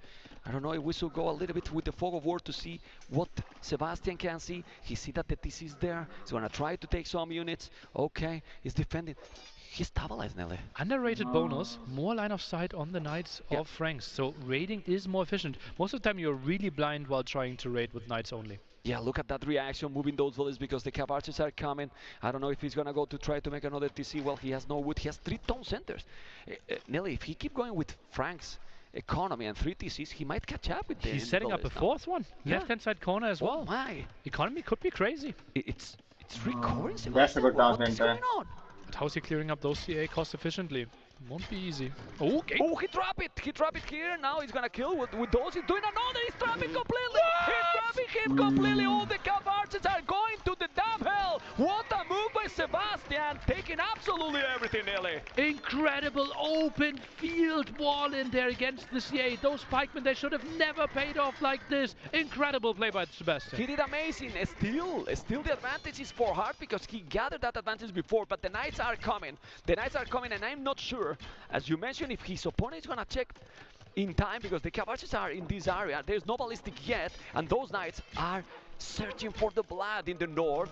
There's a monk, great one here. He's gonna convert, he should delete it. He deleted, he pay attention, and now he's gonna take the monk. There you go, monk is down. How they pay attention to all this because they are the best players in the world, Nelly. Perfect play after perfect play. I'm so impressed by this. The pikeman raid actually happened, but it's now getting pushed away as well. And Hart, it looked like so good for him, but the CA mass simply not there. We are only at 10 CA against 11 knights on the field. Yeah, it's not happening. It's not happening in the mass, and now it's only 9 villages different. Chambered in armor. He converted one of those knights. The pikes are going to be together with those knights, and that cav archers are now under the TC. So Sebastian still in the game. And another raid. Such a good game by him. And we were already thinking, okay, what are the next steps? How could be the mindset here for Sebastian? But he's absolutely in this game. But I'll be back, man. I have to go to the washroom. He's continuing constantly. That's the great thing. At the end, with all this aggression, Sebastian only killed 8 villages to Hart. So Hart is defending not only with the multitasking, but with his army. And he's doing a great job. The monks are also having an very important role, but those pikes are being a lot better than I expected, Nelly. Yeah, they're really finding the value. Typically, you lack mobility there, but now, if you close down the distance, it's really pretty for them. Ooh, it is killing now many villages here on the farmers. He's taking more and more. Look at the villager count. It's getting closer. There is one problem now. He lost all the pikes. 6 army only, and Hart is starting to have that mass with cav archers that is absolutely scary. But pikes got their value, right? So he has to be happy how this went. And now it's an easy play for the knight player. Right, you have 40C, you decide where you want to raid, and it's so much tougher for CA to put out all the fires that Sebastian's trying to do. Yeah, and the good thing is that 2 of those town centers are quite far from the main base, so it's unlikely to be raided there, or not too much. I don't know if he's gonna go for the relics. Oof, this game, I mean, Usually this map is rare to see on Imperial, and it looks like it can happen. Let's see. I think Imperial is just so far off because he can still find so much damage in Castle Age. So I wouldn't be surprised if we see both players at 120 villagers at the 40-minute mark and still going full Castle Age aggression, 5-6 stables from Sebastian, for example. Well, the next question for you, Neil. Well, handcard already there. It should do some Scorpions here now, or only Knights is fine here for the Sebastian? I think only Knights. It's just too easy for Hard to go for the Knights himself, and where do you really position them? You already have so many town centers, so just spam the Knights. Okay, and he's doing 5 Knights in the queue. Maybe more stables would be great. I don't know how many stables he got, but since that is not an oath, it's really, well, 3 stables. Well, when you're playing against Hans and at this stage with 4 town centers, I think he should do more. Well, right now it's also a lot of resources going into the villager production. He's trading those off quite a bit. Now even goes for the Steeds Workshop, so he's thinking about the Scorpion defense. Okay, but again, Hard with only 4 town centers now, 100 villages. He's still constantly with his macro. 3 minutes idle TC, while Sebastian 14 minutes. Yes, 4 town centers, but you can see that the macro is really on point for Hard. It's incredible. He's playing insane. Well, both players now. This is really, really well played here. Hard with the CA there, doesn't really want to take the engagement, tries to get away. 2 monks, they will scare the Knights away. Yeah, he's taking some villas in the north, but now we need to focus here because it's the big battle. Also having the monks, the Scorpions are there, trying to cover, and those Knights in the north want to achieve a lot more. 36 farmers, well, 37 farmers with handcart, missing Oliboso. It's really big here. It's really, really big. So what he should do, keep countering here or send all these mass of Knights to Hard economy? I think counter-attacking is good, right? The Scorpions will do enough for the defense. Nice repair here, similar to what ACCM offered earlier today. And now 3 Scorps. I don't think you can engage against this. Town center, 3 Scorpions. But he has also Knights in the TC. And this TC, he see a little bit later. He's not counter-attacking. Where's the Knight? He got 15 Knights and producing another 3. Where's the Knight? This is a castle forward. Hard is controlling the map. He's coming with all in now. He's going to take the goal. He's going to take that town center. And if Sebastian is not doing something, this is gonna be probably game number 2 for Hard. I don't know what you think. Why are the Knights chilling? Okay, they're now coming in from the side, trying to squeeze through there, but this will be tight. Conversions are locked in. The Knights, they want to go for the villagers, but that means they might die. Oh, it feels like the castle should go up. The castle is going to be up. He's taking something, but he's losing quite a lot. He's 30 villages more. Look at the army numbers, and ladies and gentlemen, Hard playing an amazing second game. It's probably going to be 2-0 lead. I don't know what he can... Oh! Counter castle! Counter castle? Yeah, but there's no army. The castle is great. He's taking that town center. I will go more to the center. He will take the stone and the goal. But he has no army. 2 monks, 1 knight, and that's it. That's it. The double castle. He's not letting him. He's building because he's staying with the outpost. We are on the way. It's not letting him to make the castle. JJ Cole Hard in a total domination. That was really, really sick, and he's such a master with the scout play, right? How he did that, 65 HP against the 54 of the Franks, triple stable from both players in Feudal Age, and he just got the kills. 1 army left. For Sebastian in the end. Yeah. It was insane. Really, really good play by Hard, and he showed up today. He got a moment there, Sebastian, that it was looking that he could do the job, but he kept calm. You know, Hard and never was panic. You know that you can panic and then your macro fall. It never happened. Hard, in the most important games of his lives, is 5-0 today. Sounds good. Sounds good. Sounds good. Yeah. Oh yeah, that is really impressive. Hard, really, really on point. And now 1 single map win away from a semi-final in Red Bull Wololo. Oof.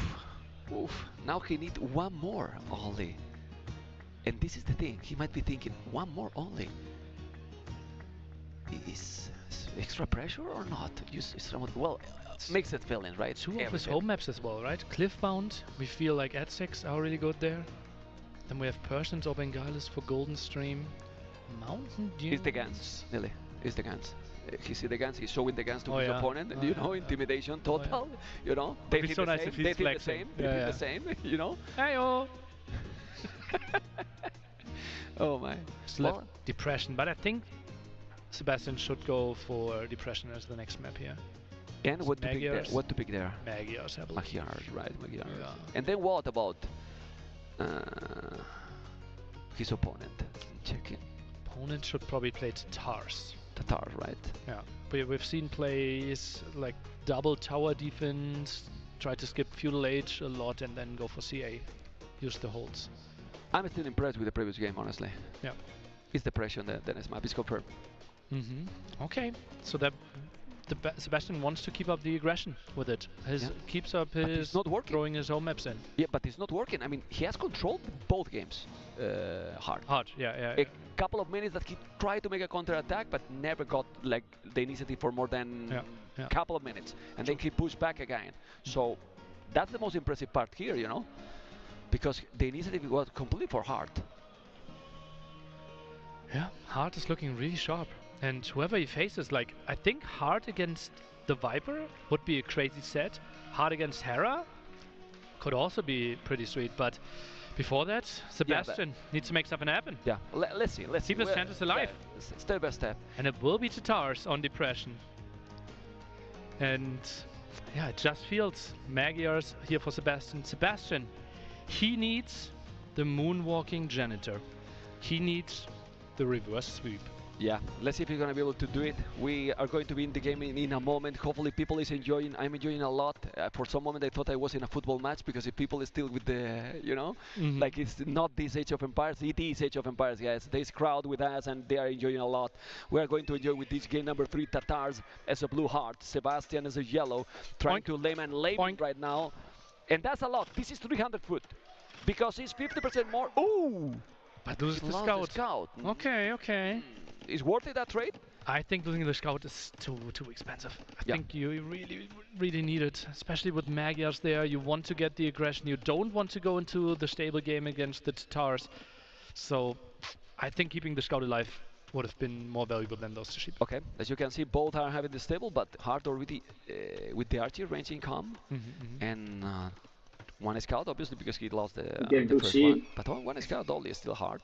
But he also lost the scout though. Away with the scout there. I think he needs the it's scout. Still a lot of food, you know. I think he has lost 3 turkeys. That is 150 food because they get 50% more bonus. So it's quite a lot of food in the early game, you know, to keep that production. That's why you're so hard with like 8 or 9 on berries already, right? And then needs to continue switching a bit more into farms. Oh, that's still a lot of exposed villagers here. Yeah, he's walling them all.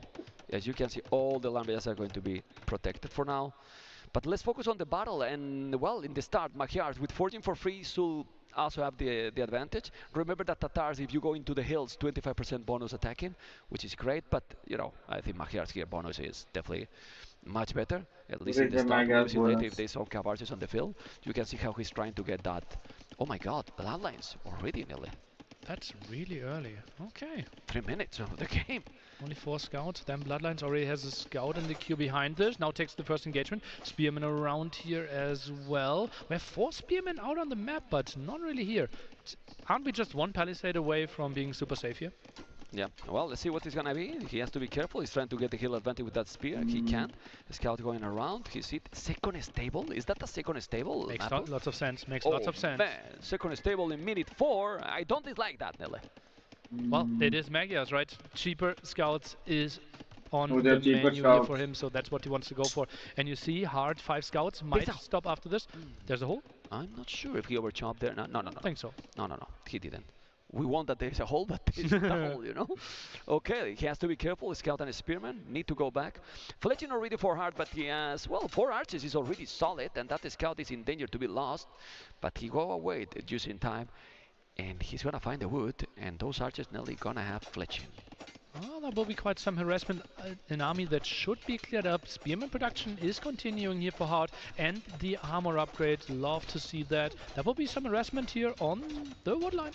That's absolutely amazing. Maybe that village is gonna be down. He's trying to protect. He's coming with more army. He has on the way +1 armor. This is so many scouts for both players, but a lot of army from Hard again. So many scouts, crazy amount of spearmen with archers as well.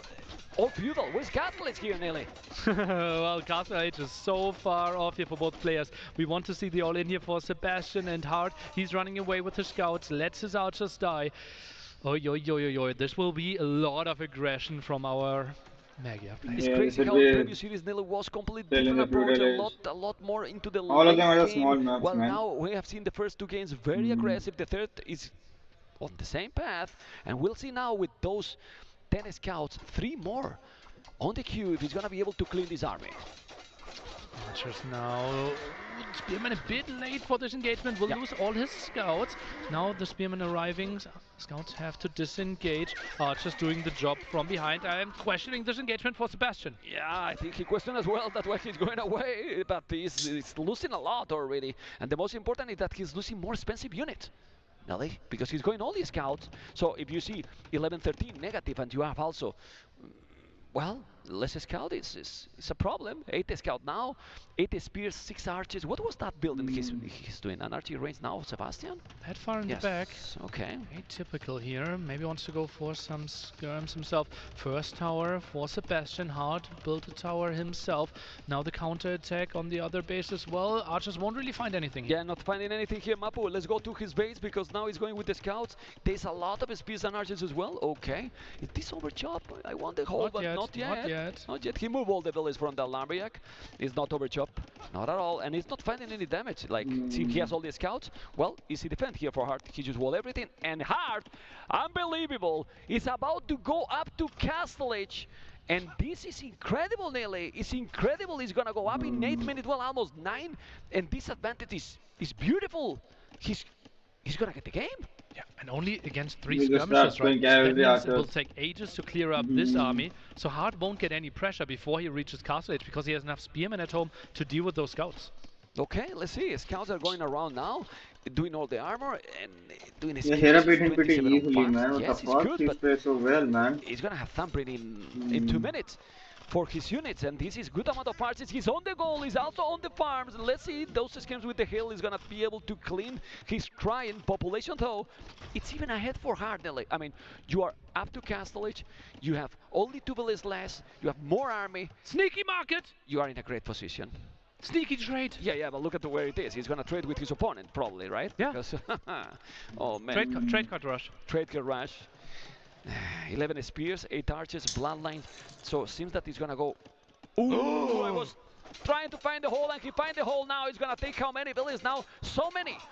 But the question is, Nelly, all these villages down, that is gonna be like 5-6 villages. It is an oath. It is an oath damage because Sebastian still need to click up to Castle Edge. Yeah, but only 10 on wood now. That will be really tricky. You have no chance of ever affording ballistics here. It will be some CA, and that's kind of it. Okay, let's see what's gonna happen. Population is almost the same. It's now going up Sebastian, but it's still hard. Has so many spears and archers. Those are going to be. He's checking for the sneaky market. The spider senses of Hart. He knows, I didn't find your market yet. Where could it be? Where could be your next trade card? No trade at all. It's not What fun. can you do with the market, man? I want to see. Those are schemes are going to hold in this situation. How many gold do you get? Sebastian is fine. 9 villages more, and now that army. He found the market. He will be so confused. Why is there a villager coming from this corner? Crazy. Anyway, the scout will take those skirmishes. Need to go back. 7 scouts, 7 skirmishes. Where's the scout from Sebastian? In the middle of the map. There you go. So he need to go and take those. Yeah, it's the same population. It was looking that hard could be with the game, but the game just stabilized completely. That's so good. That's so good. That have to be dead villagers. He's so far off with all his military. 2 from here, 3 from the left-hand side. You can't wall against this. House deleted. Oh, that's so rough for Sebastian. Yeah, he's with Thumbrin, he's Botkin. Those villages are dead. Those villages has to be dead. 1, 2, 3, 4 might take it. Well, the scouts are coming. Maybe saving them. Actually, great job by Sebastian. But now the aggression because scouts aren't here. Still coming. He has a tower. He's going to try to defend. The cav archers are there. Well, the tower might be able to defend. He might kill the scout with that tower. You got the skirmishers. Shoot into that scout. What happened to those villagers? In the hell, except 1. He lost them all except 1. He lost 3 villages there. But the game is stabilized completely. 63 population. Now Castle is for Sebastian, but still raiding more and more. Oh man, the score switch. But remember, Magyars now light cap +2 attack for free. He got 7 light caps. He's gonna be able to now make damage to his opponent, maybe. But the aggression is all over the farms, Nelly. All over the farms. Sebastian is again in a really awkward position. Oh, those spearmen are a bit out of position. They really want to be at home. Can't really go for the aggression. The CA can run home if they need to. That is a good TC for him in the long run. And those CA, they're trying to find more damage. Not a great full economy for Sebastian right now. Yeah, that's the problem. If he was going the one who is doing Cavarces, you will say, well, that Echo is not that important, but it's coming there, it's not going, it's walling, it's walling just in time. The list skirmishers are going to be in time as well, but the problem is that Hart is now again with the timing of this game. Now, he has second toll center. Those scouts, I'm not sure if he's gonna do the damage. Well, if he get in, he kill a lot. But he's walling and the spears are coming. He's will be fine.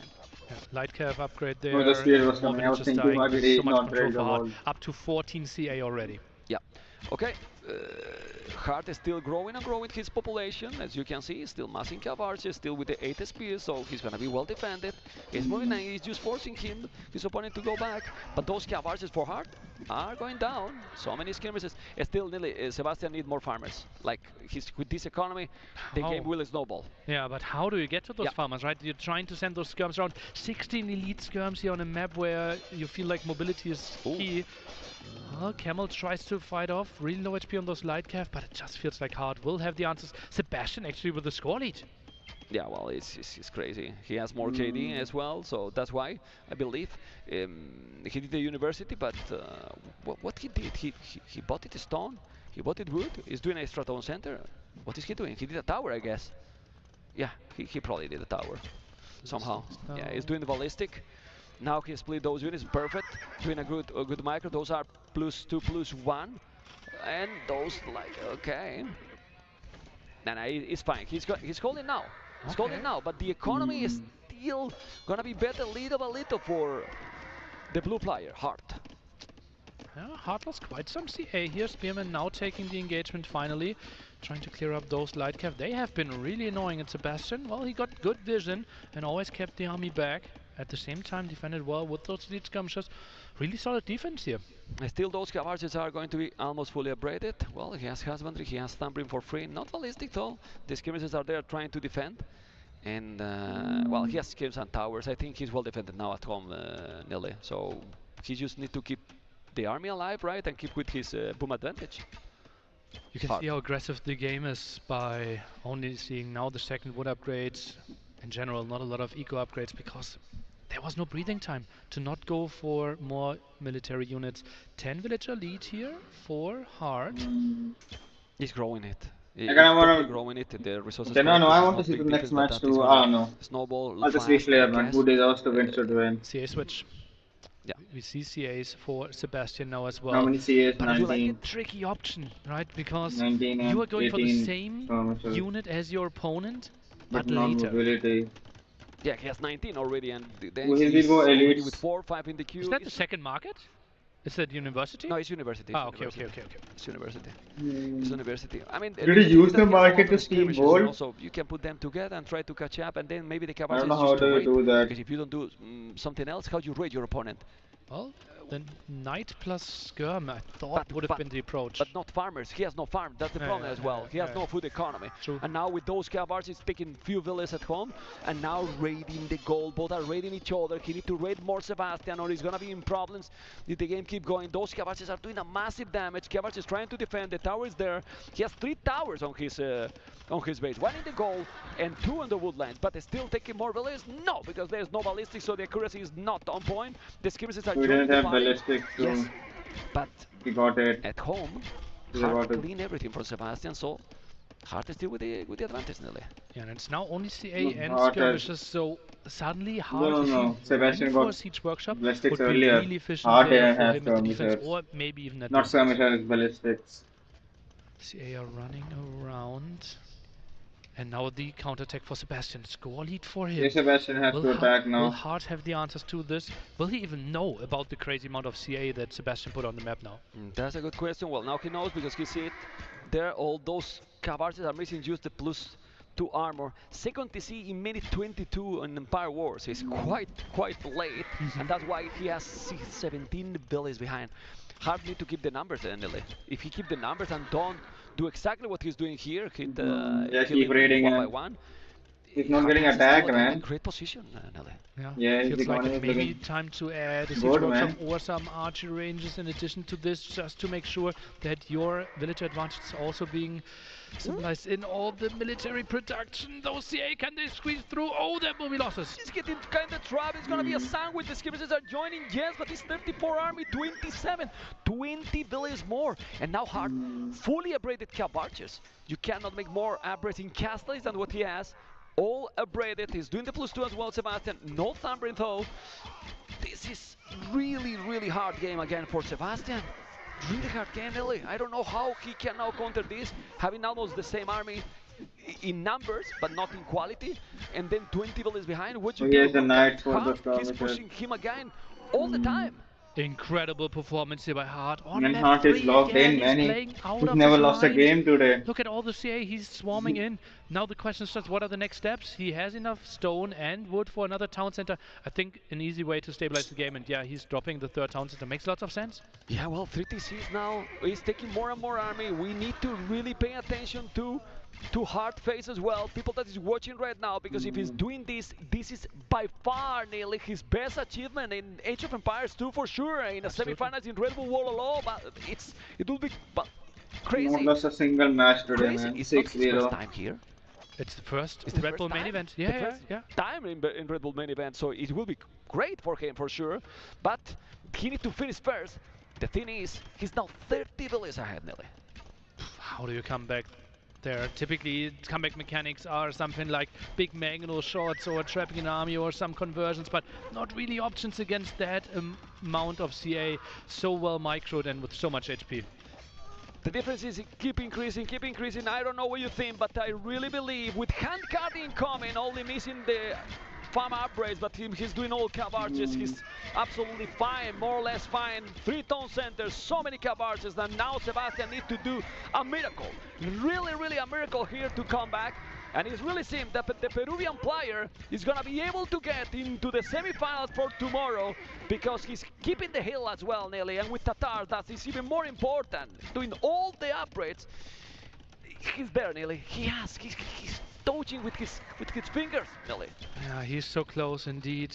Idle economy there, so high as well. Actually, a really good job there by Sebastian, keeping the villagers working most of the time, but obviously he had fewer villagers to take care of, so made it a bit easier. Now it's just important that Hart never loses that CA mass. Is trying to raid, I think he's moving like 3 armies at the same time. Yeah. If we go to his point of view, blue point of view, we're gonna see probably what he's doing right now. He's in the south, he's in the middle, he's also in the north with some units. Or no, well, some units. Yeah, I was right.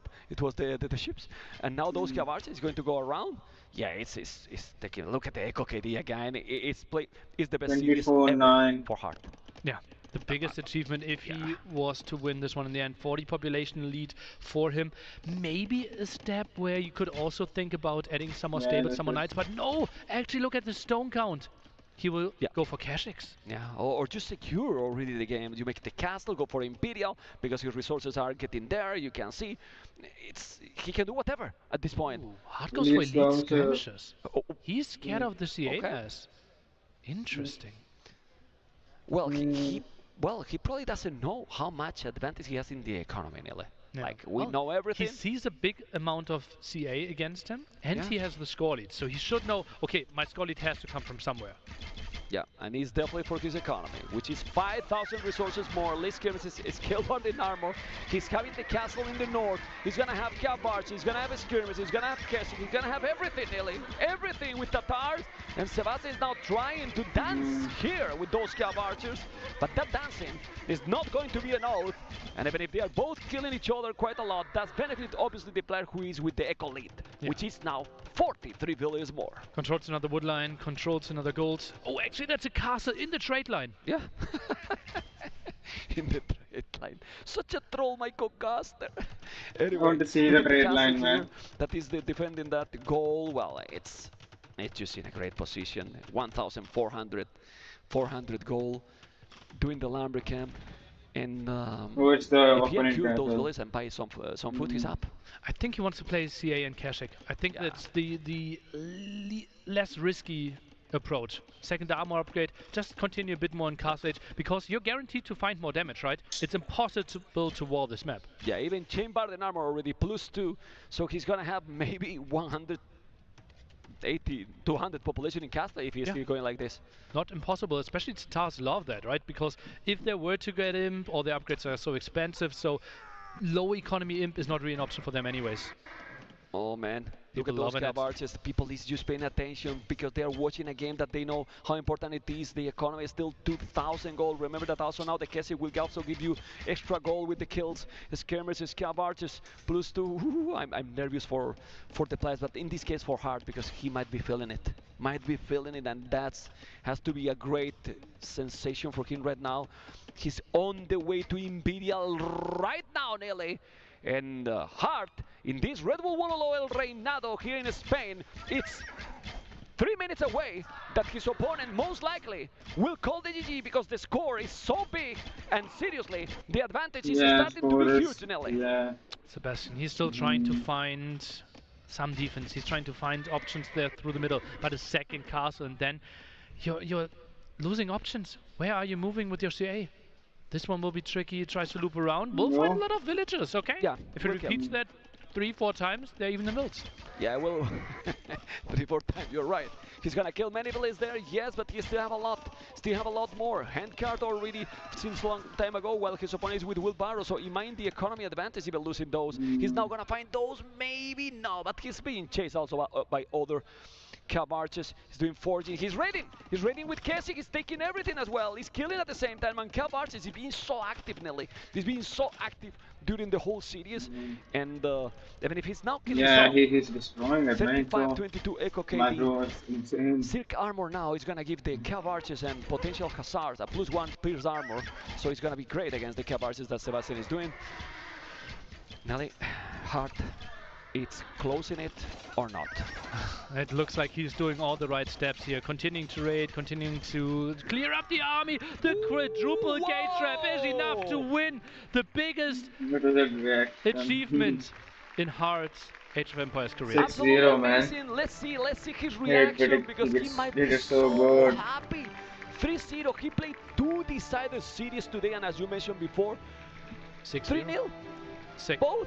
6-0 today. I mean, it's incredible. And then he's like, well, yeah, now he's like relief, you know?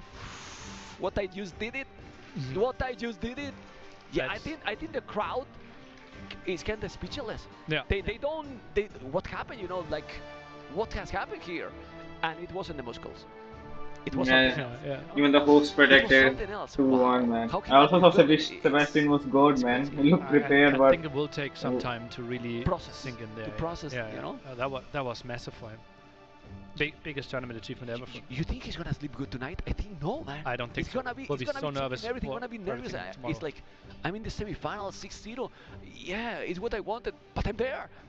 I think it might be easier for him to face Hera, because he knows how the set is going, but if he's facing Viper, I think his mind is going wild all night long. But I think he prefers Viper. I also think he prefers Viper. And maybe it's negative for him that he faced Viper. Maybe it's better to face Hera, but I think he prefers the Viper. I think it's also a more interesting clash of styles again, right? Yeah. Like we saw Sebastian. Still, we have to say Sebastian sadly finishes 5th, 6th. Still, incredible achievement, right? Our rising star of the last 2 years, 2 A-tier wins now, really cementing him to be contender for the top 5 overall world spot. Great sets yesterday. Was really close to qualifying in the semifinals as well against the Viper there after beating Tado, but here his run sadly ends. And now we have something that is very interesting because we have 2 professional teams in the scene. Gamer Legion, We Sport. Now we have Hera, the Viper, Gamer Legion. Then Hart, We Sport in the semifinals, and we have the next series coming. But we can talk about that later. You can see, guys, the crowd, how they are, well, happy. This is for Sebastian. You guys, this is for Sebastian. And well, guys, we're gonna see interview with him. These crazy players. Hart has to say to Riley. Yes, well, thanks very much, man. Welcome up back to our analyst chamber here. I'm joined by Hart. Mate, Congratulations. This is probably one of the biggest days of your Age of Empires career. You have had an incredible day. Both players dispatched 3-0. Thank you, thank you. Yeah, it's I can't believe it, honestly. 3-0 in both sets. Definitely the best day of my AoE career. Doing it on stage with all the people watching, like it's crazy. Yeah, I can't believe I won 3-0 both sets. The games were close, but I managed to pull out in the end, Yes, and look, you showed us exactly what you mean when it comes to getting work done here at this tournament. Against Sebastian, who was sort of touted as a bit of a dark horse, maybe someone who was going to come and really put some of the more established players to the test. But you've come here and upset the apple cart. You're the one putting players to the test now. I want to talk about your perspective on the semi-final in just a second, but let's focus in on these games that you played against Sebastian. Starting with game number 1, we saw Koreans versus Vietnamese on Isthmus. In the mid-feudal age, you won a key fight in the middle of the map, and you were able to convert that into pressure into the castle age. We know you like to play very aggressively, so were you really keen to gain map control very early against Sebastian, just like you did with ACCM? Yeah, I think it's just part of my style. I like to control the game. I don't really go full aggression. I usually just put enough aggression to put the enemy on the back foot, and then I just control the game and go from there. So yeah, it was key. Usually Vietnamese are not a very common pick on that map. But I last picked it actually because I saw he had Koreans for that map, and I think Vietnamese match up well against them since you have more HP on the skirmishers, you get Imperial Age skirmishers, Imperial skirmishers in Imperial Age, so it was a good matchup. I didn't care too much about water. I was just fighting enough to make him invest into it as well. But I knew that if I was going to win that game, it had to be through land, because that's where I have better units. And is this why the Vietnamese eco bonus perhaps is something that you were hoping to use to your advantage in this situation, knowing that once you'd gain map control, you could convert that into a material advantage through those eco bonuses? Yeah, Vietnamese has like insane economy. The issue is if they are under pressure, usually you cannot get too many eco upgrades because of the pressure itself. But if you're the one putting pressure, then you're allowed full freedom to grid out some upgrades while fighting, right? So that's what my plan was, and it worked out quite well. Well, let's talk about game number 2. Again, you say that you like to take control of these games. You're looking to be proactive. And again, an early advantage in the feudal age. We saw you playing Huns against Franks and Hollow Woodlands. This one last match left still, man. You were raiding while also making sure you defended your goal. Talk to us about that opening period of the game, how you were trying to assert your position against Sebastian. Yeah. So Huns are probably one of the best saves on that map. Franks are not bad, but they do fall off as feudal age goes on. Once Huns gets bloodlines, then they have 11 more HP than Frank scouts, right? So I just needed to be patient. I've died to Sebastian on that map so many times in the past. He's really good at playing that aggressive skirmisher spear opening. And so I knew I just had to survive that at whatever cost, get bloodlines, get upgrades on the scouts, and then somehow turn the game into a full feudal age, ideally. Well, what about when Sebastian started raiding with knights? Obviously, Frank knights are very, very dangerous. You know, high HP, extra sight as well. So, what was your perspective when those knight raids started coming in? How were you defending from that before the push that you made with the Hun C8? Yeah. So it's tricky because if at one point you don't notice a raid, you can lose a lot of economy, and then the game can snowball on you. But in Castle Age especially, once again, Huns just match up well against Franks. Franks don't really get a good answer to CA. So once again, after Feudal Age went well, I knew I needed to get to fully upgraded CA, and then as long as the game was even, I should be in a good position. To deal with the raids, I just made a tower here, a tower there, town centers, ballistics, all that stuff, some monks, a little bit of everything basically. And yeah, that allowed me to. I took some losses, but usually he would lose army in exchange, so it wasn't too bad. And as long as Huns get a CA mass, they should be able to beat Franks. Let's move on finally now with game number 3, Magyars versus Tatars on Depression. This was the clean sweep for you, picking up the 3rd win in a row without dropping one here.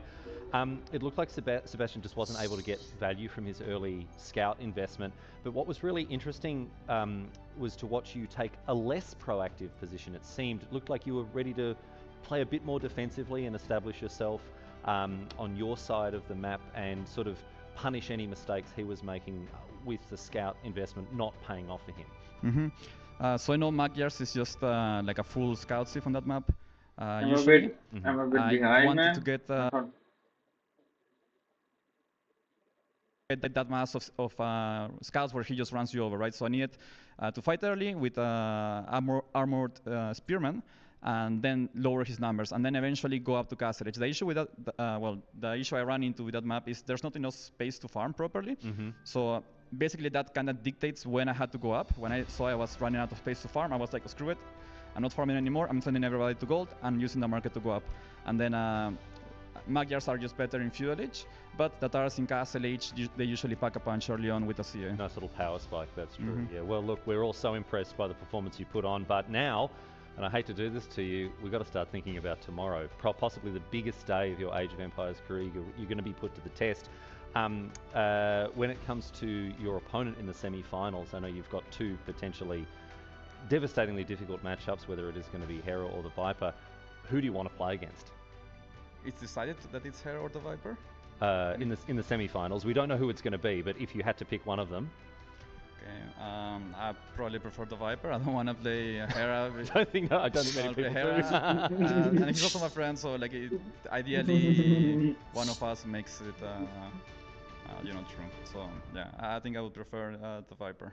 Well, either way, it's going to be a very, very difficult day for you, my friend, because you're up against the world's very best. But you yourself proving yourself to be one of the world's very best today. Well done, Hart. A 6-0 clean sweep on our Friday's broadcast. So once again, you must be over the moon. Fantastic work from you today, mate. Thank you. So much adrenaline going. I was shaking at the end. I couldn't believe it. Honestly, it's just not in the best scenario in my head. Could I have imagined that I would win 6-0 today? It's just crazy to me. But so happy.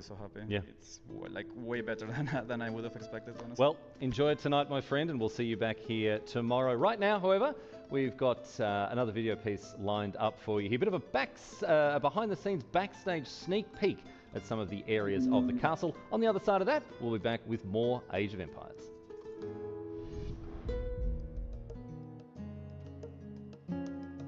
I want to take you behind the scenes here at Castillo Amador and show you an area I think you'll be very interested to see. There's one more it's match where all left, players hang out. I'm talking about, of course, the talent area. This is where the players come to relax and chill out when they're not playing on the main stage. Although, say chill, not all of these guys are taking it easy here. Some of them are sharpening their skills, honing their strategies, and as you can see, they are really locked in.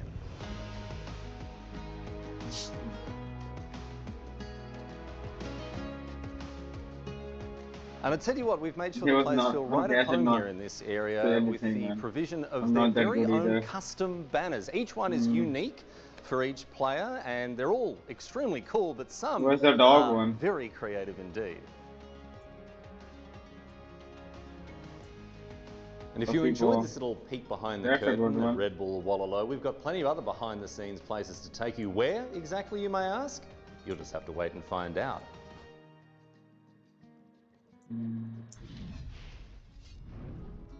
And we're back here in the Analyst Chamber. I'm joined once again by Jordan. My name's Riley Knights, and it's great to have you once again, Jordan, for us to set up and establish our next match, the final match that we'll be going across today.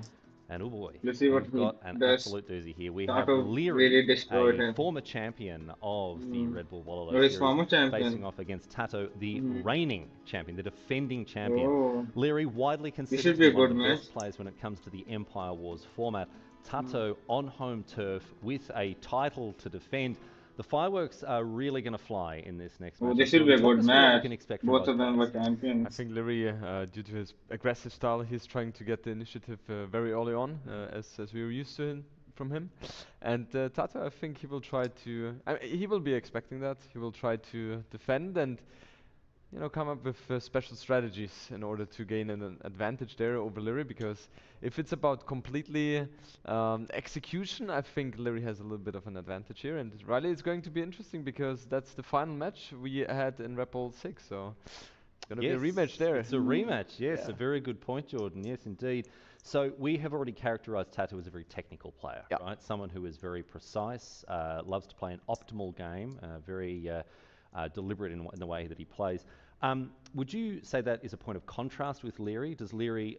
I wouldn't say that Leary has the same element of chaos or disorder that MBL, for instance, has, but characterised for us Leary's style. You say he's an aggressive player? Yeah, he's like, for me personally, at least that's how he used to be always in the past. That he's been the one with the best build orders and best execution, right? His micro is like stellar, just 10 out of 10, and that's where he gains his advantage as well. So super aggressive.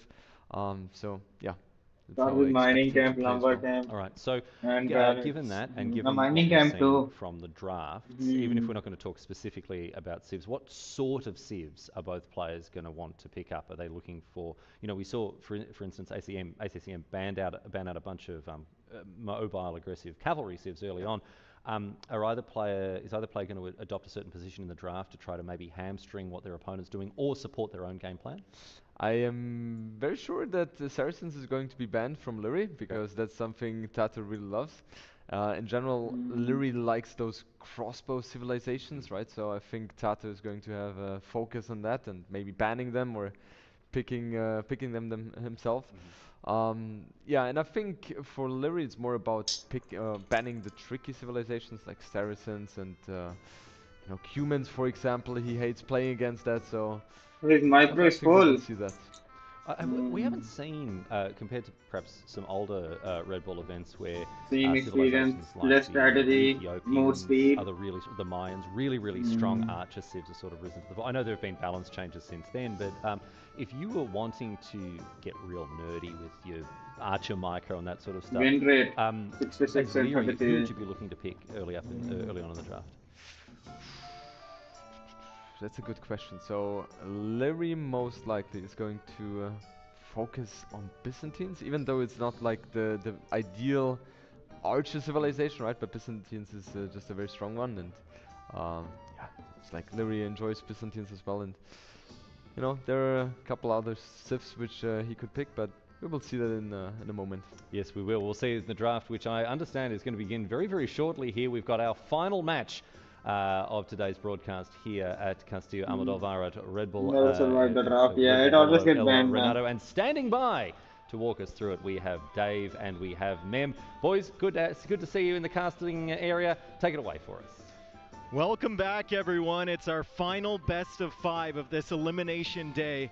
It's a beautiful Friday night. We've come off an incredible performance from Hart, and to top it off, we have a rematch of our previous championship. We have the hometown hero Tato, and we have the contender, probably the best Empire Wars player ever in Leary. I'm Dave. I'm going to be joined by Mem. We've already done the draft because, let's be honest, Mem, it's getting kind of late here, so we wanted to get there as quickly as possible. It's cold a bit, I'm Canadian, Mem. It's not cold. Okay. Trust me. This is beautiful. We already picked the civilization. And we can see the draft represented at the bottom. What's standing out there to you, Mem? Well, the previous. I think it's the previous one. Oh man, we were already no draft. No, they're banned. Saracens are banned. Lithuanians are banned. Magyars banned. Georgians, Incans, Korea, Persians are banned, and then we have Armenians and Hans at the first pick, but we need to check them up, right? Yep, Shrubland is the first map. Yeah. So Shrubland came out randomized, and there are a couple good civs I see here for Shrubland. I see Cumans right there, that was very popular. Portuguese, a very good civ Franks for Shrubland. Also, and one is with the berries. It will go with the Franks here, even if he didn't win the previous one. But now there's no Incas, no Meso. I think Franks is even better than Leader is also good. They're both champions, man. I should not underestimate him. Let's see the first match. I think they're rushing it because it's getting late. Holo. Cumans in that one. Tato is from GL, man. I would not like to see all GL guys. But you can go double archery range. I think Leary should win, maybe. Let's see how it goes. Not so much the second TC, more aggression on more aggression in that one. Card is more like Arabia, let's say, for Empire Wars, so I will. But it's very easy to wall on that map too, and there's a lot of stone, there's a lot of gold on Kars. Okay. Ooh, and Tato's big passage, the one that is banned the most, if I'm not mistaken. And then we have Golden Stream, and I see there what, Bengalis probably. Bengalis, and Leary has Vikings as well. Vikings, Armenians. So now Leary has an interesting choice, right? He's got the same choice that ACCM had on the first day, where Passage and Golden Stream are available, and you have Vikings, you can only pick them on one. Yeah. Well, let's see what Tato's in the screen right now. Holy. It doesn't feel a little bit, not weird, but you know, it was the grand final, and now we have one of them is going to be out. On the second day. Yeah, the second day. Yep. The deciders is not going to be in the semifinals even. You know, former champions, Leary, the best player in Empire Wars, because he has been accepted in Red Bull Wololo 1, always in the finals. Always in the finals. Yeah, and he's won twice. Yeah. And he's won twice. So Leary came into this.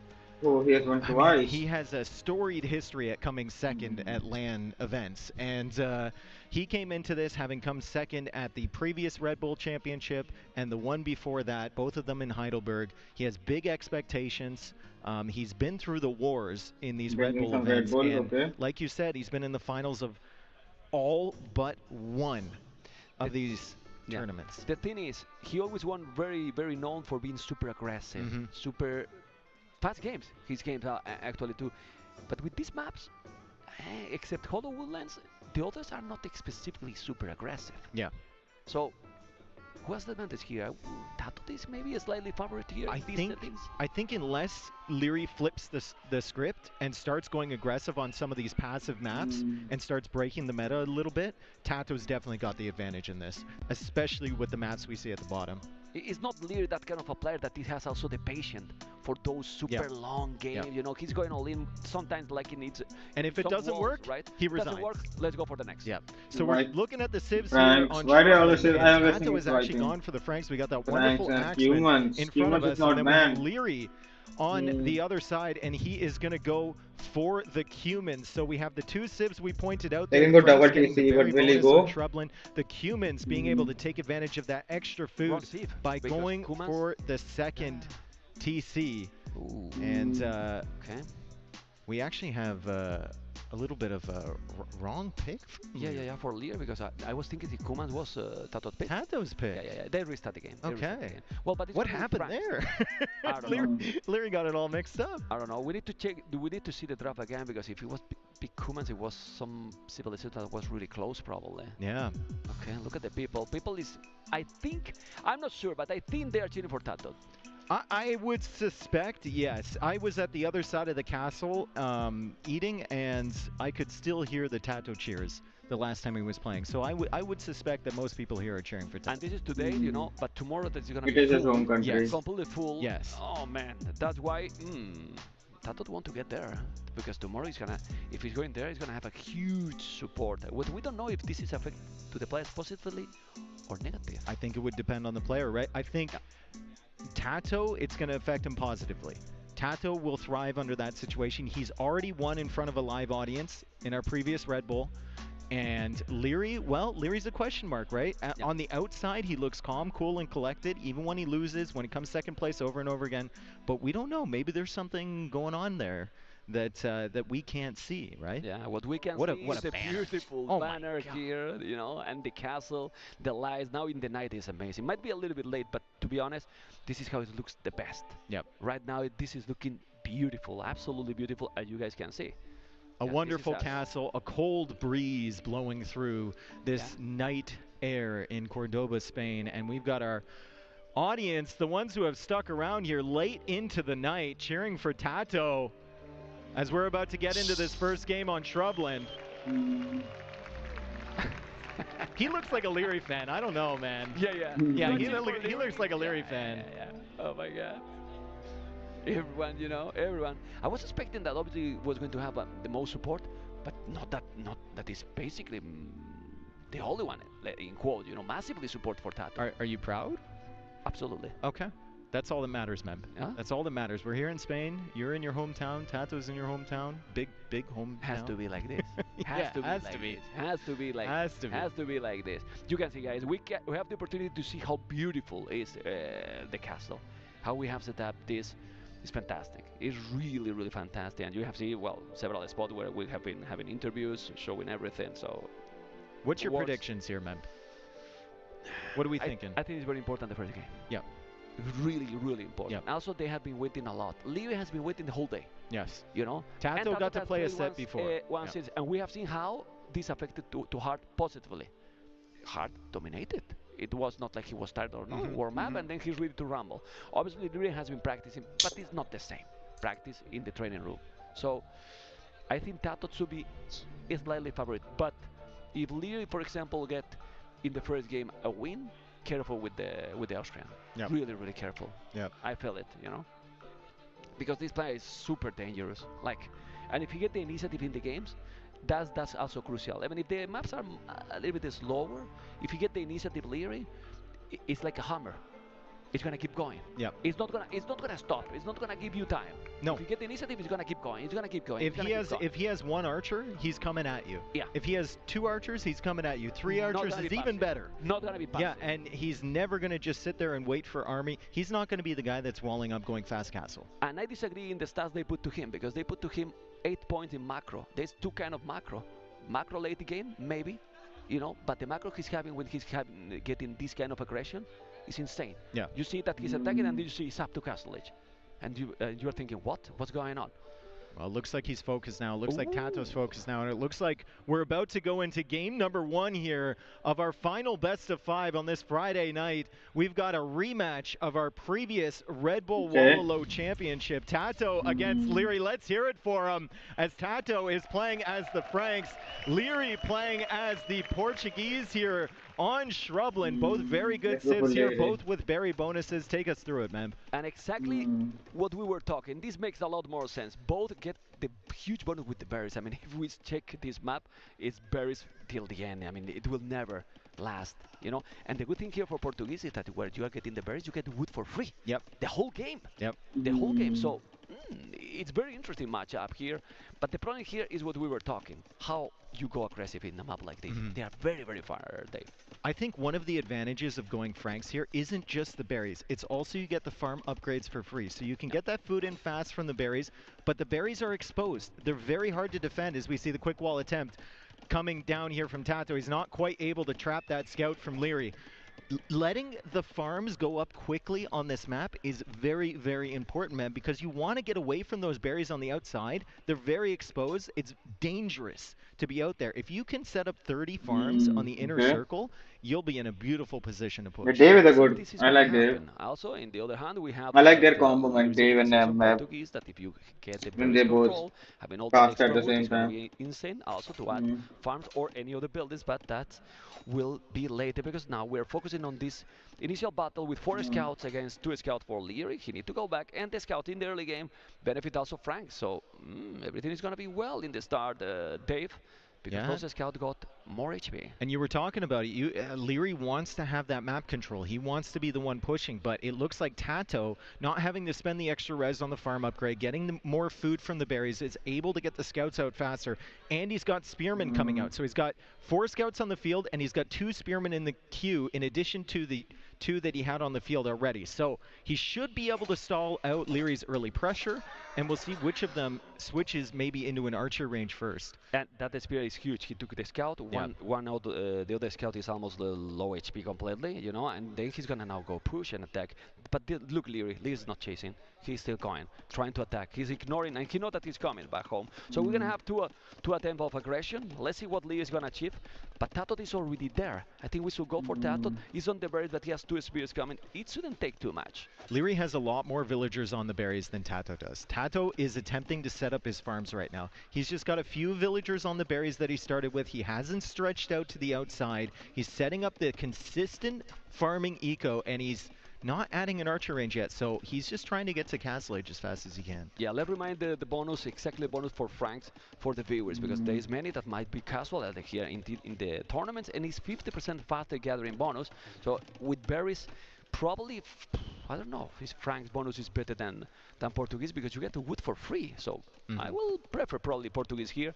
For what you said, you would rather prefer to put the farms already if you got the horse collar for free. And that's what he's doing. And farms are just super safe. They're super consistent. And on this map, the meta has developed where people aren't going out to the berries as much because they're scared.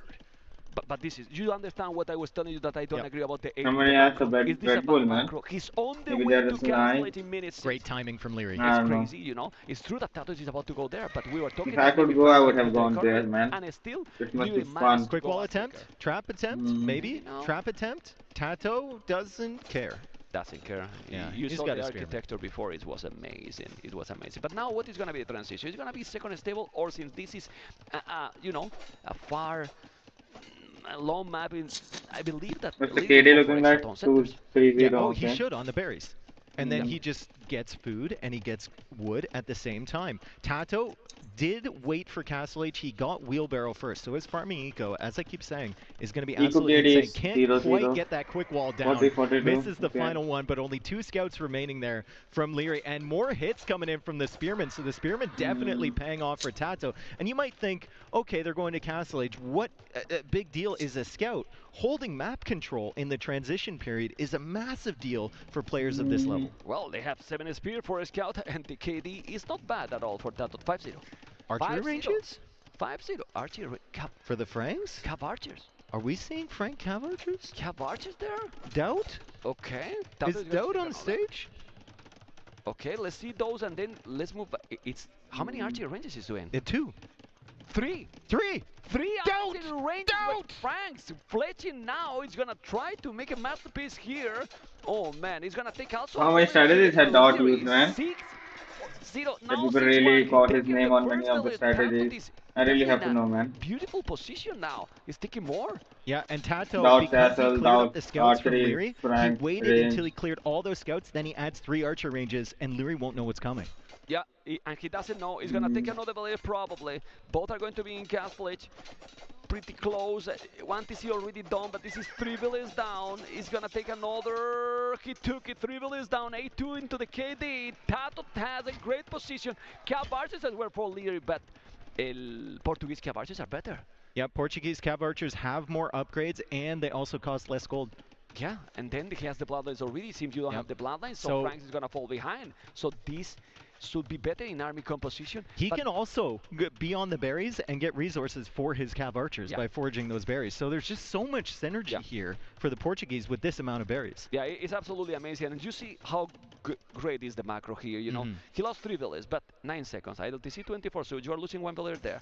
At the end, you check the population, and it's the same. It's true that Tato has wheelbarrow, and that's why he's not much ahead in village count. But now, micro is what matters. And people say that Leary is good with the micro. So when we're doing the direct comparison between the Cav archers, Bloodlines is available here for the Portuguese. The Frank Cav archers do get additional HP, but it doesn't match up quite the same. Also, Portuguese, like I mentioned before, just cheaper on gold cost. So long term, we're going to see the Portuguese have much better Cav archer mass. You don't have transition. You don't have transition with Franks. I mean, you have to do damage now, and if you don't, you will have to do something else, like knights or maybe transition to scripts, which are not really good either.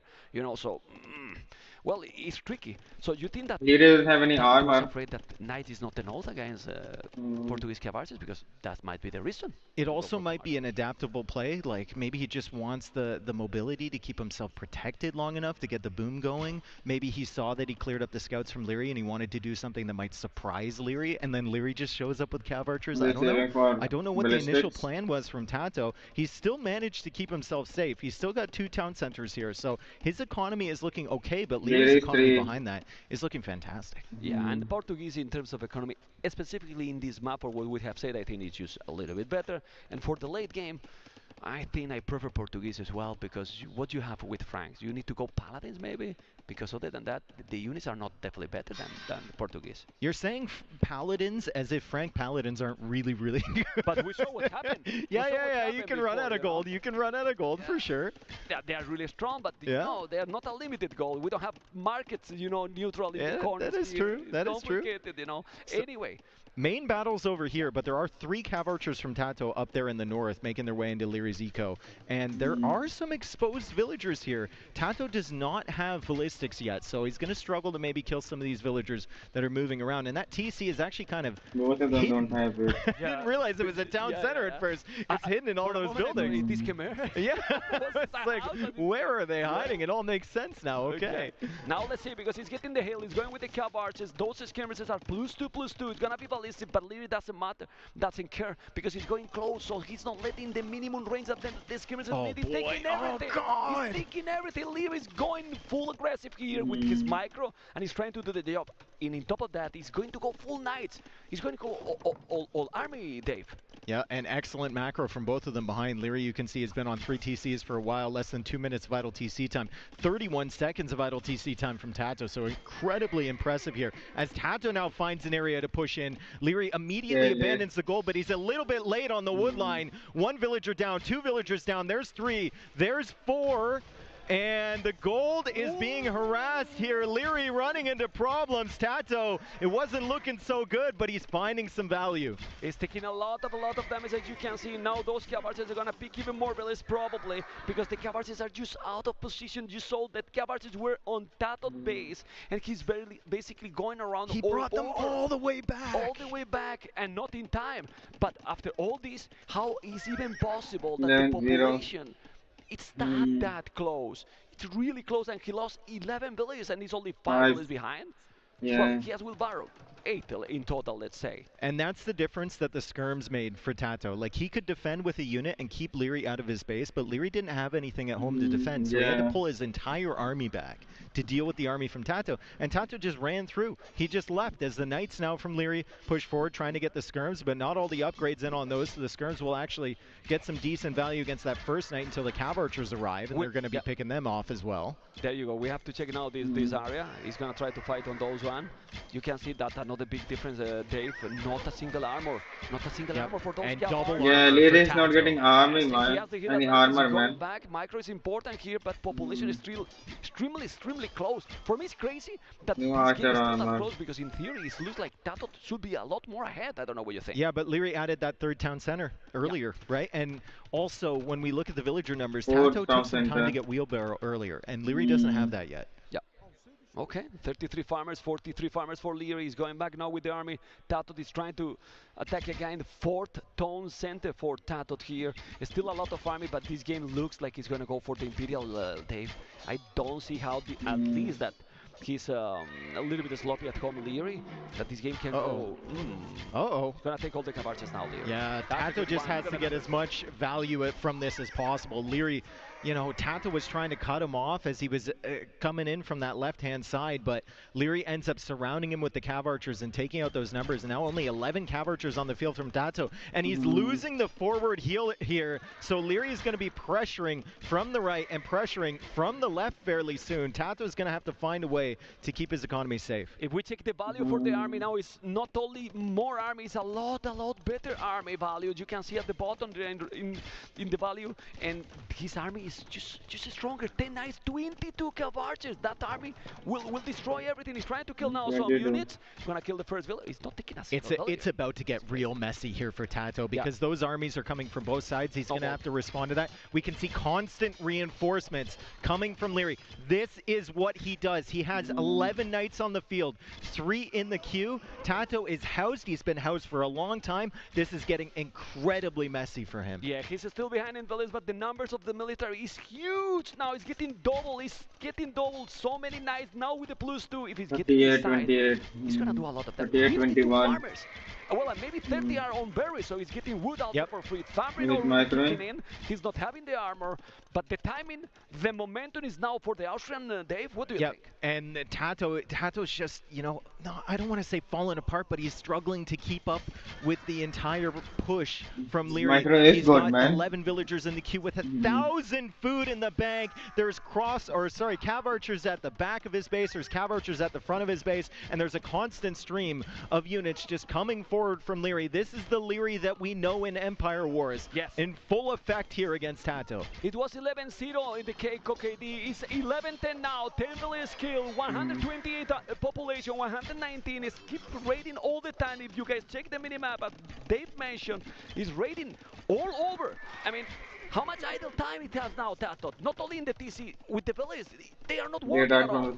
Yeah, I mean, they are not working. Tato has done an incredible job to even stay alive here. I think a lot of people would have collapsed. A lot of people would have collapsed completely. And Tato, you can see that he's on stone. He's thinking maybe a castle will save me. But, I mean, if you look at the army he's making skirms, cav archers. Even if he gets a castle, even if he goes up to imp, he needs to transition into something else, and Leary just has the units that he already wants to have. Yeah, but look at this. It's crazy. 102 villas all being saved for Tatot with so many in the Q13. If he can Q all that, he sells the resources and he's going to Imperial with all this aggression. How is this even possible? Well, because France get an excellent economy and because Tatot is an amazing player. But who's winning this, Dave? Like, it has to be Leary. Has to be Leary. I mean, I just think about the army here from Tato, and I think best case scenario, he goes up to Imperial Age right now. He's still missing a building, by the way. He gets a castle, right?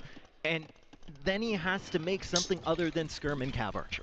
Yeah, once he gets there. Now is useless. Yeah, Leary can keep going Cav Archers, and he can keep going Cavalier. Maybe he can mix in some Arbalest or something like that, a forward castle. It's an easier transition for him. Okay, let's see, because look at those resources. Still he's selling, he's doing now the castle. It has been a long time he could be up. Does Leary see it? Does Leary see it? He's gonna see it or not. We see the foundation, but we don't see yet the castle. He's on the wrong side. He's gonna go there. The knights are coming. The Cavarches as well. He needs to go around. He should deny that castle, Dave, and I think he's gonna take so many. And now Tato's on the wrong side. And now Tato's on the wrong side. Tato can't do anything about those Cav Archers. They are killing the Vils at will here that are trying to build that castle. That castle is not even close to going up, and the Knights are running cover. Tato really struggling as he finally clicks up to Imperial Age. Leary getting the eco upgrades, still has units coming forward. The pressure is relentless here from Leary, but Tato does take out most of those Cav Archers and gets the quick wall down. Whoa. The Knights can't deny the castle, and that castle's going up, baby. Yeah, it's going up. I don't know how it's even possible that he's doing what he's doing. The KD is still in favor now for Leary. He killed 17. Another attack on the other side. It's coming also. Yeah, he's attacking all the time, now with the Knights, but he's it!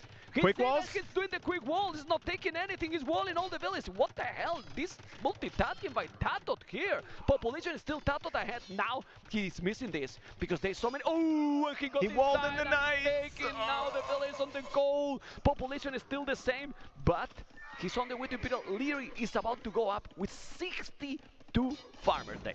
Yeah, well, farmers. You say farmers. Look at all the berries. I don't even know. I think he's got most of the villagers on the berries, right? And they've been taking in food. They've been taking in wood. It's hard to see them there. They're blending in with the fruit that they're harvesting. But Leary has taken full advantage of the Portuguese. He has plenty of units in the queue. He's on the way up to the Imperial Age. But what a defense there from Tato. It looked like he was done. It looked like Leary was moments away from getting in. And Tato once again gets the quick wall up for the 15th time, it feels like. He could trap it, he cannot. The problem here is, look how many villages on goal has now Tato. 1. And then he has 20 Cav Archers, 15 skirmishes. Those Cav Archers and skips only can get chemistry.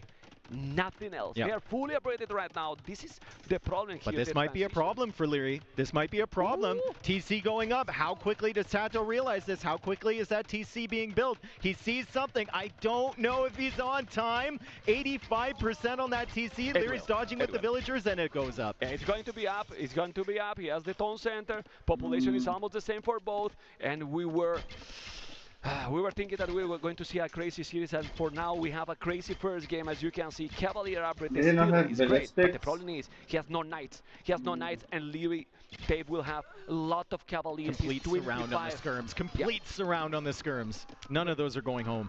25 knights. He's even doing the pipeline. 25 knights going to be cheaper Cavaliers as well, and then that will be in a minute. Population. More for Leary. I think still is going to be a hard game for Tato. He's making his switch. He has to make the full switch. He has to sacrifice all the army. Leary is just dancing in circles in front of his Cav Archers, and he's fine with this. He gets rid of this army. That's one headache gone. He's finally in Imperial Age. He still tries to get in. Tato again with the quick walls, denying the Knights access to his economy. But still, this transition into Cavalier, into potentially Paladin, is going to be long and arduous here for Tato. Yeah, and the problem with this is, okay, I'm not attacking the farmers, but now he can take this one. And then you check the minimap, and he seems that Leo is getting map control. The castle from Tato is at home. Yeah. And I don't know where now Leo is going to make his own castle. He's doing the halves already first. I'm surprised a little bit because I will expect with 26 knights that he's going to go Cavaliers. I mean, I like the halves, but Cavaliers? It will be great now. I think Halb is more important, because if Tato has the hidden Cavalier and Tato is somehow going to Paladin, you don't know what his state of the game is. Halberdier is going to save you, right? I don't think Cavalier is going to kill him right away. You can sending always all do of them to the Cavalier a goal. little bit later than Halberdier. Oh, But he has this is actually everything. He's coming with Cavarces that are +3 chemistry as well. Still with a lot of knights, and those Cavarces are taking so many villages. Population, Dave, he's almost 200. 5 Cavalier. Down to 155 and only 5 Cavaliers. Yes, Really, this will 150 mess villages, up. no army at all. Leary is starting to get game number 1. He's 48 controlling army. completely the pace right now of the game. 76 on foot, yes, but no army. The transition to potential paladins is too expensive, Dave, just too expensive. Tato has spent the last 15 minutes of this game trying to tread water, trying to keep his head above water, and just trying to stay alive here. Leary finally making it to the Imperial Age. He's got Cavalier on the way, already has Halberdier, so the raid potential just isn't there from Tato. He also has these Cav Archers still being annoying, and he's just waiting because he knows he's in a winning position. Yeah, well, we see now how he's doing a castle that is quite well defensive. Let's say it at home, protecting the DC. It's fine. You get all the berries protected. The goal is fine, and he knows that he keeps raiding. I mean, he knows that his army is just much better, Dave, as you can see. And then the Cavaliers are waiting there. You got the +4 already. Those Cavaliers control the left. The Cavaliers control the right. He has 60% of the map. 70? He's had 70% of the map for most of the game, and the Cavalier coming in again. Feels like we're always watching the same spots, right? And now he's found a new one in the corner here. How many mills in the corner? Tato sent so many villagers over here. How many mills? How many vills? How many bodies soon? GG. Oh, wow. Well, Leo with that It's so APM good. as well, he has been Leo 100% in this game, Dave. Yes. He didn't let except the first 4 villages in the start, in super early game, and he didn't care. I go to castle it, and he's doing Cavarches all the time, and when he started to add the stable, he never stopped attacking Tato in the whole game. And the key there for Leary wasn't one unit. Once he got into it, like the skirm saved Tato at the beginning, but once he got into it, it was double range or triple range Cav Archers, and then it was like triple stable knights. It was insane. And the line of yellow never stopped on the way there. So Leary really showing where his skills lie there. You talked about it before the game, Mem. You talked about it in our build-up to the set. Leary will get that pressure, and he's never going to stop. He's like a dog with a bone. He's never going to stop. Yeah, and he's not he's playing pretty good, man. He's playing so good. Not a really aggressive man. No, he made it an aggressive. He made it aggressive, exactly, because they are far. You know, I mean, you can even play Kumans in that map. We have seen, and not not to make double stable, double archer range, to make the double TC. So it's a slow map. Anyway, what is gonna be now? Tato can pick whatever. You can notice how the crowd is now trying to cheer up Tato, but the crowd is a little bit disappointed because they expected probably Tato to win in the first game. I mean, the crowd might be disappointed. I think the fans at home are going to be pretty thrilled with that one. That was a pretty good game and a pretty good showing from Leary. And I know there's a lot of Leary fans out there. I don't know if any of them are present in the crowd. I'm looking at you. Oh, there's one. There's one. Okay. I know there's a select few, a proud few Leary fans out there in the wide world that are cheering him on and wanting him to play like that, and wanting him to finally take home a Red Bull title. I also want him to win, man. Person. Yeah, because it's not only also Red Bull, you know, like he has been now. I think because he's an underdog, that's why I want him to win, because nobody's cheering for him. Second 7 times. It's crazy. I'm saying it quietly because I don't want to jinx again. This is I Bengali. want this guy to do well, you know? But here we go. We've got our civs for the next game, and we've got Bengalis there. We see the Ratha for Tato. We've got Leary playing as the Vikings. So Golden Stream is also a map here, Mem. He's chosen to go for Vikings on Passage, and he's going to open with the stable. So he's going to go for some scouts first, and then he's going to go for the galleys and maybe some spearmen as well. Yeah, and he's going to try to make aggressive this map as well. Yeah. We all know that I think love to go in. Yeah, Tato will go all out on this also one. for the water, you can see those towers protecting the. Well, still put all my points on this guy. And well, Vikings economy will borrow for free. Doink. Bengalis 2 extra villages. What civilization you prefer here in this map? You know, like I still think Vikings. I Vikings, still right? think Vikings. Yeah. I mean, Bengalis, you have problems with the tech tree. I know the ships can heal. I know you get extra villagers, but longboats are just so good, and wheelbarrow is still such a great eco tech or eco advantage to get right off the rip, especially when you're starting in feudal age with 30-some villagers. Yeah, and if you go then for castle with the handcart for free, oh man, oh man. Well, 2 scouts that is going to go away. I don't know if he's going to lose that village. It seems like he's going to lose the village. No, he's saved. Nope. Okay. Wheelbarrow. Yeah. so fast. Yep. They're so fast. They're really so fast. Well, distribution similar. A little bit. Ooh, he's gonna take it. He took the belly there, Tatot. Okay, but now he's need to take it more. I think he's gonna be fine now. Leo might say, well, I lost 4 in the previous game and it still was fine, right? So 1 is okay. And this is happening to Leo, one of the players that lose this kind of abilities the most, because he's barely walling, Dave. Not even the quick walls. But that is a very sneaky archery range that Tato has not seen yet. I would have liked for it to be a little bit further away, but look what he does with the scouts. He pulls the spearman away. He's like, no, you're not going that way, brother. You are staying in your base, and I'm going to be making some archers to counter your spears. So he went for scouts to force the spears from Tato. Then he goes for the forward range. He's still got some galleys, and the galleys are probably just to snipe the fish from Tato. And he's doing already fletching. I think he should get 2-3 arches, and then with the scouts combined, but this is really nice. He's taking the fish. He's taking the fish. This is really good. I think he's not interested in winning the water overall in feudal. I think if he loses his fish, he wants to kill the fish from Tato, as Tato saw that house, but he didn't see the archer range. Yeah, well, but he knows that something is coming. Maybe a tower, maybe, I don't know, right? So he needs to explore a little bit more. He's walling more. Now he sees the archer range. That village might be down. The scouts with the spear will try to deal.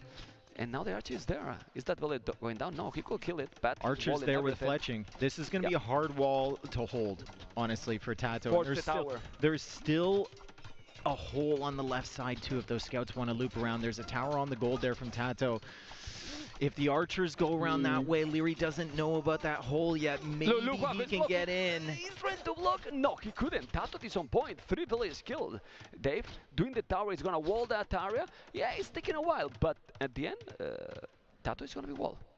Yeah, and now he sees the hole. Tato, though, comes over there with 3 villagers. He gets a house and a wall, and the tower goes up. So Leary's aggression needs to stop for the time being. Maybe he focuses more on water. Maybe he tries to go up to Castle Age now. Yeah, let's see what he's going to do. The problem is, well, now he's sending back to goal.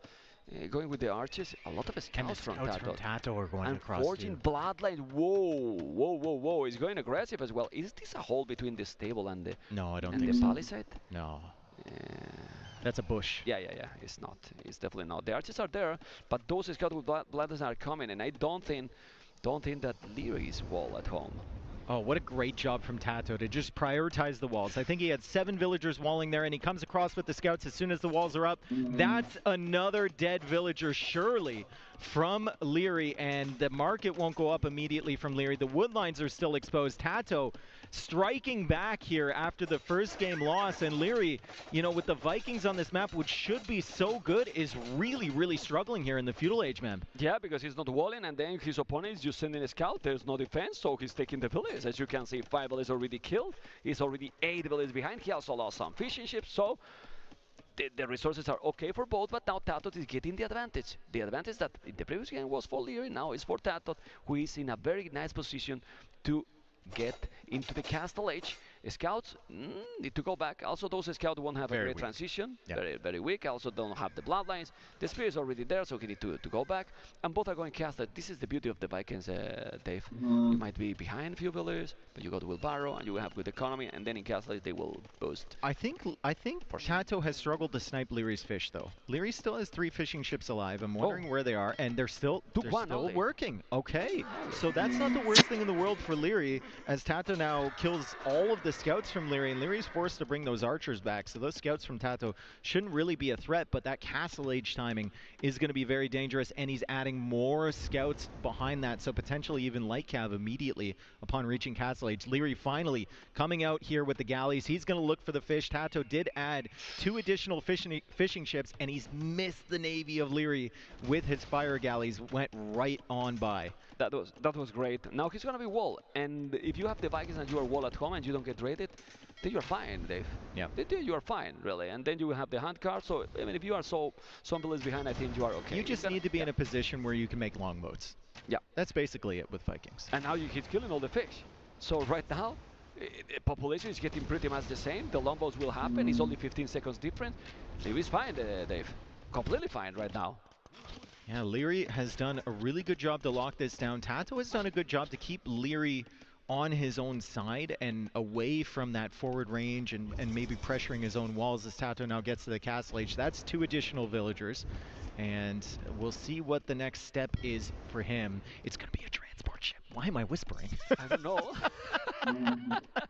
you know that there's speakers. You know the crowd gonna listen. I know. They both have like super noise canceling. Transport ship for what? Yeah, that's also true. You know, that's true. I thought that you were doing for the crowd, but no, you are taking only for the. They're not both. He didn't want to go to the middle, like maybe. the distribution of his villas. Too many on wood. For Tato, too little on food there, and you can see he's doing now 2 extra tone centers. He cancelled the transport ship. Yeah, but 2 extra tone centers, you know, but you don't have food really to produce. While the Vikings, we were talking about the economy. Yep, 1 wheelbarrow. tone center, and look at the. And the fishing ships left alive. Very sloppy for those fishing ships to be left alive. He had 3 fires over there, lost track of those clearly. And those fishing ships have been bringing in quite a bit of food. So very, very nice job from Leary to save those. He's going to go for the additional TCs. You've talked about handcart and wheelbarrow, of course. And that eco is going to be super efficient there for Leary. 83% efficiency in the last minute, Mem. That's not bad. Very impressive. Yeah. Great, absolutely great. Solely Forville is different. He's doing now Bozo as well. He's gonna probably take that archery range. He will need eventually to do more tone centers than he's doing. He's doing the second tone center now. Leary, and here he's gonna take some villages there. He's gonna be the first village down. Yeah, there's not one but 2 holes in that wood line. Fantastic. Yeah, there's a hole, and now he's getting what you said. The mass of those. So fucking inaccurate. That area is gonna be difficult for Tato to go out there. That's the whole game plan. Like, you could lose a bunch of villagers early, but as long as he's not on your island with any buildings or any villagers, and as long as you can get the docks up and get the longboats in the center, you're fine. He's about to go after Imperial. Check his resources. He's 700 food, 500 gold. I mean, that's just Vikings. That's just Vikings. You know, you play them, and you feel like your economy's okay in Castle Age, and then suddenly you look up and you've got 800 food in the bank. Yeah, he's so fast. Wheelbarrow handcart, and that's insane. That is absolutely insane. So decisions here to be made from Leary. Do you actually spend that res and go up to the Imperial Age, or are you getting your upgrades first in the Castle Age and then slowly making your way up? Because you don't have enough stone for a castle, and I'm not sure that cannon galleons are really getting you all that much, so I don't know what you get immediately upon getting Imperial Age if you're Vikings here. Yeah, so then probably he's going to make the 3rd tone center, but still his economy is just growing and growing. His opponent is doing now wheelbarrow, but he could do the strategy he's not doing. He has university, so he's going to go up. He's gonna go you can't have 850 food in the bank and just ignore it. Okay, he's doing now the 30C. He's doing the 30. Okay, maybe he can. Even with the 30C, he can still go up as well. You know. He needs the second building. Yeah, he needs the monastery. You do the monastery, and there you go. And he's badly housed. He's housed. Okay, I think he's missing. Definitely, he forgot the second building. He's gonna notice now because he has the food and he has the gold. It's crazy, this civilization. Dave. I mean, it's serious. And well, we forgot about it for a long time, man. It was always crazy. Yeah. We forgot about it because they lost Thumbring. Yeah, and then they became a little bit weaker, you know, in that transition with the Arbalests. That is not the same, and also Arbalests are more expensive now. That being said, Leary is on the way to Imperial. He's behind in the list, but he has more army. In this case, Navy, you know. The question is, what does he do with it? I would love to see him go on to stone with like 12 villagers right now. Get a castle in that center area. Other than that, like, you can go. This squad has been they're not fighting that much, man. For your longboats, but there's it has been a bit pretty not that much action. Do instantly in Imperial Age with the Vikings. But because of what he's doing then, going to Imperial Age to keep booming. Yeah, exactly. Control the water. Exactly. Maybe he's gonna do that because right now he's not doing any transition. Well, but maybe he can do it because if I think it's just for brace or chemistry. Yeah, honestly. To do the upgrades. Yeah. Because he's still doing villages, as you can see, 7 villages in the queue. He needs to go to stone though. Leary needs to go to stone. If you're going up to Imperial Age like this, you need to go to stone. Yeah, Castle is needed. We'll need to go traps. But well, we know how this map it is, and it's a lot about the water, and he will have that. And the Vikings is so cheap, you know, so he will have the upgrades. He's doing light caps though. Well, 20 farmers with hand card can do the light cav for sure. Great job from Tato, by the way, to keep this light cav army on Leary's island. So Leary has to constantly worry about something other than just looking at the water, right? When you've got to deal with land army, it becomes more difficult to control your opponent's shorelines. Make sure I need to you're not grind some docking more anywhere, weed, man. tracking what I'll they're keep doing on watching, their but side, I'll be when you're also muted. trying to defend against the cavalry in your own base. So great job from Tato to just get a few units over there and distract his opponent. Imperial Age on the way for Tato here. War Galley research is coming in, so I would expect Tato to be trying to sneak some docks soon. But Leary with the light cav, the Viking light cav in the eco from Tato. So now Tato is also distracted, and Leary managing to repair that house, doing a good job. Dave. This is amazing, absolutely, because right now with only 6 villages behind, he got more than double the army. He's gonna be in Imperial. He's not getting raided at home, and those lights are killing a lot. Like really a lot. 6 villages already, as you can see. 6 villages was well 5, but at the end he didn't take that one. Okay, and he's repairing here. The transition, as we were talking, is still no stone, so it's gonna be +3. I mean, he's in it, but not a single upgrade from Imperial. Now chemistry. Like chemistry and then bracer, and that's basically all you can get for Vikings unless you have a castle to make some trebs. But the thing is, true that he has 3 TCs, Bengalis has 3 villages more. So what is going to be the transition now for Bengalis here? You don't have Khazars, those light guys, and he's finding this. He's finding the dogs as well. He's having just look at the shoreline. He controlled the water. He already controlled the water. That's why he was there with the Valir Tatot. But he's gonna take those dogs. Tatot is in problems. In real problems. Where's you gonna build the dogs now? I think there's enough areas that Tato might be able to sneak out and build some docks here. Like Leary's not fully controlling the shoreline yet. There are opportunities, and see, Tato snuck those out. He was building them from a sneaky dock, and he's keeping them alive until Fastfire comes in. He's waiting even for careening to come in for the extra armor against the longboats. Great play from Tato. Still distracting Leary with these light cav. But it's a note, Dave. It's a note because he's doing the Fastfires. If he has 7, I think it's enough. 28. Yeah, I think it's enough to distract him while he builds more docks. Okay, that's true. I think that's the plan. That's the game plan there. Or trying to distract him and get villagers to the other side could also be a strategy. Okay, but for now, if we put the fog of war for Leary, Mapo, he has control, I will say, 90% of the shoreline. Yep. You know, 90% of the shoreline. Fastfires are here. Let's see what he pulls away to deal with those. Yeah, and population, 10 population more. Is still only 7 villages behind. A lot of villages in the queue. It's going to be about the water. Ballistic for both players. Let's see. Tato score is still ahead. But then you see population, and Leary has more population. Leary finally going out to stone, Tato also going out to stone, and Leary is losing some longboats. He's struggling to really keep up with the scattered fire ships here from Tato, as now the first cannon galleon comes out from Leary, and a lot of longboats are going down, and the light cav are still harassing there. Shipwright coming in for Tato. Let's see if he takes this moment to add a few additional docks. He's doing right now, as you can see on that area. Mapu is on point. That's Observer, as always. As you can see, all those fire ships now going to be down. He will have to go there. But again, check out the Navy for Tato. Dave, 4 fire ships, 2 light cavs, while... I'm not denying. 29.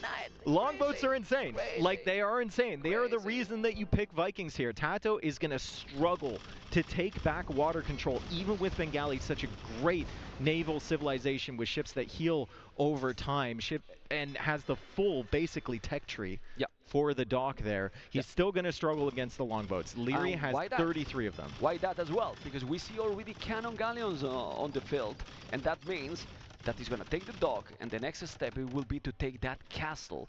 It can do with the traps, it can do with the cannon galleons, not traps yet because Leo doesn't have a castle, but he's going to keep trying to go full water here. So this game is going to be who's taking the game on the water, Dave. Yep. Like this. Unless Tato can get a transport ship across. If he gets a transport ship, then maybe he can mix it up. But the longboats are still a danger. The cannon galleons now give him some range onto the land. I mean, Tato's definitely in trouble. He needs to find some very, very solid engagements here against Leary. Yeah, as we can see, he has more villages, yes, but 100 villages with the Vikings is probably enough. You can still do more because he's doing definitely more, but he's not getting the Navy numbers. I will not be muted, man. This is a very interesting match. But still, the Vikings can do galleons and cheaper. Yep. If you want it as well, so he could switch too.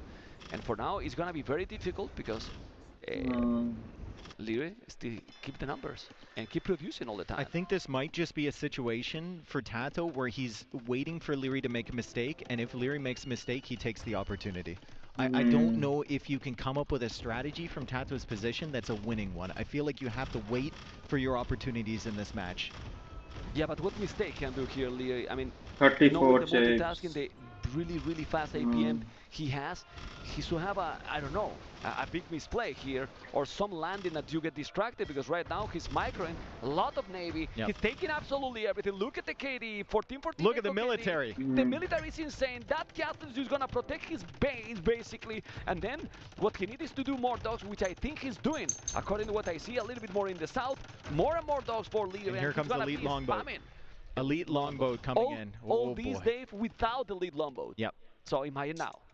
It's crazy. It's going to be really good. He could also get the unique tech Oh, if he wants one additional attack. It's not the biggest deal in the world. Probably rather have elite cannon galleon than that. So the cannon galleon's working well in that castle that Tato put up in the center there. Tato was still really struggling for Navy as Galleon finally comes in, but Galleon is no match here, at least in demolition. For the elite can he try demolition? Leary doing such a great job, and he's locked down that middle area, like he said, with the castle.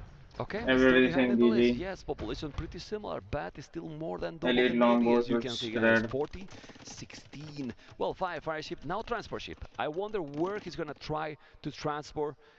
Has to go in the north. Has to go in the north. Yeah, I was thinking that. There's no other Unless spot. there's still a dock in the far bottom corner, and he's gonna go all the way up. Yeah. Okay, no, it's not that one. It's not that one. It's not that one. It has to be in the north. Another thing is, relics might be important if they can go for the super late game. We see how now Leo is doing the first monk. No monks yet so far for so Tato. Tato's thinking sticky there. Tato's thinking light cav raids, but he's got 25 on food right now. Yeah, not so it's just not enough, and he's still trying to produce the Navy. So it's going to be really hard to add farms when you're spending all your wood on making more ships. Yeah, and if you do it, then you might get distracted, and they have a lot of multitasking. Oh, you know? Yes, outposts. Yes, Archer. The archers as well. Yeah, no, but the outpost is there. He's gonna see it right away. But will he notice it, Mem? Yeah. You can technically see something, but do you notice it is the question. Yeah, because look at that village. Leary just pulls the villa away to make a house. So he has to know. He really has to know. He's doing the castle in the middle. So now Tato is trying to create some chaos here with the stable as expected, but he's coming. He's gonna do what? He's gonna do what? He's gonna make a TC. He doesn't have a stone for a castle. He's gonna sell everything to buy a castle. He's gonna okay. It's with a quick walling with those houses.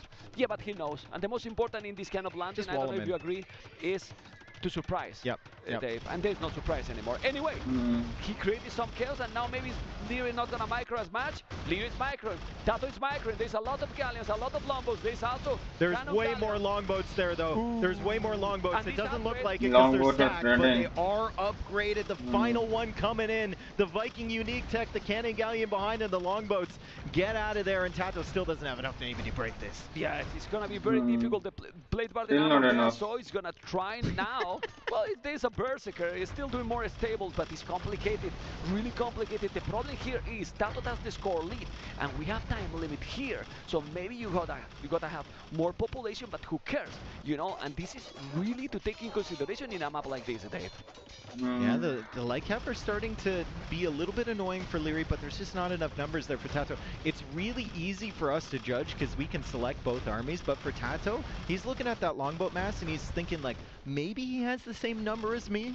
You can't really count on the fly there, and Tato realizes too late that Leary always had probably 10 more ships. But also, not thinking only on water, thinking in the long run, Leary need to put more farmers there for the late game. I don't know what you think. 21 farmers, only elite cannon galleon. Okay, the score is still for Tato with 800, sorry.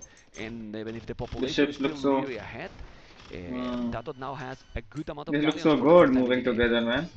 Berserkers are coming over. The problem, I think, a lot of the times late game landings like this, Mem, where you're losing water, if you lose the landing, suddenly your opponent has an army that they can transport over to your island as well. So those berserkers might be a problem if that's clear. Tato tries to push in again. Still outnumbered, on this side, and the Cannon Galleon from Leary is really trying to force those fights by just picking away at that castle from Tato. Leary also has a castle in the center, maybe could make some trebs to try and go out over that, and Tato is still just trying to wall himself in and stay alive on Leary's side. Still in the +1, is still not enough fun, probably for both players, but well, 200 population Tato, Leary 184. Well, Bengalis is missing that upgrade. No, he did it, right? That he can make more than 200 population. He has now more. No. He didn't make Mahayana. I think he's there, but he didn't make Mahayana. Okay. My maths, as you can see, are not the best, man. Definitely not the best. Okay, look at that castle there. He's gonna go down. There's elite cannon galleons, but he's gonna lose probably both how much castles in the middle. More population can he's you repairing, but 1,400 stone. That's a lot of stone. He should go maybe around and try to kill those galleons. Lear will see. The score still is stabilizing 1,000 ahead for Tato, and I still insist. This is very important, and now he did the upgrade. Yeah, and Tato, I mean, now that you're ahead in score like this, you're right. I mean, maybe you see a win condition of some kind. It's not the most glamorous win condition. It's very far away, and it's not something that you will go into the game thinking about, but maybe the opportunity presents itself to win on the time limit. There's still a long way to go, though, and Leary's still got a lot of cannon galleons here, and he's got a lot of longboats. Tato trying to hold the line on the other side of this island. He's still raiding in Leary's economy. Yeah, I see a lot of flashing in the minimap, a lot of flashing in the minimap. There's some berserkers. The castle is going to be up, but he's taking villages. He's taking more and more villages, and you need economy, a minimum economy, and the problem here, if we go for the late game, you will need more than 100 villages, because if not Tato, with Mahayana also there, it's going to just boost his score, which is doing right now, Dave, and this is a problem now for Leary. So I see now closer and closer the 1-1. Leary needs to be careful. Leary needs to be careful. Those cannon galleons have splash damage. It's a relatively recent change to them. It's been around for, I don't know, 6 months or something like that, maybe a year, but the longboats stack up and the cannon galleons can do a lot of damage to those as Tato keeps raiding here with the light cap. Leary down to 170 pop. Tato is at 200. Mahayana is on the way in, so he's about to have more. Wow, Tato has done an excellent job ever since he landed Leary's Island. No, he's doing amazing. He's definitely doing amazing, and he's looking really, really good. He's looking really good for the Spaniard, as you can see, with a lot more resources. No angle now for Leary. No relics also grab for any of the players. Here he comes. Big fight. Big fight, but this fight now is going to be better for who? Both got very similar numbers. Also with the elite cannon galleons, both the elite longbows or the galleons. We're going to find out in a moment. The 46, 48. That Leary has a really weak economy now. 40 villages behind, Dave. Yeah, and the cannon galleons aren't fighting. The cannon galleons are not fighting. The really important part of a naval composition nowadays, as the cannon galleons from Leary are still attacking the ships from Tato, and Tato is attacking the buildings on the other side. Still lots of galleons here from Tato. 49 galleons, 34 longboats only for Leary, and Leary, after holding water for so long, needs to retreat for the very first time Tato is pushing. Yeah, he has to go back completely. Population is dropping and dropping more, and just look at the difference in a water map like this. 77 on wood for Tato, for Tatito, while Leary 38 villages on wood now. It has been for 20-something. Oh, they called it GG. GG! And Tato is getting game number 1, game number 2, and put the 1-1 in the score. That is incredible. I think when Leary had those longboats, when he was an imp, when he was controlling the shorelines, we thought, this is definitely a game that Leary has to lose, right? Like, Tato needs to wait for the opportunities. And what was the opportunity? It was Leary not controlling all the shorelines. And Tato sneaks the transport ship over there. Once Leary's distracted, he can build the navy, and Tato did just a fantastic job. And created the chaos. Was a little bit, I mean, the problem probably was that Leary didn't have the great economy. He went to Imperial, remember, with little amount of villas, and he couldn't really defend the land. Yep. Was killing and killing, never put him away, never took the stables out, so he was raiding completely. And when there was no echo at the end, more navy for the Spaniard. Yeah. Oof, we have the 1-1 there, and that game that usually, I mean, Tato loved these kind of games. These kind of games, rarely you see to lose those kind of maps. Yeah, I mean, Tato. I mean, if it looks bad, it's managed to come back. He had an idea in his head, and once he had that opening of the I lost all my points. Island, he just went with it. And the amount of technologies that came in Yeah. there in rapid succession, right? He got Shipwright, he got Galleon, he got the massive Galleons, he got his docks up, he was raiding with the light cap, keeping Leary distracted. Beautiful, beautiful job there from Tato. I think Leary's going to look back on that, and he's going to think a few things, like, why didn't I secure my island so those light cap didn't get over there in the first place, and then why didn't I control his shorelines when I had all the navy? It's a difficult thing to do, but it's something you need to do in that situation. Yeah, the thing is that he was expecting kinda, because he was having outposts, you know, but he couldn't do it. I mean, it's much easier for you, for me, to see everything. Oh, you know, yeah, they are multitasking. We have all the vision, and now. What is going to be the next one? Well, I believe he's going to go for the hollow woodlands there, you know, like super aggressive. I think so, yeah. Yeah, after that water one that we know that Leary doesn't enjoy a lot, you know, those water maps, you know, he preferred to go for his aggression. He's going to try to compensate, or he will go for the, let's say, the Arabia map here, the cards. I mean, one of those has to be. I mean, you keep saying Arabian map, but there's so much gold and stone on that map. It's ridiculous. You can see castles all over the place there, and you can see some crazy walls on Kars as well. I think Hollow Woodlands probably playing Khmer, right? Khmer versus... I go for Cumans.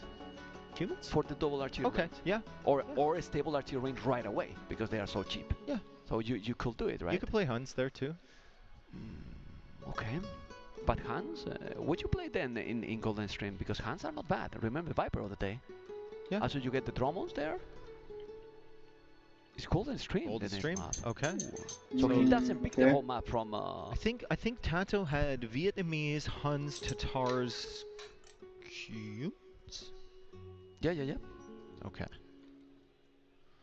Okay. And the civs are going to be Huns. So you were right. Golden Stream, we have Huns from Tato, and then the civilization from Leary is going to be Armenians. Well, it's exactly the Viper Sebastian matchup in the same map. You know, and is this a GL thing? It seems that they have practiced this. The problem for Armenians is that you don't want to be fighting Huns on land.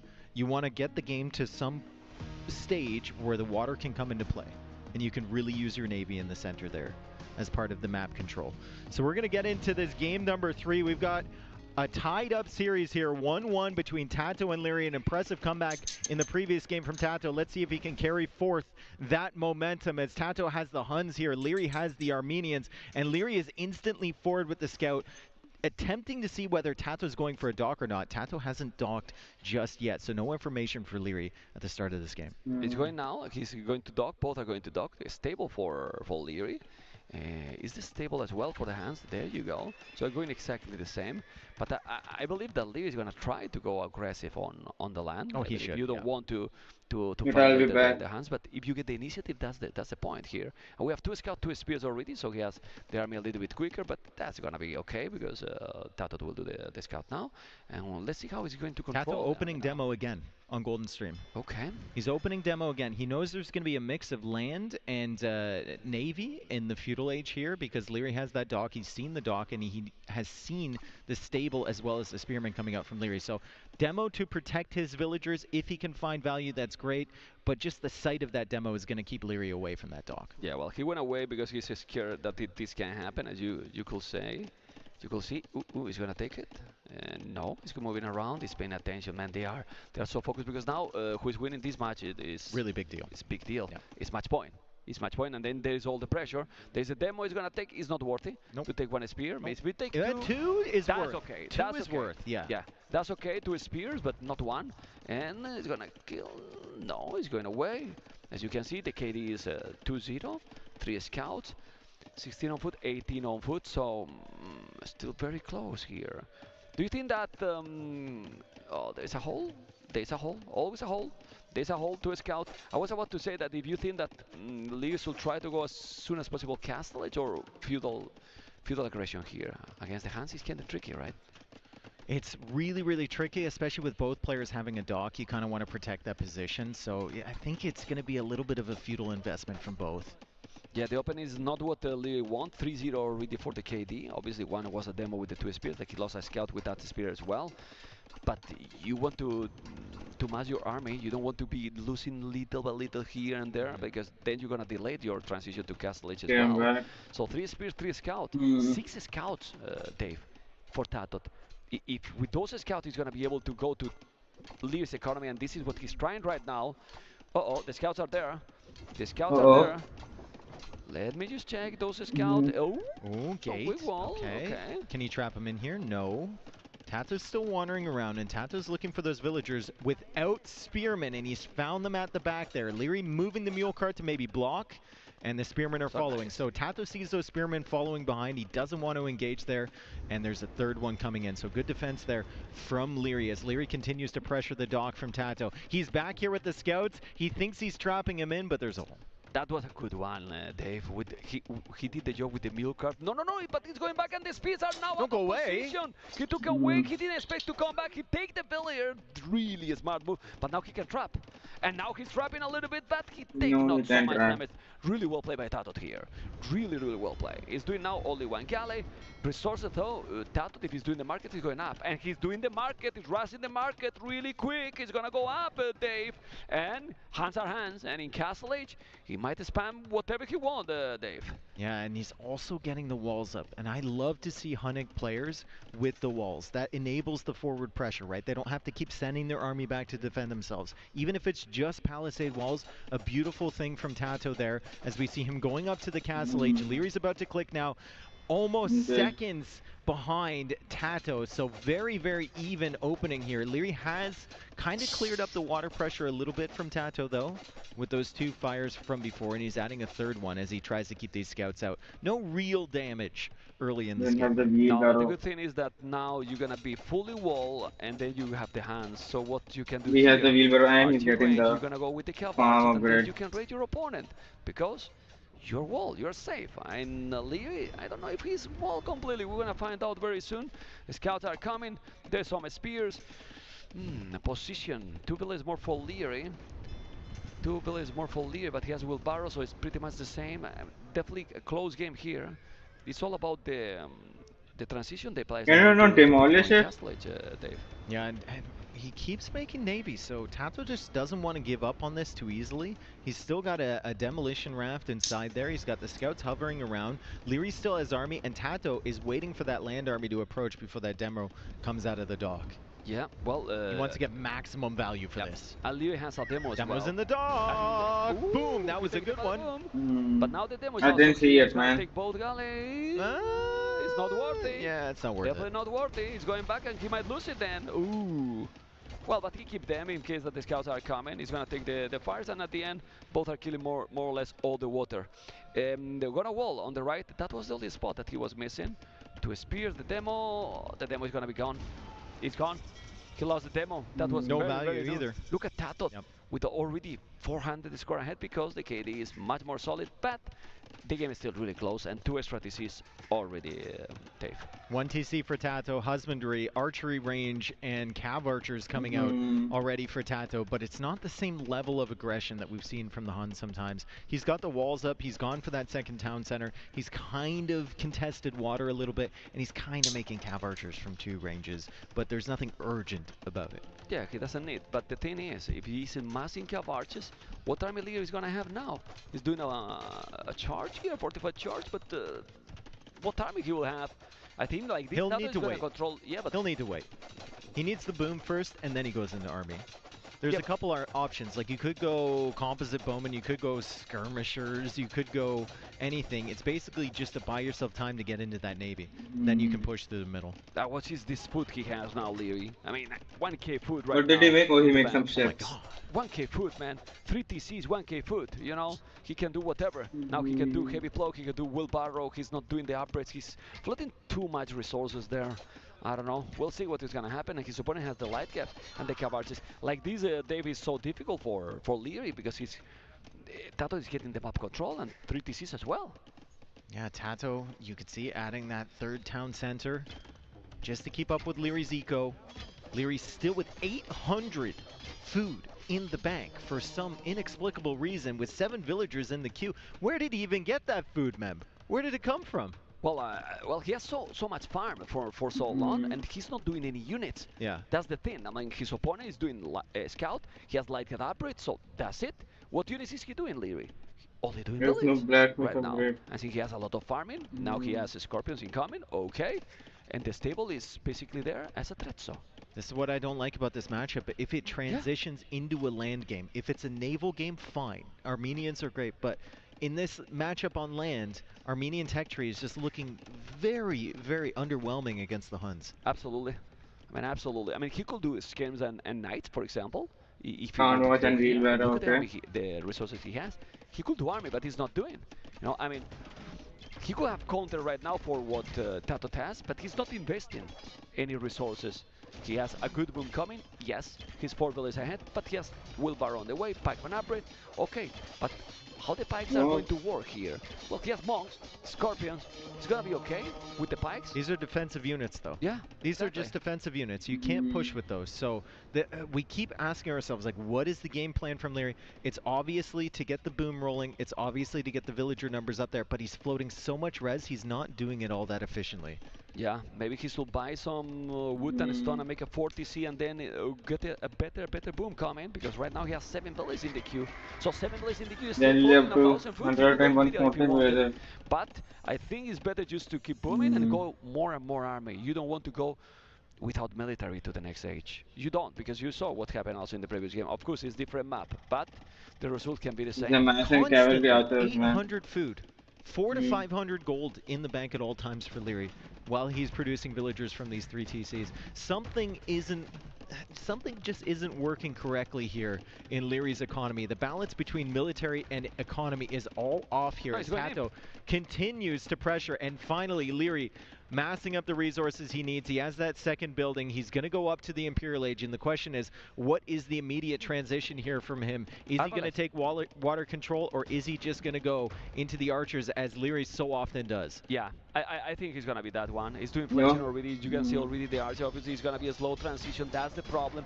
But, I mean, if he holds a little, Dave, he's going up to Imperial with the same village number. It's not the same like the previous game. He was up with 20 villages behind. Now he has the same economy. You know, even the same upgrades as well. Bozo, Horse Collar, Wheelbarrow, and the same village number, and keep producing villages as well with the tall We need a lot more ranges, though. He's got one archer right now. No, he's doing that now. There we are. Okay. Yeah. Okay. So, if he's doing now Arbalest, I don't remember if Armenians got Thumbrin. We can check. I don't remember if we can check. Yes, we can. And they don't. They are missing Thumbrin. But still, it's Arbalest. You know, with ballistic and with Lear's micro. Yep. So now let's see. It's still only 2 archers though, but it's massive more. It's massive more, and he has scorpions. Do you think Tato is expecting that his opponent is going up to Imperial? I believe he does, because why he's behind now 500 the score. Yeah, what else could he possibly be doing is the question Tato should be asking himself. And you can see he's roaming around, like he's hitting him from different angles. He's looking for any clue on what Leary is going for. The Scorpions are going to go down to the light cab. The Cab Archers are going to be taking care of the Spearmen, but all under the threat of that town center. So not the greatest engagement here for Tato, and he only kills 1 Scorpion. 3 Scorpions still firing away, so Tato loses some army numbers there. As Leary now tries to make a second dock, Tato successfully denying that for the time being. And Tato now going for that +2 armor, even. He's delaying his Imperial Age quite a bit. Yeah, it's going now. It's not going to go up to Imperial. And seriously, Dave, it's the same village number. If he's able to make the +3 for those archers, what will it take to get his 2 villages Imperial advantage? He's in Imperial. This is big. This is really big. Obviously, he needs the upgrades, because right now he's doing now the +3. It's still having the Scorpions. I don't dislike the position, but he needs to hold the next 2 minutes. Don't know what you think. He doesn't have the ballistics either. Still doing that +2 armor. I mean, he's still queuing up light cap, so Tato's in it for the Castle Age here. He's committed to the Castle Age. He's not going to go up to the Imperial Age for the next few minutes at least. And he's giving Leary some time to get all the Imperial Age techs in. But he is hoping that he can clear up that massive crossbow while it's still very, very small. And he can prevent Leary from coming across the map, or maybe even getting a castle in that middle island. People might be thinking, forgot about the middle island. This game. Why with this matchup is going that differently with Sebastian? Tato is getting it's a completely different approach here for both. But also, look at the Echo KD, Dave. With those Cab Archers, he never really touched Leary's economy. Never, ever. And this is +3. He's going to have the Arbalest. He need to kill those lightlets. He's killing. Now with the micro, this +3 is going to make the damage, but you need a lot more army, because Tato has 36 here now. 7 lights, got 24 Cab Archers. But like this, it will get it, because Tato, how he's going to go up to Imperial? Well, the key here for Tato, and he's made a calculated decision, he is investing in Castle Age with the Huns. He's still expanding his economy at the same time, but he's investing in the techs, he's investing in the army, and what he's trying to do is stall out those numbers from Leary early by tossing the Castle Age units against the Imperial Age upgraded units. He's trying to reduce the number of crossbows before they become a significant threat. So he's going to come in here looking for this crossbow army once again, looking for a big engagement to make sure that his investment into Castle Age has been worth it. Yeah.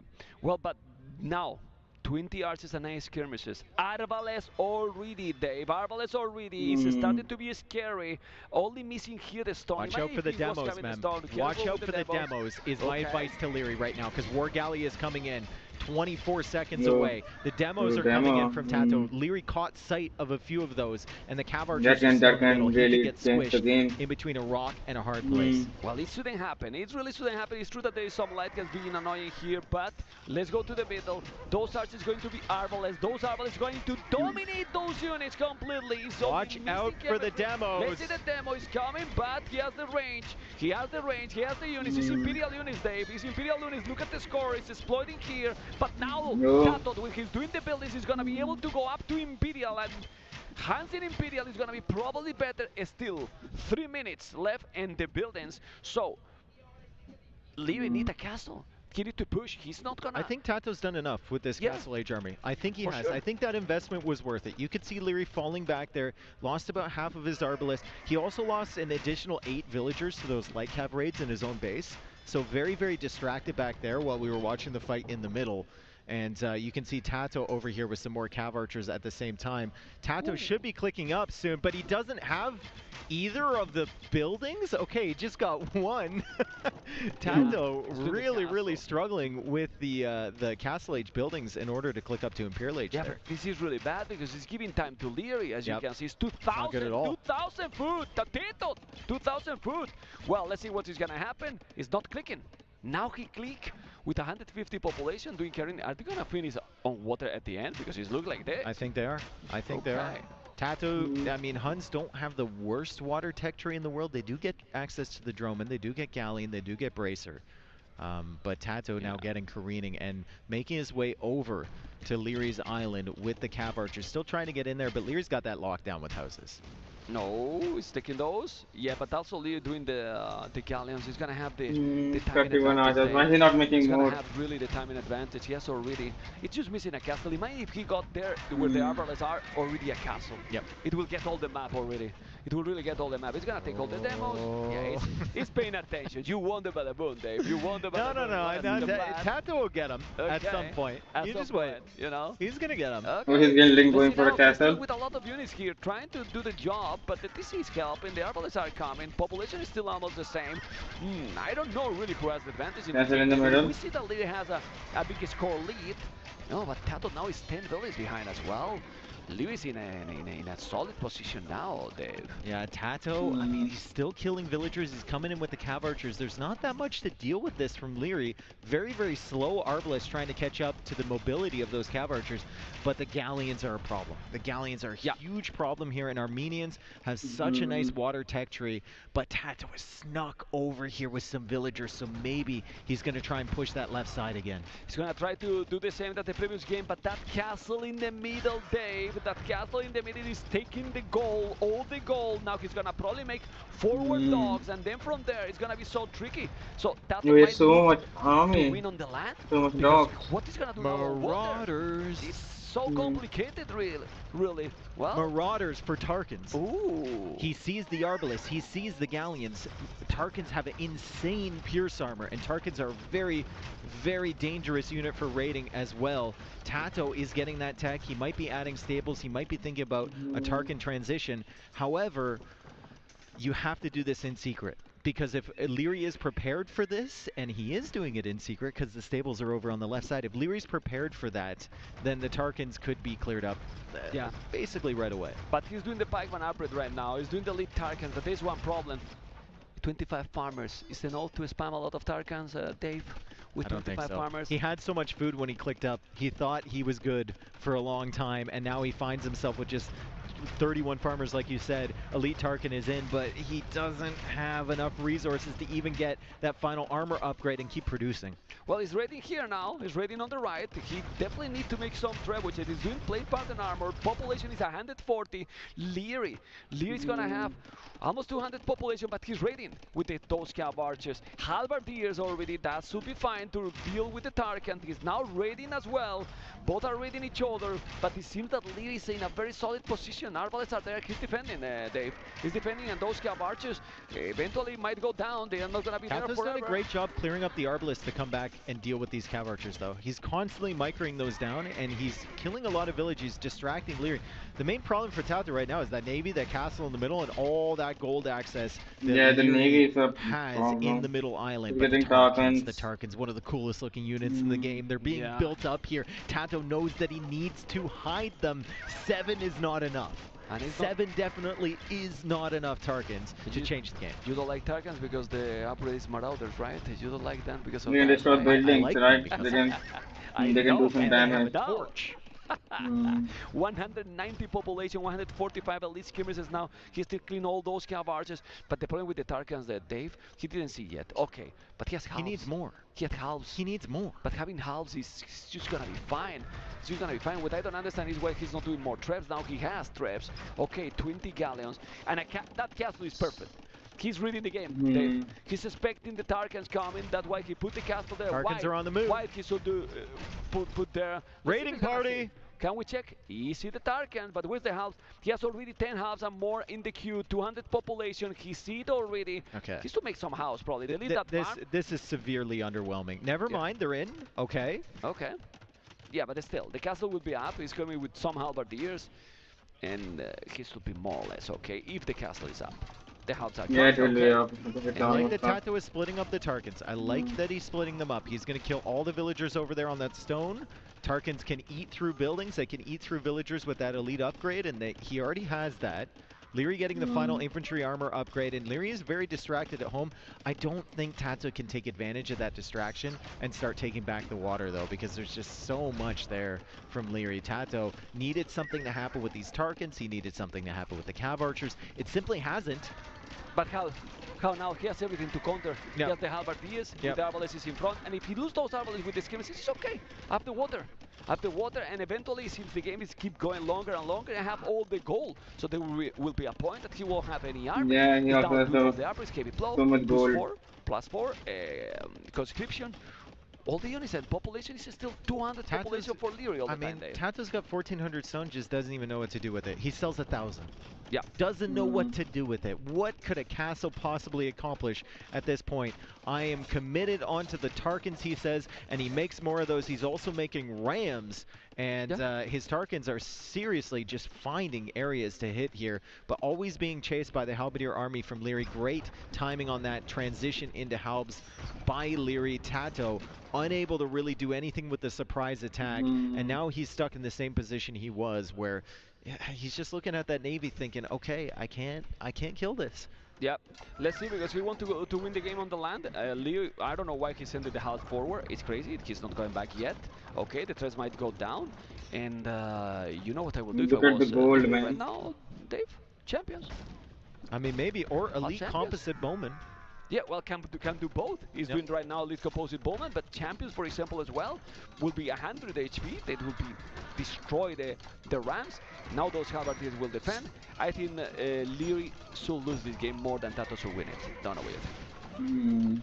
Yeah, definitely. Leary is in a winning position at the moment. I mean, you look at all the gold on the map. Leary has control of most of it. It's on that island in the middle, and Tato has 4 on gold currently. He's still got a ton of stone, but the stone price is really down because he sold 1,000 of it earlier. He's not getting the value that he should from it anymore, as the Arbalists are still in his base, still in the front of his base, and even with the capped ram army with the skirmishers to back it up, the Tarkans in front, it feels like Leary's going to be able to hold this castle against Tato, and Tato is falling back from this push. He needed this push to work. And I don't think that push is going to work. It's doing another town center. This is a real problem because if Tato loses this game, this is his home map. And Lee pick it, obviously he's not that Which he is cannot his win home map. from Lee, but the other maps that are left, Dave, 4 on benefit goal. in He's theory. not getting any If we gold. look at something like Hollow Woodlands, Yeah. like Leary feasts on And he maps also raiding like too. that. Exactly. So it's a problem. And now Lee is just gonna go for the light caps. He's doing the +4. He's doing all the arbors now. Those arbors have been raiding a lot. Remember that there was a point that Leary didn't kill a single village, and now he's taking so many as well. Yeah. Tato is still with 16 villages more, but he doesn't have army. No army. They have the same 33 army, KD. 80 military from Leary Leary has right still now, less and eco holding KD. the push that he tried. Still. Tato from the left, and he's Look at the not score enough. difference. It's just man. skirms. It's not enough. It's just skirms Yes. now. It's just skirms. That's the gold he needed. Tato calls the GG. Leary takes game number 3. An impressive performance there. Yeah, Tato, nice. I feel like just didn't apply enough pressure with the Huns. The Cav Archers only got, what, 2 villager kills or maybe even 1 villager kill. Yeah. And Leary just sat there, he sat there, he sat there. We were talking about how much food and gold he was floating, but the Imperial Age time was there, the water was there, the castle was in the middle. Everything since that point was just comfort zone there for Leary. And we'll always talk about Lee if he's patient or not. In this game was super patient. Yep. He went up to Imperial and he just didn't throw any units. Was gathering more army slowly, gathering more army, getting all the average, and keep moving till he got completely the game. Yep. Because at the end, it was 116 villages. Not like he was over booming or something. It was a lot of army controlling the water, controlling the land, and now he's in a great position because the 2 maps left, in my opinion, benefit Leary clearly. That's why he's Hollow Woodlands and Karst. Yeah, I think Tato can match up pretty well against him on Karst because I think he can turn that into a slower type of map, right? A lot of castles, a lot of strategy there. Hollow Woodlands is going to be crazy right off the rip. And we see Kimura there for Leary. We see Ethiopians for Leary. Like, there's options. Yeah, well, Chimera is going to be maybe. And then the Kumans finally for Tato in that one. We don't know yet the map, so we are thinking that it's going to be. And depend of the map, definitely is going to be the civilization. It's 2-1, and the current champion, it's at the limit, Dave. He is, and he's at home too. In front of a home crowd. Yeah. The tension in here. The tension, we can feel it. We can cut it with a knife. No, please, not with a knife. Okay, we're gonna have now Tato, and this is the Karst.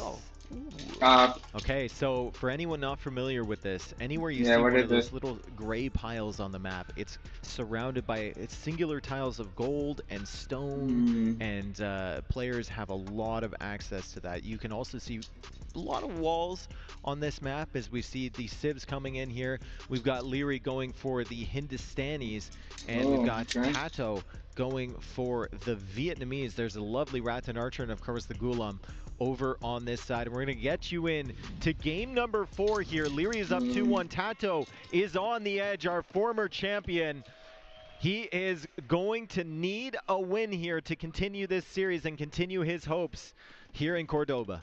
Let's see if it's gonna happen. About the civilizations, what civilization you prefer here?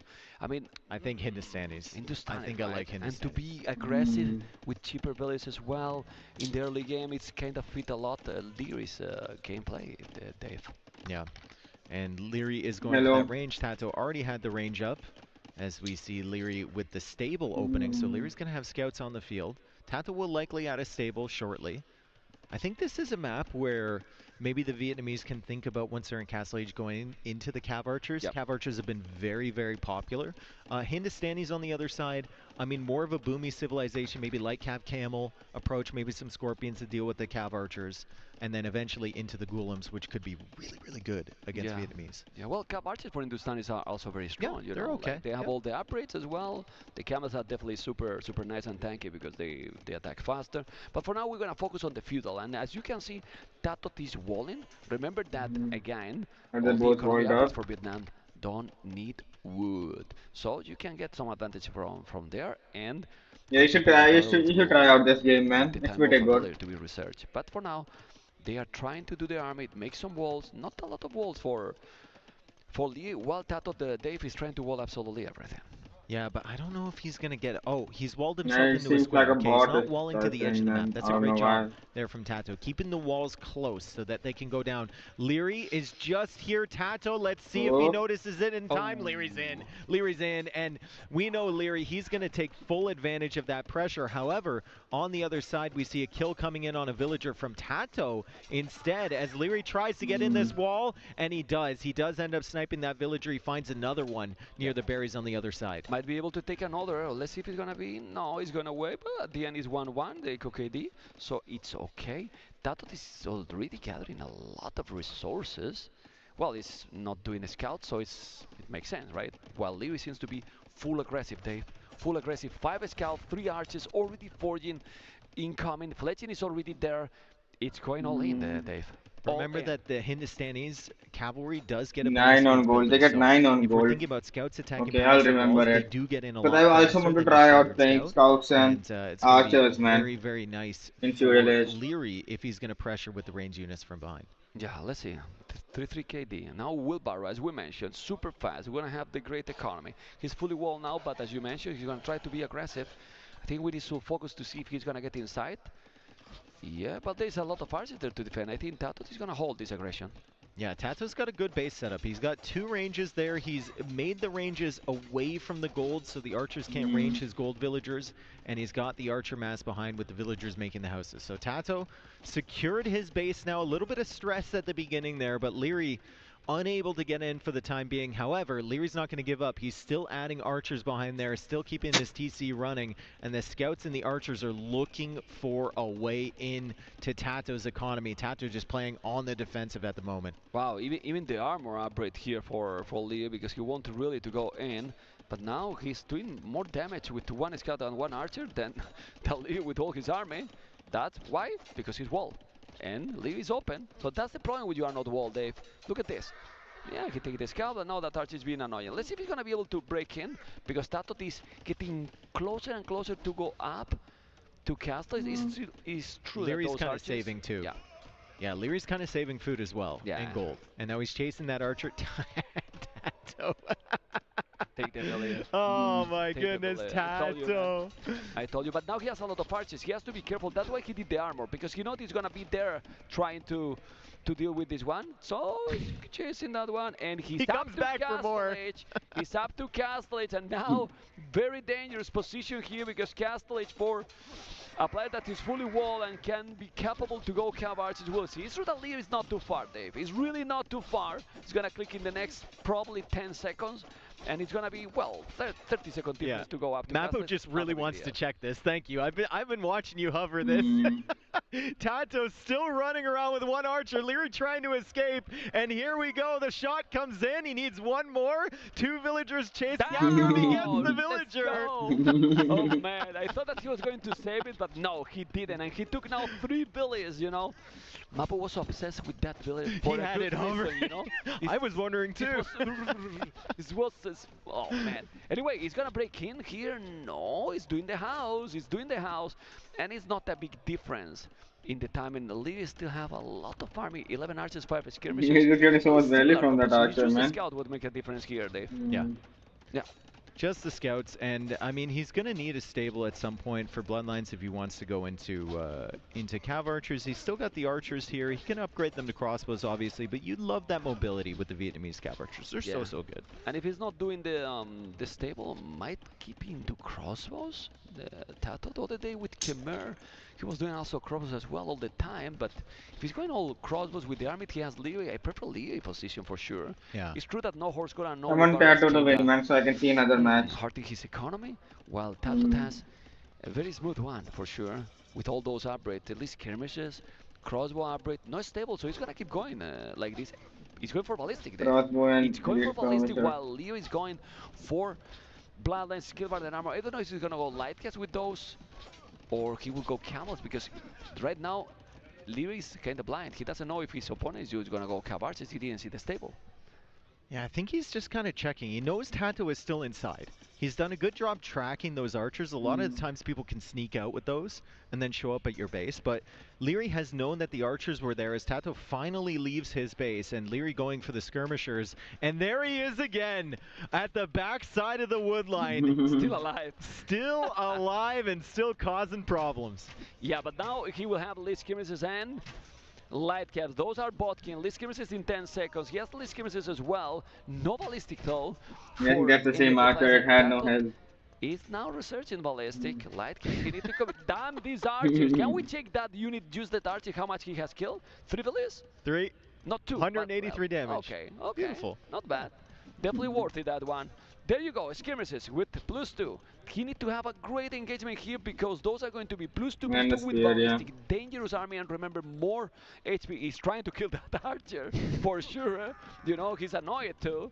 And the game's so close, Dave. The game's so close, and remember that the current champion could be out if he loses this one. So he really needs to win this to force game number 5 in this night in Spain. Well, we're already in a very late night in Spain because it's what it is now, close to 1. Who cares? It's Tato versus Leary. Shut up.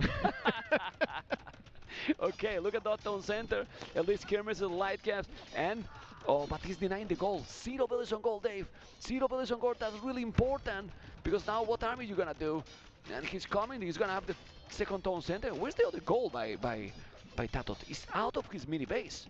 Yeah, so I mean, Tato didn't wall to the edge to keep himself safe early, and now it's just kind of all clustered in here, right? He's going to have to expand, but Leary has been keeping that army there. He's not letting Tato escape, and Tato now having to delete the house there just to get the villagers out, just to get his reinforcements out. He's still looking for a gold. Leary is at the back now with some units denying Tato from expanding, and Tato now forced to just come forward with that army to look for damage. I mean, Tato still 0 on gold, man. Still 0 on gold. Yeah, not good. That's definitely not good. Obviously, he has more upper. He has handcard though. Handcard while his opponent look. Totally. And now he's doing the horse collar. Sorry, the bozo. And missing horse collar. Oof. I don't know who has the advantage here. Obviously, it seems that 3 TCs, but it's still not. Well, now he has some gold there that he can reach in those rocks areas, the gray area that you can see in the mini map. But with this army, he can kill all these crossbows, I bet. You know, the lights are already +2, and it's still very important to have the army control. Do you see a siege workshop coming forward for Leary? It's tough, right? It's tough, and there it is. He knows where the army is. It's on the other side. He's going to be able to clear this with the skirmishers. He does not have ballistic, but he does have the +2 armor on these skirms, and Leary's just going to slowly make his way forward here and try and clear up this army from Tato, which frees up the center of the map for that siege workshop. However, Tato has 3 town centers with handcart, with the second wood upgrade. Leary only the second wood upgrade when we're talking about eco efficiency there. It's not great for Leary. He needs to focus on military and military only here. Yeah, but that is what he's doing, and he's still producing light caps. Those light caps with the mangonel as well. If he's gonna be able to break in, he's gonna make a lot of damage. Because right now, what army has Leary? Sorry, Tato. Skirmishers. Basically skirmishes. So if you take now a good hit here with the mangonel, and I think Tato doesn't know about the siege workshop. Can we see fog of war for Tato? No, he has no idea, Dave. So this can be a big problem. This can really be a big problem. The army is doing even some camels. Obviously the economy is better for Tato, but if he engages here, he's gonna kill so many villies, and then maybe Leary will start to add town centers. Can snowball the game here for the Spaniard? What do you think, Dave? I think if Leary gives him time, sure. Like, this eco is going to really scale upwards for Tato if Leary gives him the time to breathe, to think, and Leary needs to start pressuring right now. He's got the mangonel coming behind the light cap, but Tato has so many buildings on the front, and he got that town center up on the gold at the rear of his base, so he does have time. He is falling back. He is making more production buildings back here, and Leary is still at the front of Tato's base where there's no villagers whatsoever. Yeah, but he's going around with the skirmishes. He's now going to the left, probably with the other units. It's true that he's coming now, Tato here. The Mongol is going to take the first archery range down. He's going now. He should go with the light gas and explore a little bit more. He's not doing it.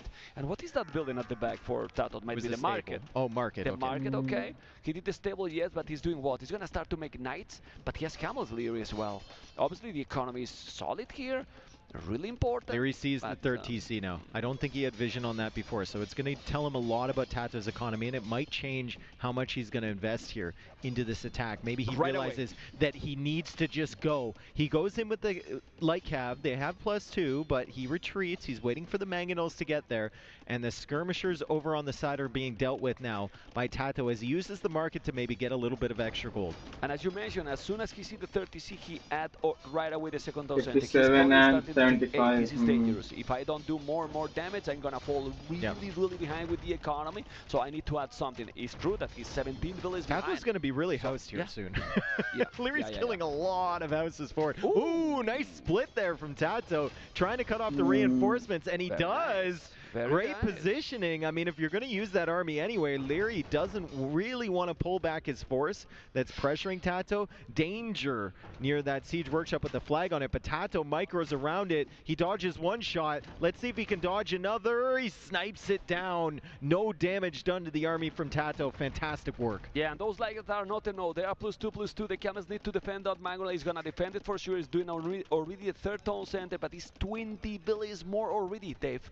20 villages more already. Look at the score, and I don't know what you think, but this is looking that, as we expect with a series like this, with players that this caliber, that probably we're going to have game number 5 and decider, and that will be the most exciting that we could get from this series, for sure. And Tato has been severely housed for a long time.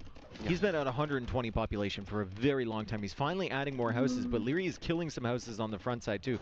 So problems for Tato. The army is in here for Leary, but there's no villagers to be found. He doesn't want to take too much damage. He is taking out that TC, but it seems just too slow at this point. Tato still has the eco lead, and he's adding in some more knights, and finally this army comes forward from Tato, looking for damage on Leary's base. Is that a hole? I believe it is, and the army can just walk right into the farming eco here from Tato. Oh man, Tato is applying pressure here on Leary's base. Yeah, now it's a problem not only in Leary's base, he's now going to lose the forward. Let's see the forward, because he's going to lose the mangoes. If you lose the mangoes, he's going to lose all the aggression, and now I think this is the game. It's probably going to be game number 5, losing the forward, going inside with all those skirmishes and crossbows. Look at now the distribution, and you hear the crowd because they see how Tato is now taking probably this game. The advantage now, Dave, is so big. The Mangonel needs to come back. The Mangonel needs to come back to clear that army. The light cap can't fully clear that army,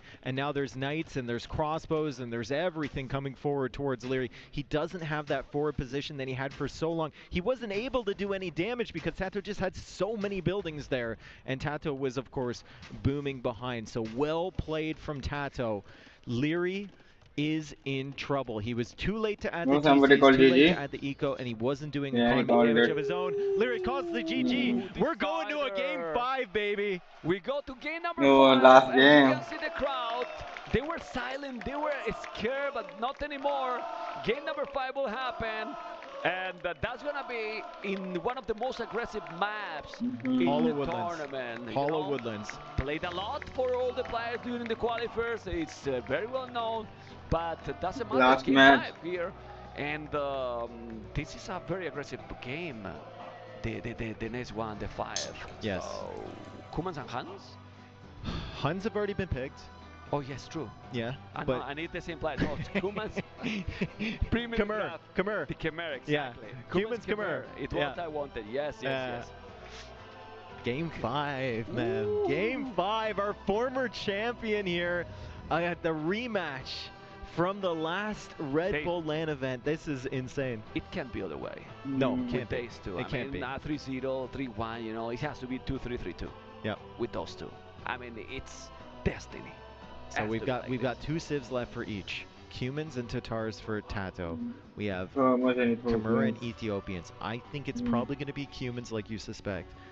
There is a chance that Leary thinks about Ethiopians. I mean, he has a storied history with Ethiopians. Everyone struggled with Ethiopians on Empire Wars. No. It's not going to be Ethiopians. It's going to be Khmer instead, and we are going to make our way into game 5 here between Leary and Tato. We're in! Leary is going to open with a stable. No surprise there from Khmer. Starting right The away. rematch goes to the final game, and Tato is going to open with the archery range and the stable because they're cheaper for What we were talking, you can do it for sure with this civilization, and so important match is gonna be in the semi-final. The loser here sadly Really make another TC? I don't think it will allow what it. is going to happen now. Scout opening for Leary. Probably he will do archer range. So he's doing the tower, Dave. They will go all in now because you know that the Kumans can be very aggressive. He got all the woodland in front of his base, and then with the tower he's gonna be protected if he's doing the tower in time, of course, because right now he's trying to find the damage. There's one spear. There's a spear. Definitely Leo is gonna be fine, and I like that tower, to be honest. I do. Don't want to be greedy in game number 5. Exactly. He might even want to go onto stone relatively soon, just for more towers, right? I know you can hide in the houses, but we saw the other day, I forget who it was, but someone was in like 5 different houses with villagers consistently, and they got punished for it over and over and over again. Archer range now being added here from Leary as Tato comes in with the scouts. He's got the spearman behind, he's got the archer behind, just 2 spearmen coming from Leary, but the scouts arrive from the rear, and Leary is going to try and clear up this army from Tato, and Tato's kind of stuck here. Big engagement there from Leary. Tato only taking 1 villager. Leary safely clearing up that army, though, and now he can start producing. Look at the problem with when you are facing the Kumans. 9 army, 3 army. I mean, for a scout, 2 archers, 2 spears, like you are playing against the AI. It's spamming units here. Leary also went for the armor upgrade for his scouts when he only had 1 scout. Yeah. Very interesting decision there.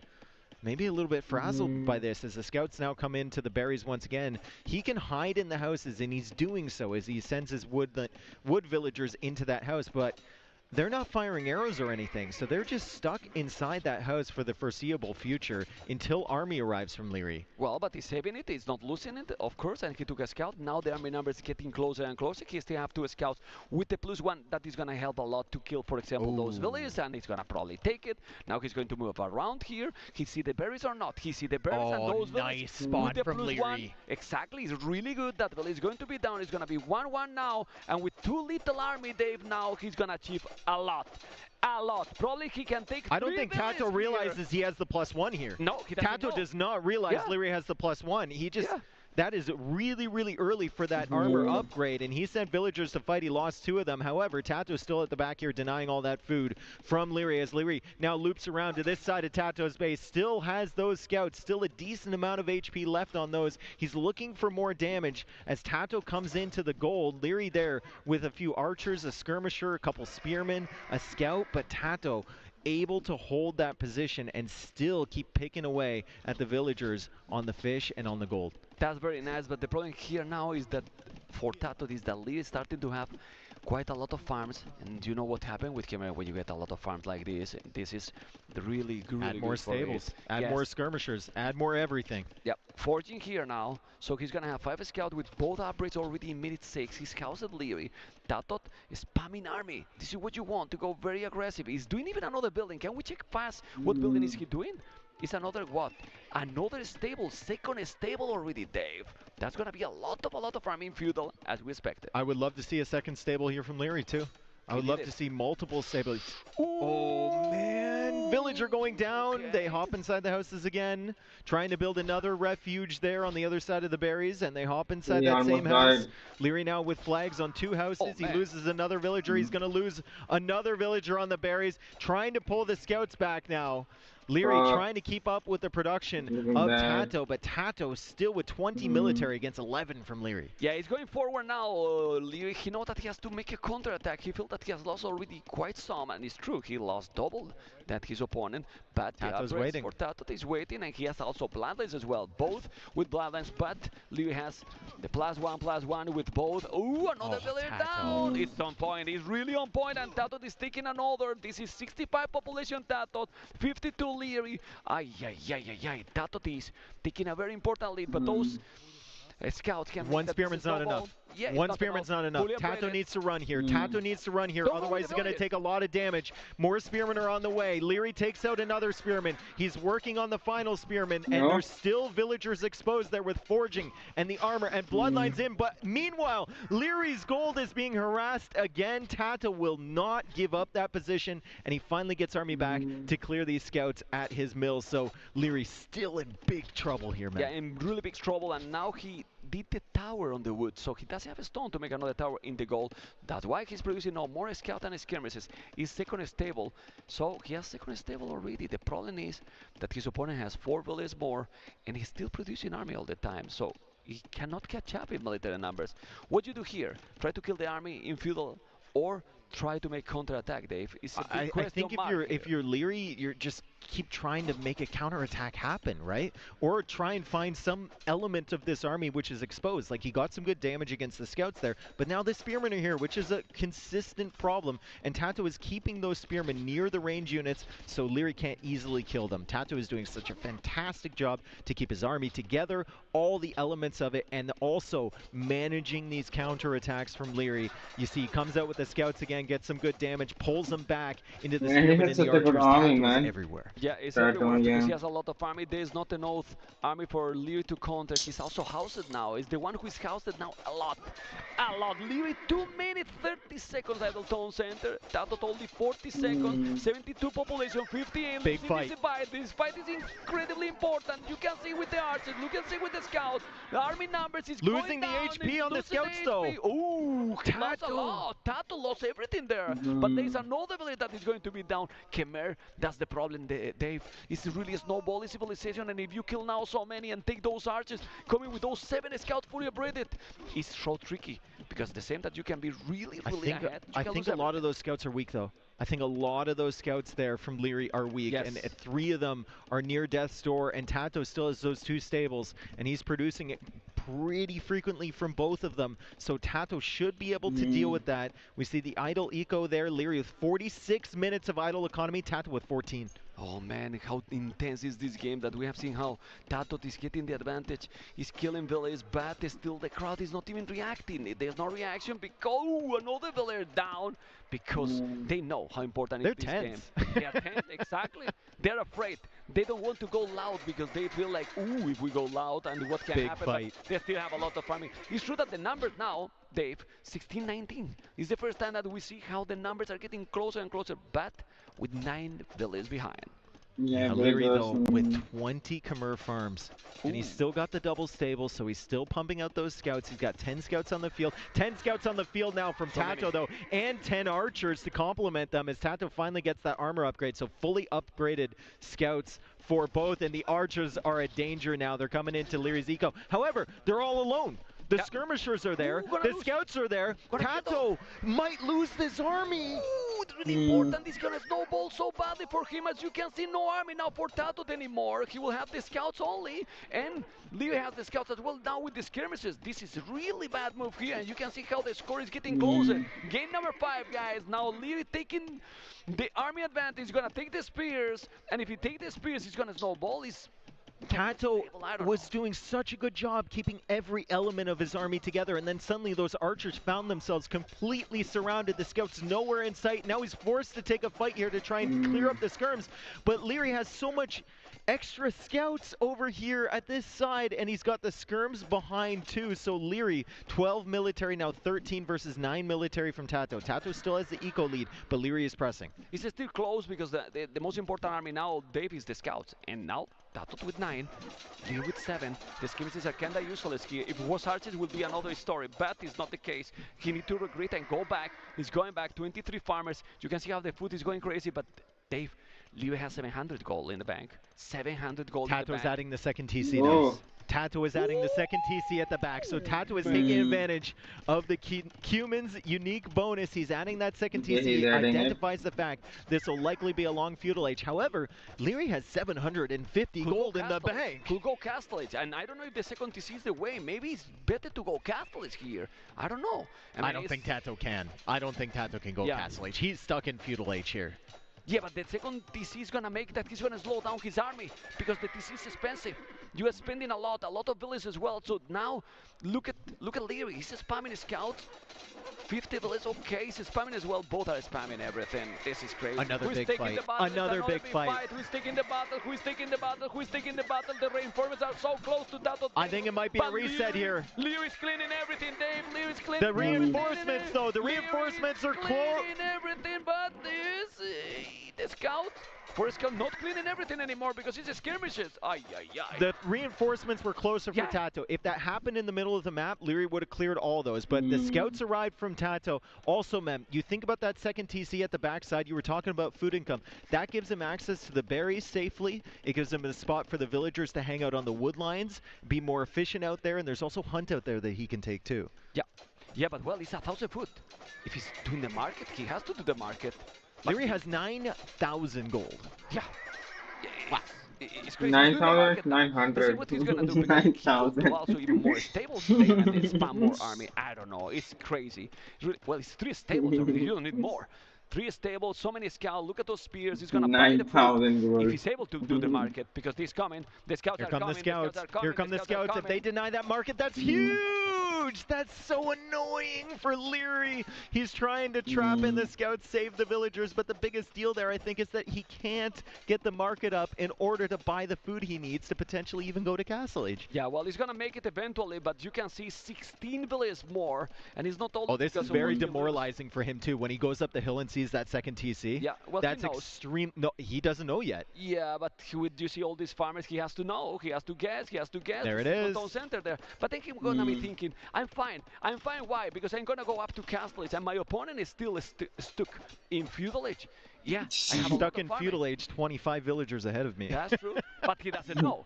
And then when you see that your score after you click Castle Age, it's very close. What happened? He's not going Castle Age. He's still spamming scout. Whoa, whoa, whoa, whoa. Yeah, he's gonna go He's soon. saving. He's saving. He's saving a little bit now. He's saving a little bit now. He needs the goal. And but the army numbers is very important. Look at Tato. 3 stables, scouts. Yeah. And he's got the same amount as Leary. I mean, Leary could die before he gets the Castle Age. Yeah, well, he needs to keep producing scouts. That's what he needs to. That's why he takes. But then, how many resources is he going to have once he gets a Castle Age to make something like Knights? Yeah, if he keeps producing the scouts, right? That's the question here. Is the Castle Age transition going to be the game changer here for Leary, or is it going to be that second TC and the increased feudal production for Tato? I mean, it's been an absolutely insane game so far. We are 20 minutes in here, and not a single player has reached Castle Age. No.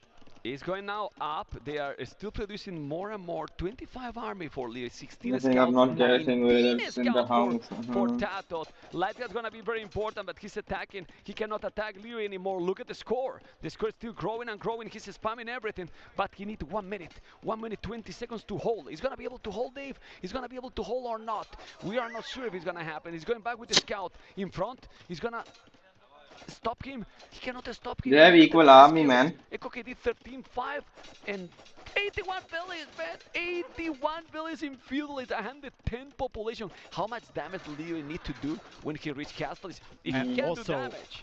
I love the fact that Tato is getting the infantry armor upgrade and he's starting to make spears here because he knows Leary's probably on the way to Castle Age, and if he can defend the initial Knights with Spearmen, it gives himself time to go up to Castle Age himself. He needs to defend 2-3 minutes. And he's adding double barracks.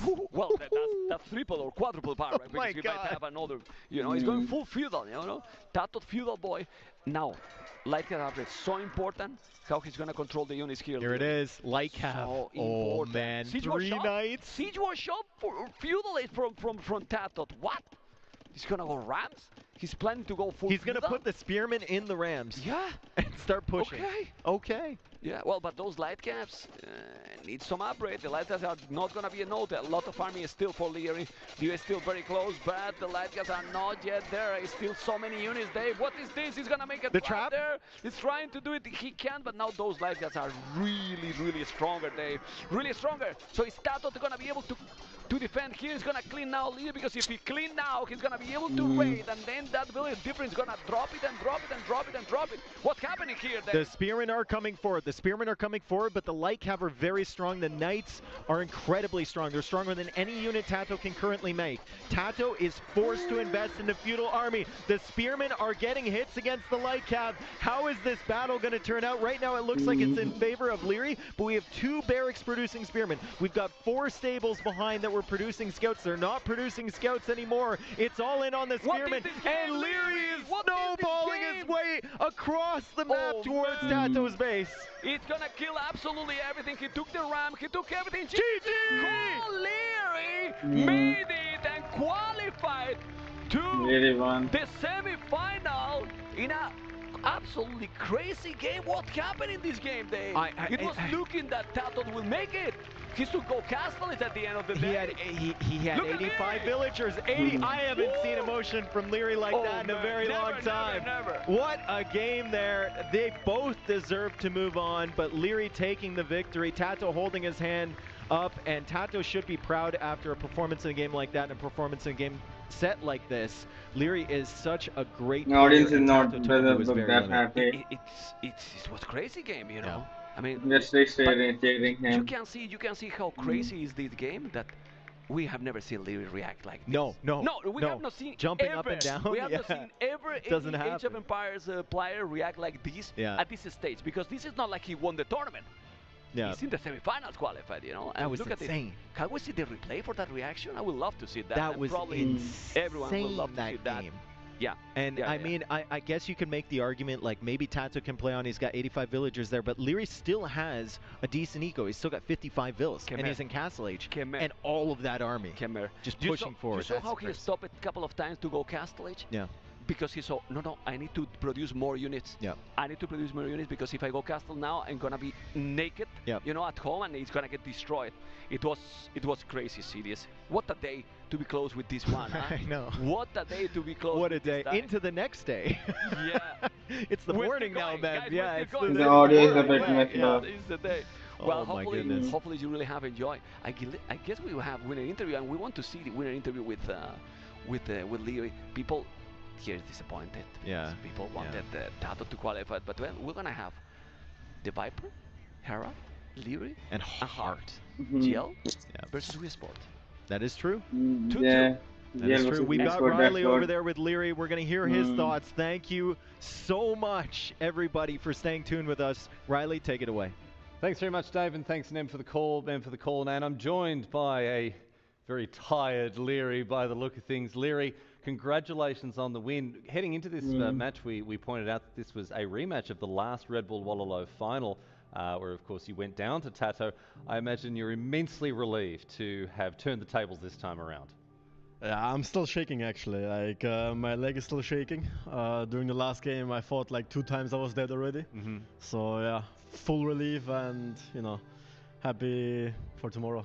Yes, I can imagine it's going to be a tough one for you, but look, I'm that's happy true, for him, who man. made it through to the semis. Look, it's been a long day, and I know that you want to get some rest, so we're not going to talk about every single match, but I want to talk about that last game, right? Game number 5, Humans versus Khmer. We just saw it there on Hollow Woodlands. Tata was able to idle you pretty effectively early on. How did you dig yourself out of that hole based on what Tata was trying to achieve in the early stages of the game? I knew he was gonna go for stable and range right away, since he has the wood bonus and immense pressure. Obviously, I can't afford that. So I knew the early game would have been tough, and there's a chance I die. But, you know, I somewhat fought the villagers, and with all my willingness from my villagers, and yeah, pulled it out somehow. And the end there, those Castle Age units just sort of outclassing Tato in the end there. Do you think he perhaps stayed a little too long in feudal? Probably he didn't have the gold I had. I think I had like 12k gold at one point, so I could afford to go up. I think if he goes up, the pressure is gone, and then it might just be a complete different game. So I'm not sure if he can do that. Well, different game. It really did look like you outclassed him there on the battlefield, at least with the power of your units in the Castle Age. But that was a very hard-fought contest between 2 titans of the game. Again, you must be exhausted. What is it like? I mean, you're a world-class player yourself, but going up against someone like Tato across the full 5 games, are you exhausted after this effort, or are you just ready to get up and do it all again tomorrow? Right now I'm full of adrenaline. I can run a marathon right now. I can imagine, yes. But yeah, it's always a pleasure, you know. It's always so much pressure, so much nerves. And it took me some games. It was pretty shaky to start. But I think it was the same for him, you know, playing in such a crowd in front of so many people who are, you know, cheering for their champion, understandably so. So it's just, you don't have those experiences all the time, so you just gotta appreciate it. Well, I'm sure we all appreciate you doing putting on such a performance for us, and both you and Tato fought your guts out, and congratulations ultimately. If I could say one more thing. Of course, go ahead.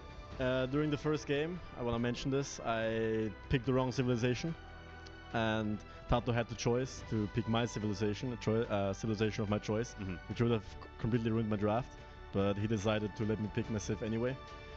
So yeah, huge props to Tato out there. Very sporty. And it not only shows he's a class player, but also a great sportsmanship.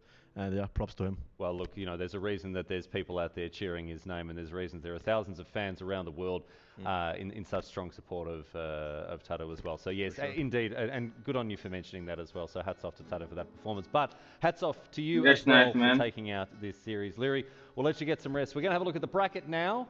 And see what the schedule looks like for tomorrow, because we can see here the semi-finals are going to be lined up. Now, the reason that it says TBD there, even though we know who is going to be featured in the semi-finals, it's going to be Hera, it's going to be the Viper, it's going to be Hart, and it's going to be Leary. We're going to randomly determine these pairings as we head into our semi-finals. We're not going to do that right now, because everyone is exhausted. Viper fight each other then. 1 o'clock here in Spain, and we're all looking forward to getting some rest. But rest assured that we will be pairing that randomly. The players are in full awareness of how exactly that's going to work. And once we have an updated bracket for you, we will, of course, share that for you with you as soon as we have it, potentially at some point later on. But right now, welcoming back for one last time today, Jordan. Jordan, it's been fantastic to work with you throughout today. Obviously, we interacted with you a fair bit as a player, but as a caster, I'll tell you what. I'm getting sleepy now, man. Well, I was watching it for 6.5 hours. Player, obviously, I wanted to play some Evil Within too, but no, it's been I don't think I can. Jordy, but I want to get your I can play today, man. Yeah, I'm pretty tired now. Some of the things that we've seen, we had a couple of clean sweeps. We saw Hart going undefeated. What time is it? And then we saw some really hard. Oh yeah, it's pretty late. Like the 3-2 that we just seen. What are your takeaways from today's competition? I was just amazed by Hart's performance. Yeah, I'm just ending the stream, man. Maybe I'll play in the morning. Some Evil Within too. Yeah, I'm ending it. Where is it?